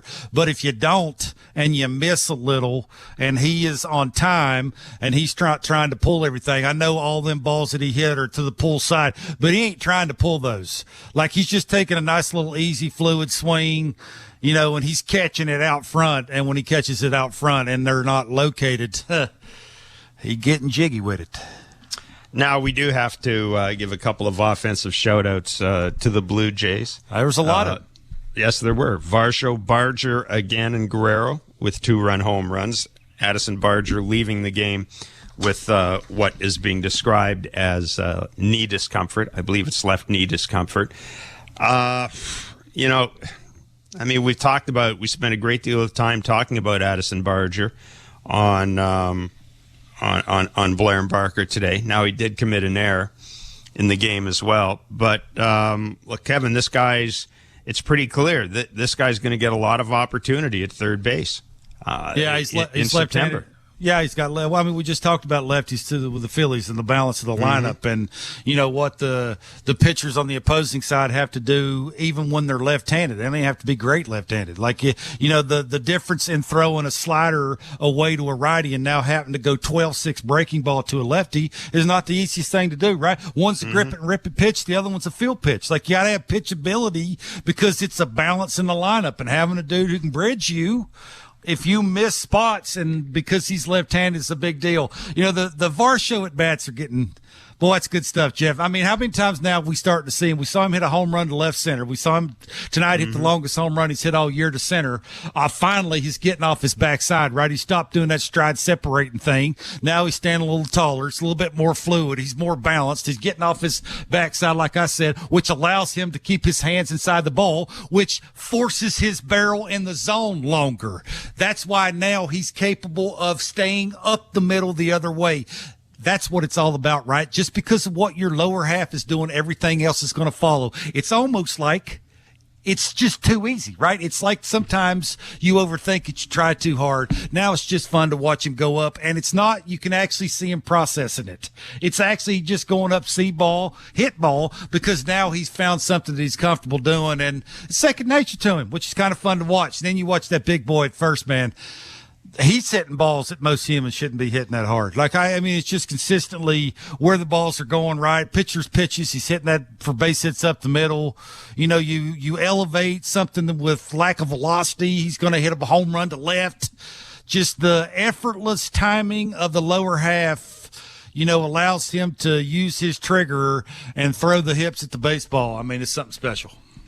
Yes, it is. 416-870-0590, star 590, 1-888-866-0590. It's a quick edition of Blue Jays Talk tonight. The Jays 10-9 losers to the Philadelphia Phillies. The second game of the series will go tomorrow at 3:07. Jason Stark weighing in. Of course, you knew Jason Stark would be watching this game. Jason Stark on Twitter. Kyle Schwarber's box score line: 6 at-bats, 4 runs, 5 hits, 6 RBI, 3 home runs. He says, it's a lot box score line you don't see much. And then he said, in fact, the only other time we've seen it in the modern era, Dave Winfield on April 13th, 1991. So again, Kyle Schwarber with a game for the ages, literally. Yeah, I mean, it's he's got it in him. Every time he walks to the plate, you're expecting a ball to be hit to the moon. And I told you this before we were coming on this show. He don't hit wall scrapers. I mean, he is straight taking your pitcher, buddy. When he hits them, they are for sure when they leave the bat. And again, this is what's Alex Anthopoulos every time he's come on our show say, Jeff? That's why he lines his lineup full of dudes that can hit homers against good pitching, because that's what they have to do in the playoffs to win. And that's why I picked the Phillies to win the World Series, and I'm going to stick to it. Well, at this point, there's absolutely no reason not to. Well, the Astros got a little something to say about that, but yeah, still the Phillies. I mean, at some point, the Phillies have got to win a World Series. Do you think so? It's just their time. You think so? I mean, well, maybe. Doesn't it seem like it? I mean, look, if not now, when? You can't get any better talent. You got two of the best starting pitchers in baseball. You got Fuego coming out of the pen. You got three dudes at the top of your lineup that, people and fans would drool over on other organizations. Yeah, I mean, if not now, when?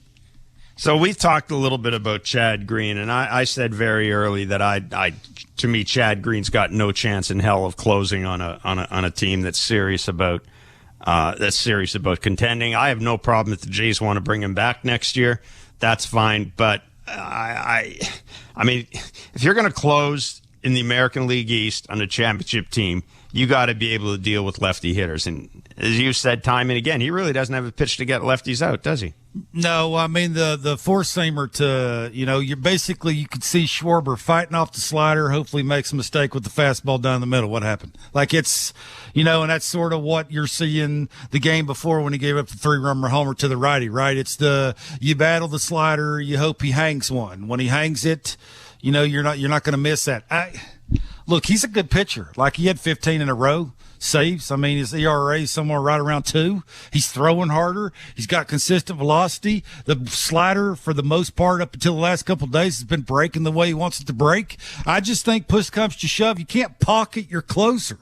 I mean, just that lefty hitter, 9th inning of a playoff game, you hand them the ball, throwing that slider and that elevated four-seamer, that for me is going to be a tough sell. So they're bringing him back, and he's going to get a chance, right? Jordan Romano, there's a bunch of unknowns. You think they're Jeff for real, going to go out and get themselves a nice little fresh closer? That's a no-brainer. I mean, yeah, we might be dreaming. Where would you put that in your to-do list? 5th or 6th? I mean, it's got to be 3rd. 2 thumpers and a closer, and now we cooking with gravy. There you go. You think these guys are capable of pulling that off? And by these guys, I mean this front office. I think it's going to take some creativity. I think Jeff, you don't have to sit around and think what this team needs. You can see how much more fun it is to watch them hit homers if they can do this consistently all year with dudes who have done it before. And then you want to sprinkle in these young guys who are hungry and trying to make their way because they're young, they're athletic, they got bat speed, they can play defense, they can play multiple positions. You can sprinkle them in a little easier if they went out and got that. For me, it's right in front of them. There ain't no sitting around thinking about it anymore. You need 2 thumpers and a closer. I mean, it's real self-explanatory. You want to win? You want to go make a little decent? I'm not saying to go win a World Series because of that, because they're going to have to get Bo Bichette back doing Bo Bichette things. But I think for me, if you want to make a decent little run at it, those 3 things are top of the list. 416-870-0590, star 590. It is a losing edition of Blue Jays Talk, at least on the field.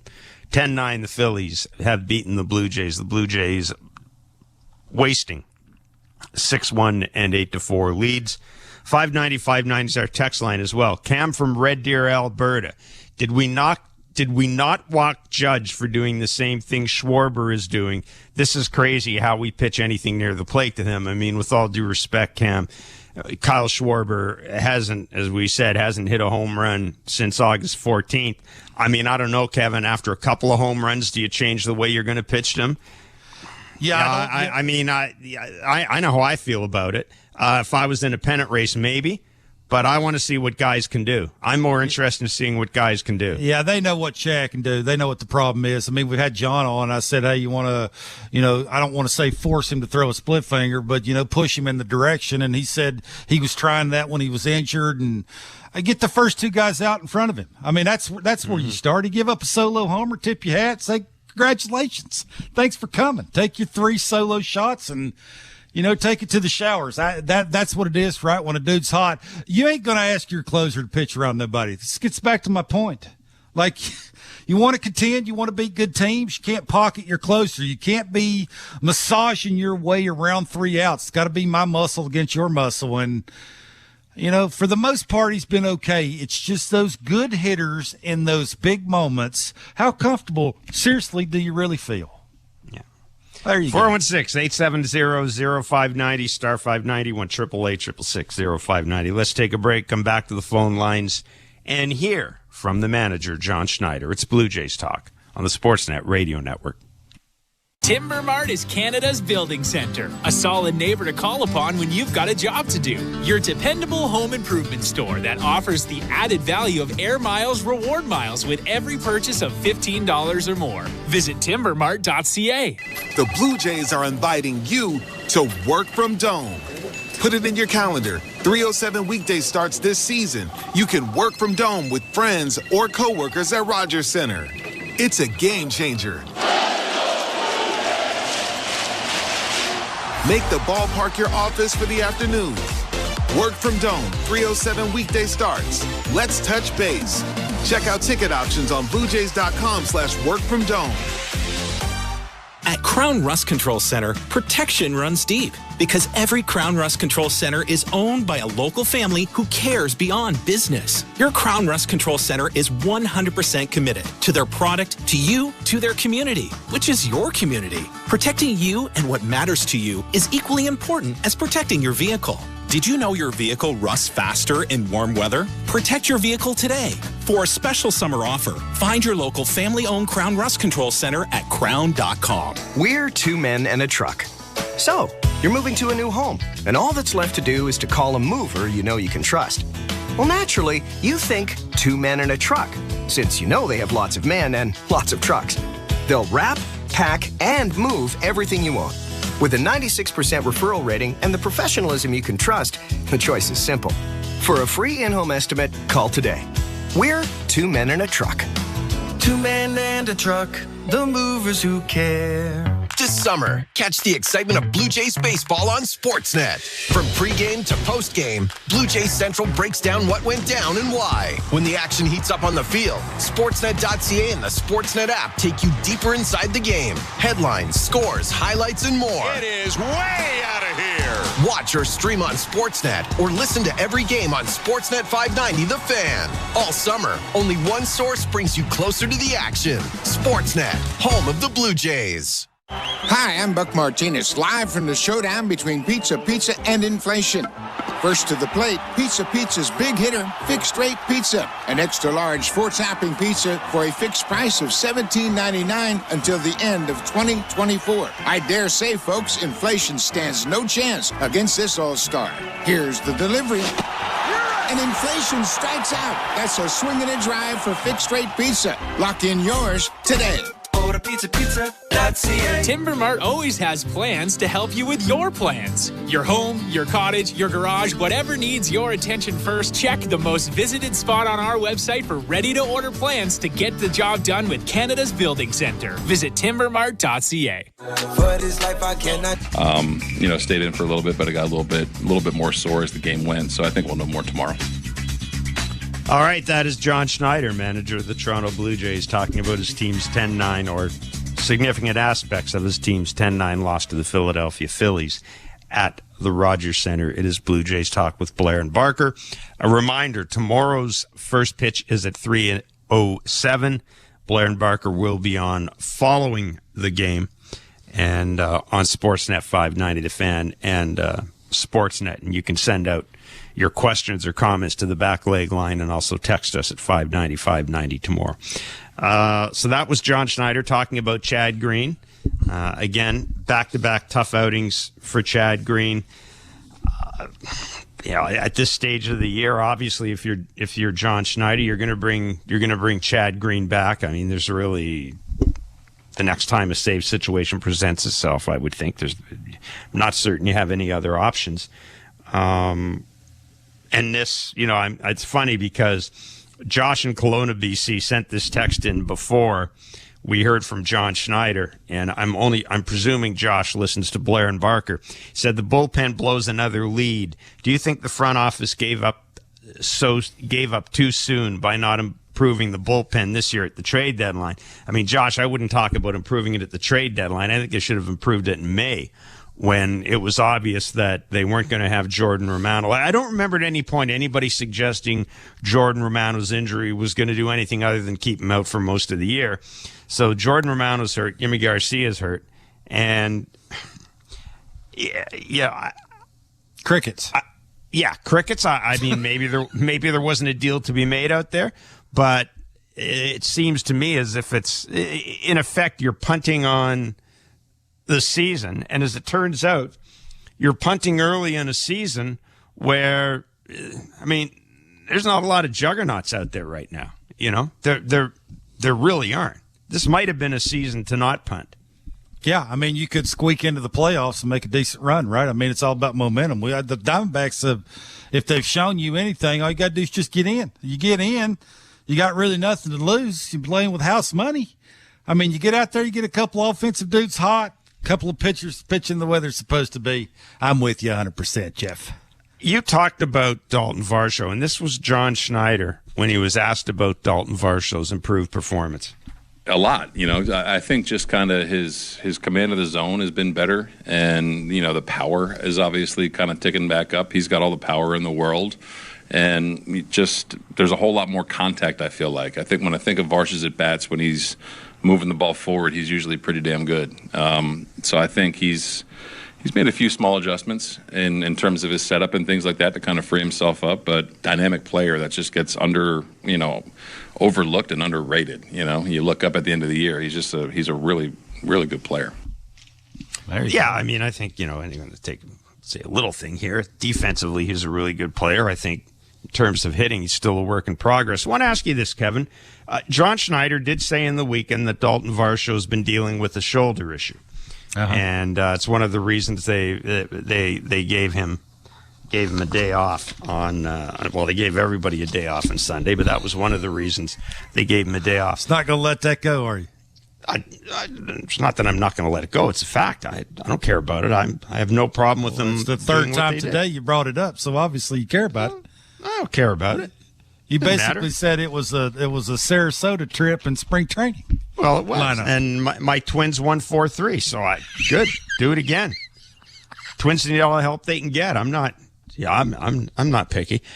Is there any way, Kevin, that he may have been compensating for the injury and he may have stumbled onto something? No. I don't think it works that way. I think John mentioned about John's real careful about telling anybody about what's going on mechanically, just in case it doesn't work. Yeah. They don't want to back themselves into a corner and, have to live with what they're trying to change. Look, he's closed himself off this lower half a little bit, which will start him already sort of the direction he wants the ball to go. It's just, how do you keep your hands inside the ball consistently and keep the barrel in the hitting zone longer? Well, we've seen that the last couple of weeks. And to John's point, that helps when you swing at the right pitch. I just think thinking big part of the field gives you a chance. When you have a chance because you have power and you have enough bat speed and you have enough talent and you're an everyday player, things tend to work out more times than not. So right now I think he's earned it. I think he's went through so much tinkering that I just think he's found sort of a happy spot that he don't have to go up mentally, have a checklist, and you can actually see him as a fan mentally working through it. Now it's just I'm standing in the right spot, everything's going to go and end up where it should end up. There you go. How'd I do? You did well. Well, John ain't going to tell you. I will. How's that? Of course, John's not going to say anything. No, never. 10-9, the Philadelphia Phillies come back to beat Barker's Blue Jays. 3:07 will be the first pitch tomorrow at the Rogers Center. Blair and Barker will be along following the game to take all your calls and texts. We'll take all your anger, your bitterness. No, they're We're winning. Here for you. Pitcher of the month is throwing tomorrow. Oh, I forgot. The pitcher of the month is throwing tomorrow. That's right. So it'll be a winning edition. It's a winning edition of Blue Jays Talk tomorrow. A winning edition of Blair and Barker, however you want to call it. Not tonight, though. 10-9, the Phillies coming back to beat the Blue Jays. Thank you for listening to Blue Jays Baseball, brought to you by the local family-owned Crown Rust Control Centers in Chatham and lovely Wallaceburg, Ontario. Protect your vehicle from rust today. Find your local family-owned Crown at crown.com Canada's #1. This has been Major League Baseball play-by-play on SiriusXM and the SiriusXM app. Why do I love calling this game? Calling this game. Calling this game. Calling this game. Why do I love calling this game? It's because I get a chance to bring some joy into people's lives. Anything can happen on a baseball field. We've got a new game. It's perfectly unscripted theater. Everybody on their feet. Because you never know what you're going to see on a given day. It is bedlam in the bank as Bryce Harper has put the Phillies on top. There's just something about baseball on the radio. Something about the way wood hits leather.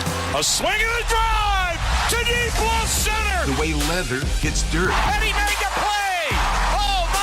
The way a deep fly ball sounds like it's about to change history. High fly ball to center field. It's hit pretty well toward the wall. Until the cleats hit the grass, hit the crushed brick, and then nothing but sky and a silent crowd. That ball's high. Until leather hits leather and 40,000 fans lose their collective minds. In a perfect symphony of chaos. He jumped up on top of the wall, balanced himself, and caught it. The way nothing triumphs a perfectly honest call.